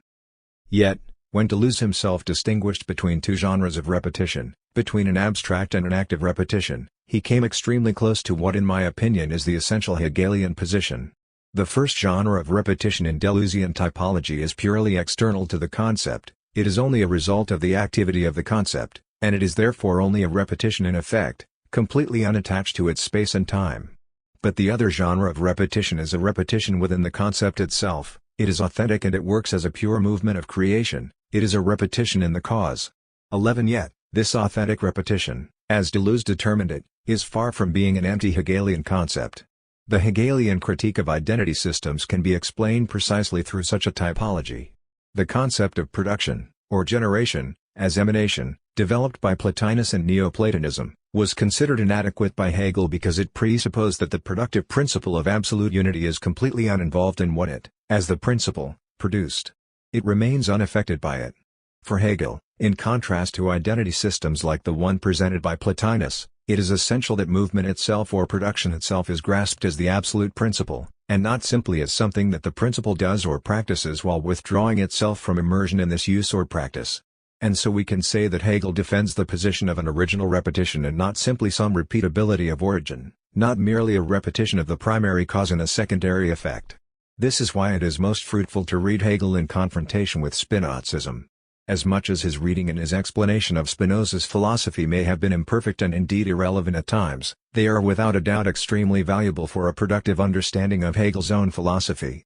And we can make a similar claim in respect to a contemporary reading of Spinoza. It is exactly in a confrontation with Hegelianism that we can best see why it has attracted and influenced generations of thinkers, no less articulated and present in contemporary debates than their Hegelian counterparts. Spinozism admits of no imperfection, be it at the level of infinite absolute substance or at the level of finite modes. This is why it is always in danger of being read as a naive system of pure affirmation, of self-sufficient pure actuality, as a system of pantheistic utopia, as a boring, mechanical determinism, or as a system of fait accompli, a system that cannot fail or err, because it never takes risks, and is always right, because it only articulates its truth about an event and after it. In other words, Spinozism is always in danger of being reduced to a system of pure positivity or of pure constatation, assertion, for it seems that it is unable to grasp the performative nature of truth, it seems that it is unable to grasp the very special condition where the articulation of truth is in itself an event, and where truth is produced as truth only with its articulation and through it. To read Spinozism with Hegel is precisely to ask Spinozism the question of how to think movement, change, or transformation in a system that has no imperfection, in a system which seems to hold firmly to the principle that only being is, while non-being is not, in a system where there is strictly speaking no falseness, where there are, just like in jazz and in any practice of improvisation, no mistakes. I propose that we distinguish between two fundamentally different ways of thinking negativity at the level of being. Firstly, negativity works either as some irreducible flaw or limit of existence itself. Secondly, it is an intrinsic capability of being to transform itself, a self-transformative or self-producing capability. To make it quite clear, the idea of negativity in the sense of the finality of human existence is, in my opinion, nothing but a ruse with which traditional metaphysics turns in its grave and speaks with the ominous voice of its own resurrection. The difference with the Christian Platonic concept of the negative is just as apparent as it is obscure. It is apparent, since negativity here inhabits being itself and there is no place for the affirmative fullness of being. It is obscure, since the hierarchical ontotheological structure remains unscathed. Instead of a positive being reigning at the top, there is now the absence of it, or the void. We are forced to include Gadamer among the thinkers of this kind of negativity. This is because his concept of how sense is produced in artistic practices, but also in language in general, is indebted to the Aristotelian and emanationist tradition of pure activity, or to use his own phrasing, to the tradition of intellectual generation, to the concept of birth where there is no receptive part to go with a generating one. 12. In other words, truth can have its positive form only within its utterances, and cannot be, as truth, withheld from them as if existing independently of them. The original is not a complete and self-sufficient whole which is only diluted and deformed in its copies. And yet, it still operates as the sensible principle of unity.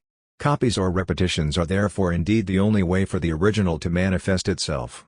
However, the distinction from naive Platonism consists only in the idea that repeatability is here inscribed in the original itself. This somehow makes repetitions themselves a necessary product and not some sort of violence against the principle of unity. But they are still considered as something imperfect, incomplete, insufficient, or temporary. Gadamer's most persuasive example comes from the field of artistic production.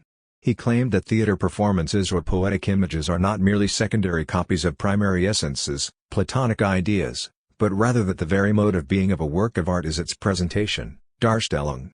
13 works of art are therefore not only images, printed on the basis of a model or cliché, or build, that they represent. To exist as an image is an inner characteristic of the being of a work of art itself, for strictly speaking, it is only through the picture, built, that the original, or build, becomes the original, or build. 14 From this brilliant formulation we get the sense that the relationship between original and image is explained as a two-way relationship where none of the parties is indifferent or independent from the other. Yet, with Gadamer, the relationship explicitly remained within the framework of a renewed form of emanationism that we could call neo-emanationism. 15 This is because Gadamer, in the final analysis, remained faithful to the notion of the original as the unvordenklich, as pertaining to that abyss prior to which we cannot think. He did not understand this absolute limit of thought and language as a concept of negativity that operates only within language, as an intrinsic negativity of language, but rather as a concept of something that radically transcends a finite and limited human existence and understanding. 16 In order to explain the phenomenon of the work of art, however, a more radical approach than the one Gadamer allowed for is required. The image is able not only to represent the original, or build, and increase its being by bringing it to the light of day. We should go even further and claim that the image indeed produces the original, or build, in the strict sense of the word. There is a specific advantage of the image over the original. The original fully belongs to the realm of the effects of language, even though it constitutes an exception within it. It is in this sense that we should also understand Heidegger's conception of the work of art, as he formulated it with relationship to Plato and Aristotle. The famous formula of the nature of a work of art is the truth of being setting itself to work, Zischen's Werksetzen der Wahrheit des Sehenden. 17 means that a work of art is an event within being itself, paradoxically producing the truth of being as its own foundation. This was especially in stark contradiction to Platonism, where a work of art could only imitate the truth, or, more precisely, it could only imitate an imitation of true being, but also to Aristotelianism, where a work of art was graciously allowed a decline from the truth. To make it quite clear, we should read Heidegger precisely in the sense that it is the artistic, poetic, decline that establishes the truth in the first place. This idea of the primacy of the poetic decline is what is lacking in the Gadamerian framework. This outline, therefore, exhibits different conceptions of what we can understand by negativity at the level of being. But the distinction can perhaps be explained further by juxtaposing two analyses of the repetition at work in festivals, that of Gadamer and that of Deleuze. Both Gadamer and Deleuze claim that the repetition of festivals is not merely a commemoration. But Gadamer pointed out that the repetition of a festival does not constitute a new festival, and concluded that the festival is temporal in its essence, that its original being already involves repeatability, so that there is no festival outside of its actual repetitions. 18 Of course, with Deleuze being the foremost philosopher of affirmation, he did not use the term negativity to denote the productive mechanism at work at the level of being. Nevertheless, his example is very fruitful and revelatory. The distinction with Gadamer's conception is a distinction in a detail, but this detail decides everything. Deleuze praised Péguy's statement about the Festival of Federation Day, celebrated annually in France. As Péguy says, it is not Federation Day which commemorates or represents the fall of the Bastille, but the fall of the Bastille which celebrates and repeats in advance all Federation Days. 19 Of course, these words can be explained in a Gadamerian fashion, meaning that the original act of national constitution already involved its own repeatability, so that a celebration of the event of nationhood in a way repeats the nation itself, or even that the nation exists only in its celebrations, through which it exists as a nation in the strict sense of the word. 20 But it is quite clear that the Deleuzian perspective is completely different. The repetition in his conception is not a renewal or perpetuation of the symbolic order, but rather its constitution or inauguration. While a celebration of a festival for Gadamer is not a completely new festival, Deleuze seems to be interested in precisely this possibility, in an event that celebrates and repeats in advance, in an event that produces a new series of Gadamerian celebrations. While Gadamer was interested in the repeatability of the original, Deleuze developed the idea of an original repetition. This distinction might seem a mere difference of perspectives, but it is essential. 21. We can use the difference between a Gadamerhian and a Deleuzian concept of repetition to distinguish between two fundamental philosophical conceptions of negativity at the level of being. In the case of a Gadamerhian repetition, negativity of being operates as an ontological flaw or existential limitedness, exhibited by repetition in the relationship to the original, even though the original only exists in those repetitions. Contrary to this, the Deleuzian concept of negativity does not imply a deficiency or finality, but rather denotes a constitutive delay of being, that is, a decline or dilatation through which being is produced. The current most vigorous philosophical confrontations predominantly take place between these competitive conceptions of what is original. Yet, in order to fend off unashamed and indirect attempts to rehabilitate traditional metaphysical identity philosophy, we are still often forced to argue in favor of the Gadamerhian repetition. 22. What concepts of constitutive negativity have in common, generally speaking, is the idea of negativity not as something purely accidental but rather as something substantial. Negativity is not some external infliction that mutilates the absolute substance, it works as its internal mechanism. There are many ways to grasp such negativity in philosophical concepts. The Aristotelian term of potentiality, understood as the actuality of potentiality, as virtuality, can be considered as a concept of constitutive negativity. It is a telos, not in the sense of an external end or an end state of a process, but rather an immanent telos of the object in question. To use Franz Brentano's ingenious term, negativity is teleiosis. What I refer to here as constitutive negativity in fact stretches to encompass many concepts in different systems of thought or lines of argument, such as plasticity, Simalabu, the unvoordenklich, Gadamer, ontological slime, Zizek, primordial torsion, temporal contraction, but also an accident, a surprise, an encounter, understood not as arbitrary eventualities but as coincidences that constitute the symbolic order, a kind of substantial accidents. The distinction between the Gadamerhian and Deleuzian concepts of repetition reveals two fundamental readings of the constitutive negativity, one that remains faithful to the metaphysical tradition of the finality or limitedness of human existence or understanding, and one that opens up a space for a productive negativity, following a completely different philosophical tradition. Beyond the realm of finality, we can introduce another distinction. On the one hand, the negativity within being can function as a lacuna within being, as proposed by the Lacanian concept of the subject, or as a lack or void pertaining to the surface of a discourse, as in the Althusserian conception of symptomal reading. On the other hand, negativity can be grasped as a constitutive torsion of discourse, language, or being. This distinction proves necessary when we ask the question of how to think negativity in Spinozism and in Spinoza-inspired contemporary philosophy. That is to say, how can we avoid reducing Spinoza's thought to a blindly deterministic system that is always correct since it knows no risks or surprises? Now, Spinoza's system of substance, attributes, and modes is a radically atemporal system. It can certainly account for movement, but it considers time to be, in principle, an illusion. Yet it is inappropriate to claim that a Spinozist, when explaining an event, takes a position of fait accompli, of an already concluded combat, or that he speaks only from a temporal position of results, instead of immersing himself in the struggle as an ongoing process. In a way, it seems much more appropriate to raise the inverse objection and claim that Spinozism can never account for the end, for the result of the process. This objection expresses one of the most far-reaching differences between Spinozist and Hegelian thought. For Hegel, the questions of an absolute beginning and an absolute ending are central philosophical questions. Contrary to the traditional critique of Hegelianism, which unfortunately often remained within the framework of raising generalized complaints about ontological finalism and about the fascination with ideas of end judgment and other conceptual clutter, it must be stated that the Hegelian concept of the end as telos is a highly productive one. It is a way to think the processual nature of the process without letting it stretch to an indefinite infinity, a way to think process not only from the viewpoint of transition, change, or movement, but also from the ecstatic viewpoint of its punctual result. It may seem that we must reject Spinozism insofar as it reproduces the Aristotelian conception of movement. It is only able to comprehend the inner continuity of the process, but it can never bring this process to an end, it can never grasp it in a singular moment, in a now. A combat seems to be eternally undecided, for it never produces a winner, there is no whistle to call the game. A Spinozist sentence is never completed, it is always open to interpretations and reinterpretations, it is always in the mode of pure utterance.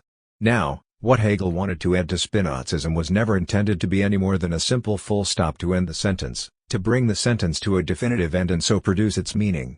This is then the essence of Hegel's objection to Spinoza. He is incapable of formulating, producing, or thinking a break, a rupture, a clear cut. This is why it is, in the final analysis, impossible to speak about a definitive beginning or a conclusive end in Spinozism. Yet it would be inappropriate to consider Spinozism as a system of pure affirmation. Spinoza's concept of being, if we can put it in these terms, certainly doesn't account for a lack or a rupture or a gap in being. But perhaps his concept of being as being in movement, as I tried to argue in Chapter 4, can be explained with the idea of the primary torsion of being, according to which to exist always already means to be contorted, to be in such and such mode, to be modified, or also, to be at this or that end. The questions of combat and result, of orientation according to intentions and setting goals, of movement and its beginning or end point help us define the relationship between the positions of Spinoza and Hegel as the relationship of end and door. The insistence of Hegelian philosophy on the problematic of an absolute beginning and absolute ending has no correlation in Spinoza. In Spinozism, one can perhaps make a Heideggerian claim that one is always already at this or that end, in the sense that one is always already modified in a determined way. But the Spinozist modification never requires a full stop as its inner goal, or to put it in different terms, whatever ending may befall a mode of the substance, it is completely external to the mode itself and can only be something that is destructive to it. Perhaps we can grasp this distinction as a difference between the meaning of the verbs to end and to stop. In Spinoza, a process on the level of finite modes can certainly be said to have stopped or ceased. It is impossible, however, to say that it has ended or that it was fulfilled, that it has reached the point of its meaningful conclusion or logical solution, the point at which, in the theater, the curtain falls. This is because Spinoza's philosophy is, contrary to Hegelianism, completely incompatible with the concept of telos. The thesis according to which the essence of mode is its perseverance in existence, conatus, must be read as precisely opposite to the concept of telos. Again, we can say that what is expressed in the concept of conatus is the idea that the essence of a being is precisely its being, just as we can say about the Heideggerian concept of Dasein that it is a name for that particular being that exists ontologically. In this specific sense we can perhaps even talk about telos in Spinoza, as something that is an end in itself.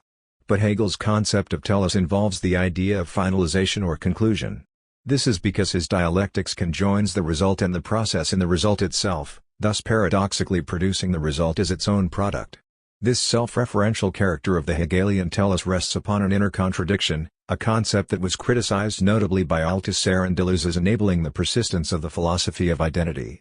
But the unity of the process and the end goal, or the combat and the result, must also be considered inversely. Not only does the process already involve its result, so that the progression in a process is in a way a self-fulfillment, but it goes the other way around, too. The goal, once reached, still implies the tension of the combat. It is true, therefore, that things come to their end, they don't simply stop being, but already involve the possibility of the end as fulfillment, as telos in the proper sense of the word, but at the same time this endpoint is not some mythical point of convergence of all possible contradictions, it is not the final judgment of Christian metaphysics. Rather, this endpoint is the turning point. Just like a punctuation mark ends one thought and opens up the space for another. Just like one reply sparks off the reply of the other. 23 Hence, Hegelian dialectic can be said to constitute a way to think both the combat and its result, either as the result already working within the combat, or as the conflict inherent to the result. It is a teleological discourse, but its telos should be understood as the turning point. On the one hand, there is the point of view of contingency, the ongoing combat is indeed an open-ended struggle and the result can only come as a surprise, as a destination that was reached after a series of contingent turns. On the other hand, there is the point of view of necessity, the retrospective gaze of the result makes clear that things could not have happened in any other way. One of the aspects of Hegelian dialectics pointed out by Catherine Mullibu and explained with her temporal concept of plasticity was precisely the idea that these two processes, the process of the becoming essential of the accident and the process of the becoming accidental of the essence, must be grasped in their unity. 24 To sum up, Hegel's stake is the paradoxical unity of the process and its result, of the continuous motion and an abrupt break, where the result is not the metaphysical point of the end of all things, the end of time itself, but the turning point. But in the case of Spinozism, it seems that there are merely two options, to think either only the combat or only the result. On the one hand, We can assume the position of the logic of always already where only the results count, or to put it in different terms, all that matters is the external appearance of things and events. In this fashion we can explain the Althusserian example for the thesis of the material existence of ideology, religion. According to Althusser, it is not important what a religious subject thinks in his head, it is only important whether he observes the rituals, goes to church, bends his knees, and prays. It is as if we must assume the gaze of a completely innocent spectator for whom this theater is acted out. The spectator anticipates nothing, assumes nothing, and understands things exactly as they appear and only insofar as they really do appear. This is how the bureaucratic state works. Things only count if they are written down in ink, publicly declared, or are otherwise apparent and visible. But on the other hand, we can declare that, in Spinozism, the combat is always on, it is never resolved absolutely, we can never put a punctuation mark at the end of its sentence. It seems that only this openness counts, there is no punctuation mark to finish the sentence, there is no judge to call the game, there is no clear set of rules that determine the rules of engagement. These alternative objections claim that Spinozism either, 1. Has no tension of an ongoing combat but only results, only the final appearance of things, or, 2. That in Spinozism one can never come to an ending or finalization, since movement has no telos. We can explain the relationship between the two objections by evoking the distinction, Aristotelian, in essence, between two causalities. Firstly, there is the causality of an infinite linear succession of causes and effects, one billiard ball hits another, which then hits another and so forth, to infinity. We can dub this accidental chain of events metonymic causality, since the causal power is transferred from one particle to another in a purely contingent yet logically consistent and determined manner. Secondly, there is what we could call metaphorical causality, which is traditionally known as the idea of the great chain of being. The term cause here implies an ontological hierarchy. The original cause produces its effects but does not diminish in its causal, that is, ontological, power. As this causal chain progresses, the fullness and perfection of being is reduced, effects have less and less being, until at the end, there is only anamorphic mud. If we accept this distinction of horizontal and vertical causality, then we can claim that the first objection, 1, declares that Spinozism doesn't recognize metonymic causality and is therefore nothing but an elaboration of the radical eleatic position where being is immediately identical with its enunciation, contrary to the Hegelian logic where being is produced by its articulation and therefore involves a delay. But the second objection, 2, claims that Spinozism doesn't recognize metaphorical causality and therefore reduces itself to a blind determinism, or, at best, to some sort of Kantianism where the absolute substance is nothing but an ideal of a reason for metonymic action. Both objections claim that Spinozism recognizes no tension or contradiction between the ongoing combat and the result. If Hegel demanded that being must produce its own turning point through which it is transformed, then Spinoza's being is either a complete standstill or a complete openness. The two objections agree that Spinozism is indeed capable of understanding that substance is curved, but that it fails to account for the radical event of the turning point where the torsion of substance itself is curved in a paradoxical yet highly productive concept of negation, which, here, we can perhaps explain as torsion of torsion. When discussing Spinoza's philosophy, Deleuze never forgets to point out that Spinozist ontology originated in the metaphysics of Duns Scotus. Above all, he underlined the concept of the formal distinction as a difference that is grounded in being and therefore a real difference, while, at the same time, not manifesting itself as a numerical difference. 25 He considered the Scotist being as neutral or indifferent to the question of finite and infinite, created and uncreated. Hence, the most important contribution of Spinoza was, in his view, to understand being not as neutral or indifferent, he makes it an object of pure affirmation. 26 Nevertheless, Deleuze believed that Spinoza did not completely follow through and that his being, substance, remained, to an extent, indifferent. The relationship between modes and substance was still only one-sided. Deleuze writes, nevertheless, there still remains a difference between substance and the modes. Spinoza's substance appears independent of the modes, while the modes are dependent on substance, but as though on something other than themselves. 27 In other words, and most peculiarly, Deleuze came to criticize Spinoza for a very similar reason as Hegel did, the indifference of the substance, or the one-sidedness of its relationship with modes. Just as Hegel claims that Spinoza's substance is rigid and therefore only negative, but not productively negative, that it does not comprehend the negation of negation, so Deleuze claims that Spinoza's substance is indifferent and not affirmative enough. Both Hegel and Deleuze proposed a more radical thesis, according to which the expressions of being should not be understood as its outgrowths, as a Gadammerian neo-emanationist increase of being, but rather as articulations through which being produces itself. What we have here is a rather curious case of Deleuze and Hegel allied in criticism of Spinoza. Furthermore, Althusser stated that what he was missing in Spinozism was the concept of contradiction, as required by the idea of class struggle. This means that he, too, was missing the conception of an abrupt event, a break. Althusser's theory of ideology proposes a paradoxical relationship between the Spinozist thesis of the material existence of the symbolic order and the thesis of the sudden event of what he calls interpolation, which seems to be a non-Spinozist idea. The challenge is to comprehend these as both working at the same time. We are always already in an ideology and the material individual is nothing but an abstract hypothesis, but at the same time, the ideological interpolation works as an actual event where the symbolic/ideological subject and its symbolic/ideological order are mutually constituted. Now, the traditional answer to this Althusserian paradox is the thesis that the symbolic order is constituted retroactively. The abrupt break or the turning point cannot be located in a singular event, because any such point that we posit already presumes an explanation with the symbolic order. The symbolic order is therefore always already constituted. At the same time, we must insist on the idea that such an event did in fact take place and that the whole has demonstrated itself as a logical or symbolic whole only in retrospect. In other words, the event of the constitution of the symbolic order really did happen, as a singular point, a breaking point, but once it has happened, we are already inside the symbolic order and we cannot articulate it in any other way than symbolically. The break between the material individual and the ideological subject, or, in other discursive practices, between nature and culture, and so on, is therefore real, but it is constituted retroactively. But there is a trap to be avoided with this traditional structuralist response, a trap that we can perhaps call the danger of bad materialism. By this I mean the assumption that there remains, beyond the omnipresent and all-encompassing symbolic order, a monolithic or an infinitely fluid fragment of reality, some sort of primordial core of nature. Such a claim is usually presented as materialist. But it is obvious, firstly, that we must fix such a core of nature in some beyond. We must assume the reality of a region that is radically external to the world of symbolic order and everyday experience, or to put it in perhaps suspicious terms, external to everyday symbolic experience.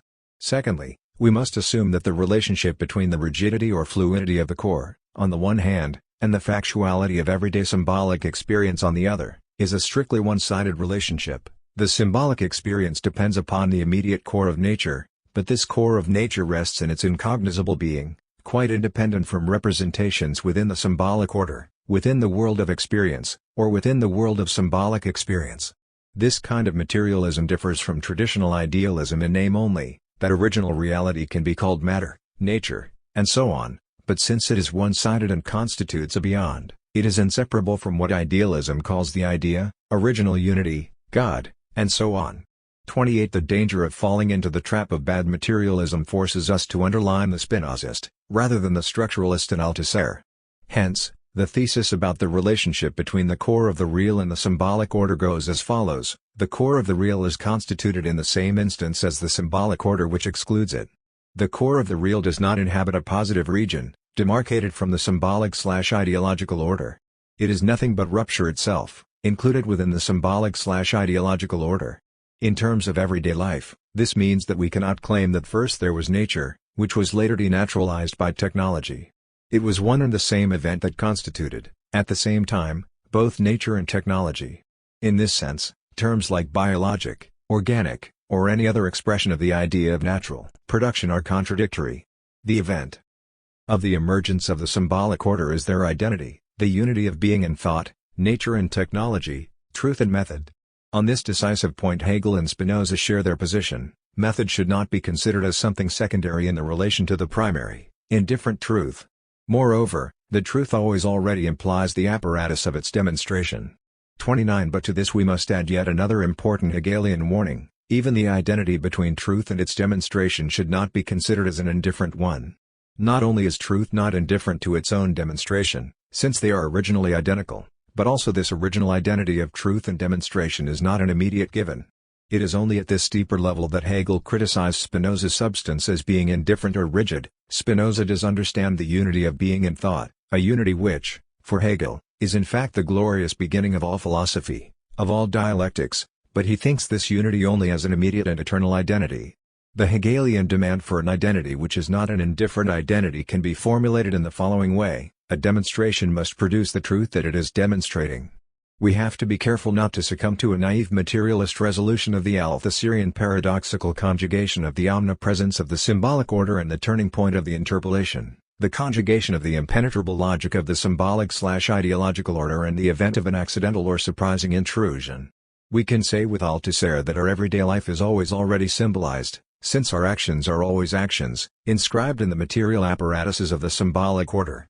To use somewhat different terminology, we could also say that being itself is always an already symbolized being.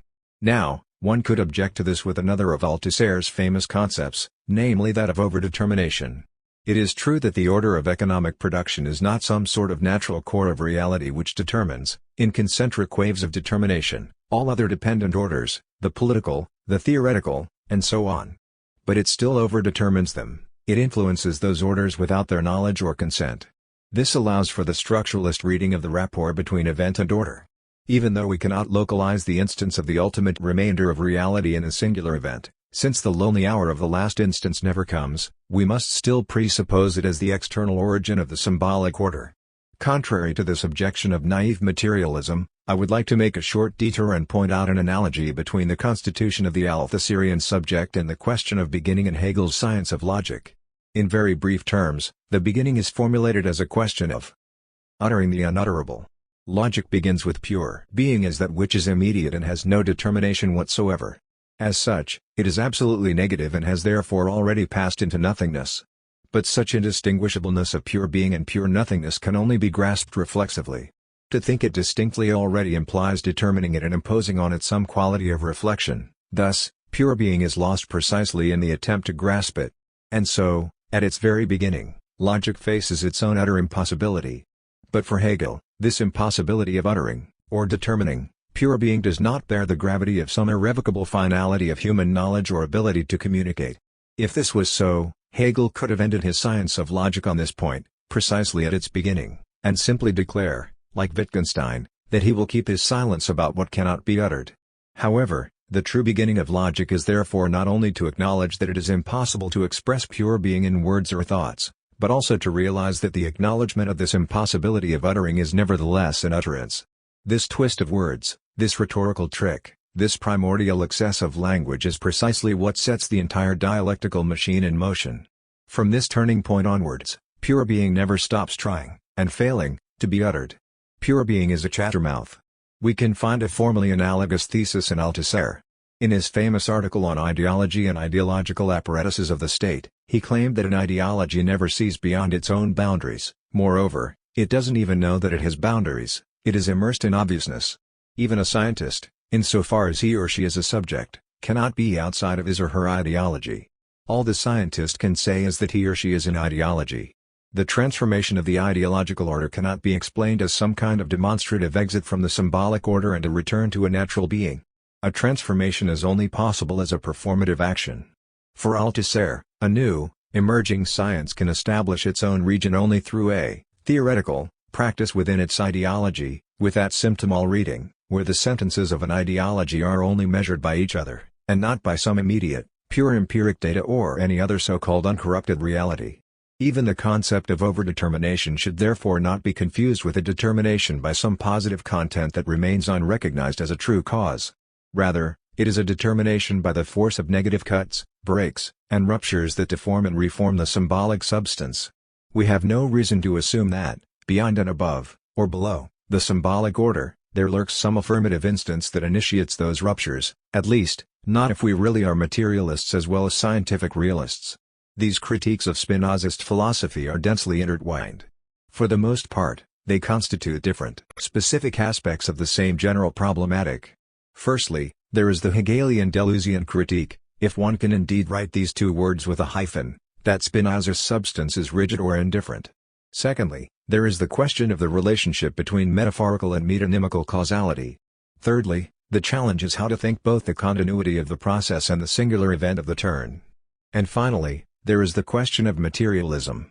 To put it in general terms, The criticism that substance is rigid or indifferent claims that it is impossible to think determination or finality at the level of absolute substance.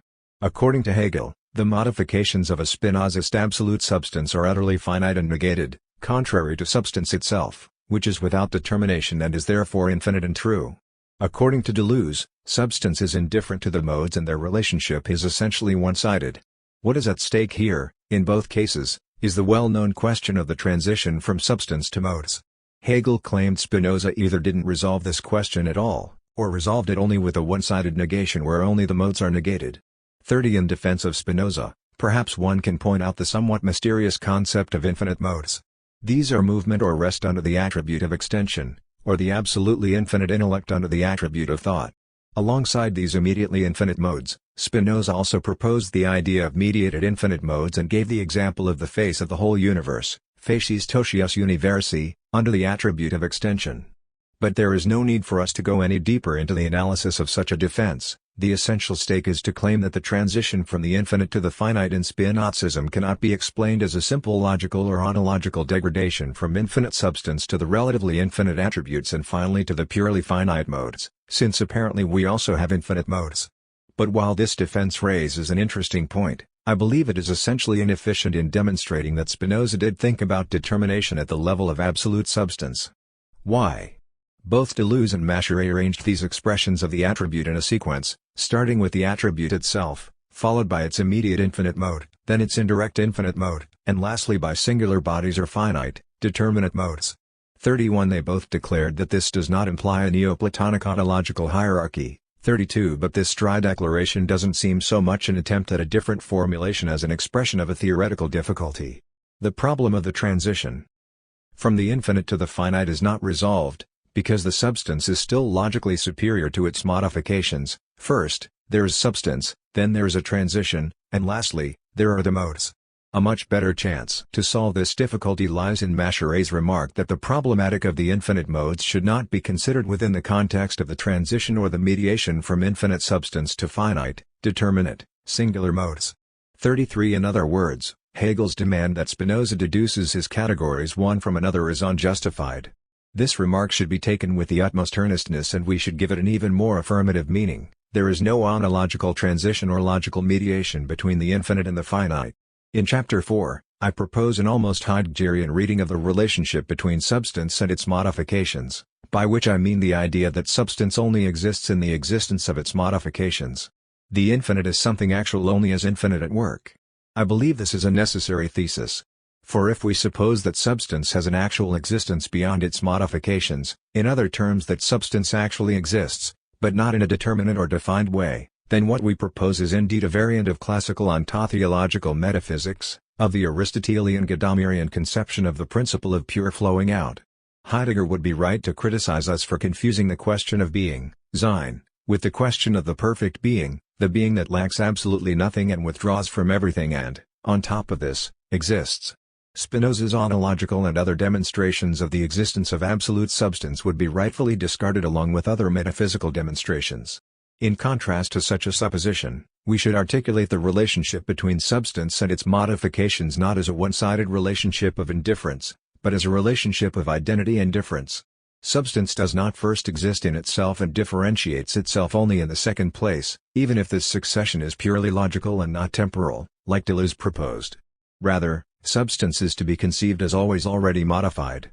This is why Spinoza's demonstration a posteriori, according to which I cannot doubt the existence of substance if I do not doubt my own existence, should be understood as a thesis of the factuality of existence and not as proof of the interiority of the principle of unity over any separation or difference. 34 This shows that Hegel's reading of Spinoza is not only fruitful for Hegelian philosophy proper, but also for Spinozism itself. The point is that we should take the self-determining character of absolute substance quite seriously. Even Macherey, who desperately tried to show that Hegel ascribed too much importance to the first definition of ethics, the definition of causa sui, recognized this in the end. Moreover, he pointed out that while substance cannot be some thing determined in the sense of being limited or negated, it certainly is determined and can determine itself in the sense of actively transforming itself. The second wave of criticism claims that while Hegel's paradigmatic concept of telos was an attempt to comprehend both continuity and rupture, both movement and its beginning or end, It is impossible to think both at the same time in Spinozism. You can only either take the position of the end results and dry appearances without any concept of tension or ongoing combat, without metonymical causality, or you can consider existence only as an existence in situation, where there is no result, no goal, no ending, and no metaphorical instance of causality to grasp the metonymical fluidity of existence and its situations in a crystallized form of a determinate being. As this may sound abstract, let me expand with the example of how a thought is articulated in a sentence.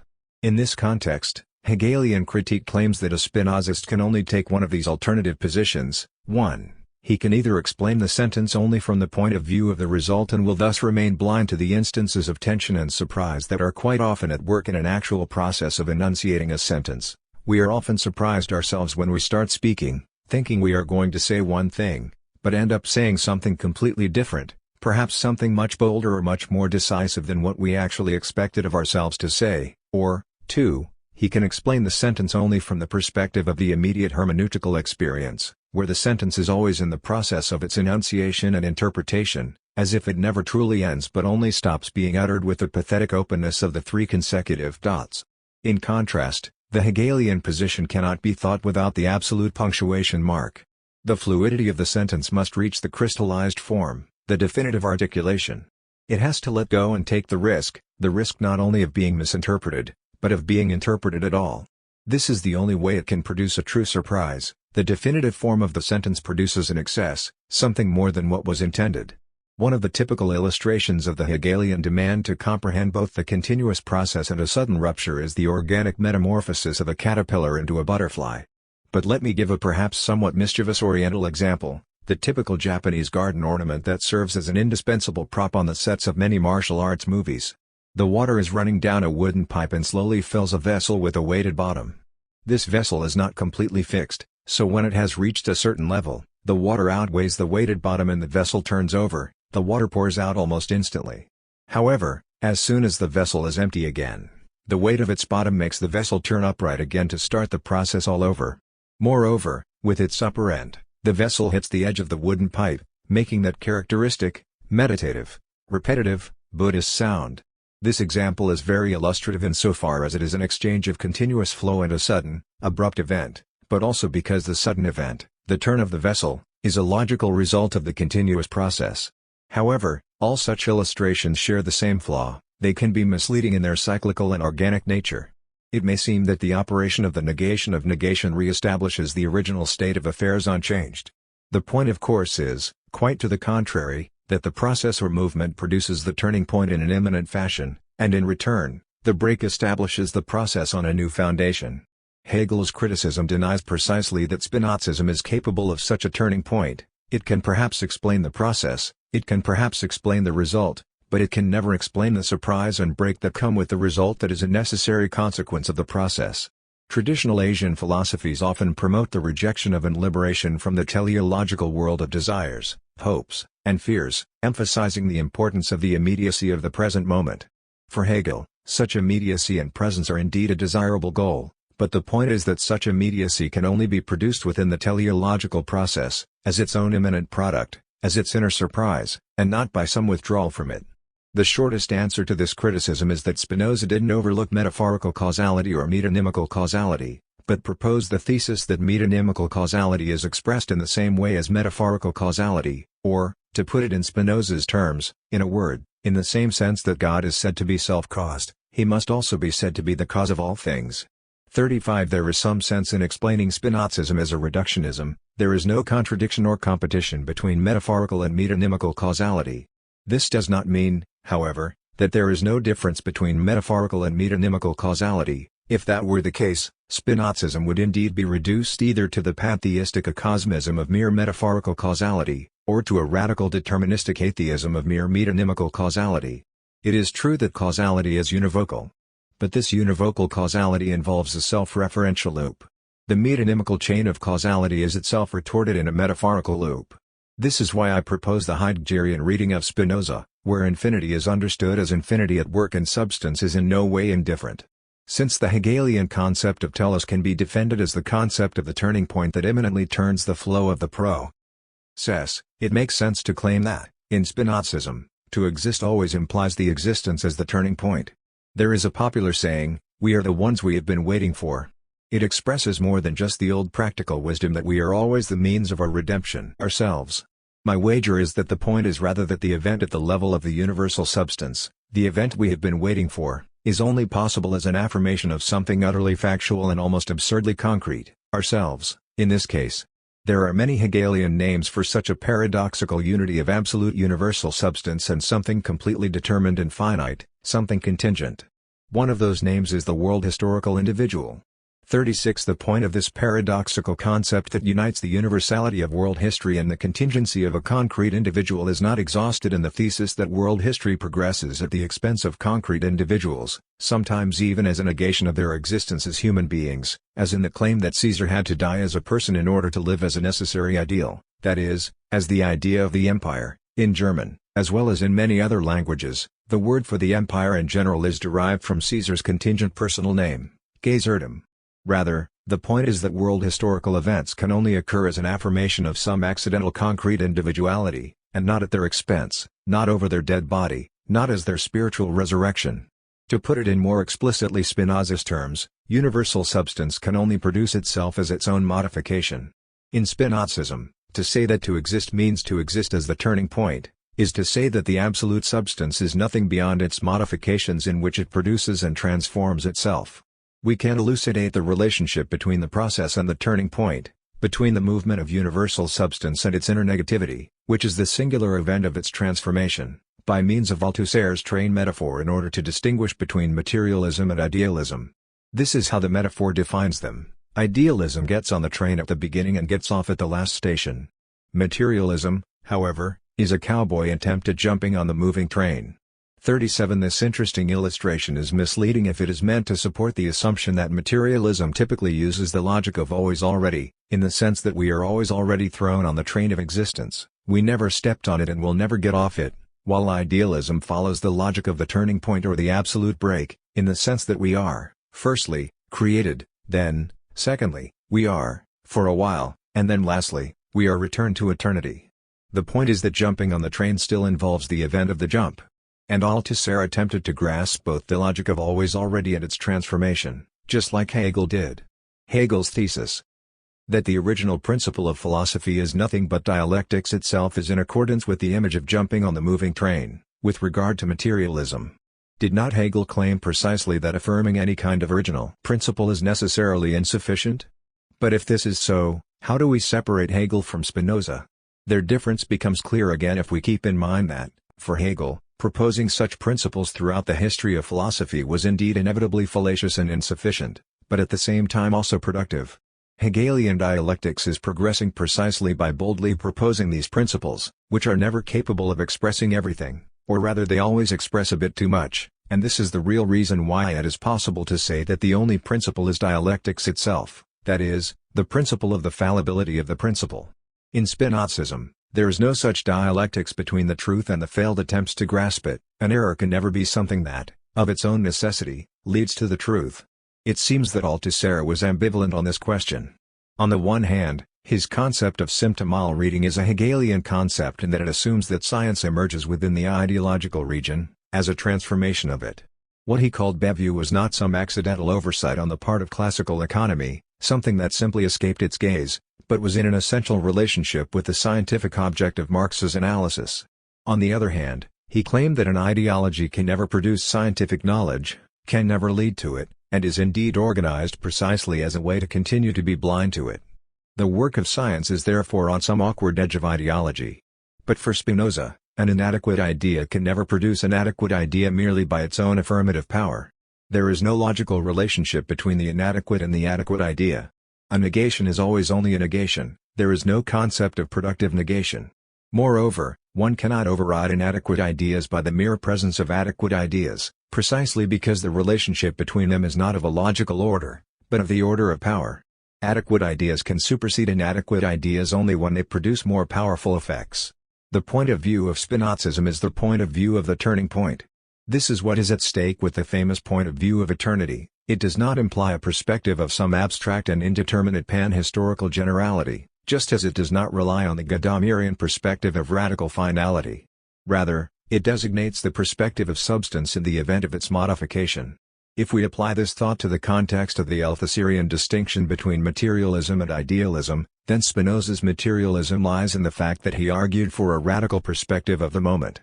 But not in the Oriental sense of the word, where the immediacy of the moment is always already there, and we must simply withdraw from the teleological or instrumental world of plans, hopes, and fears to uncover it beneath them.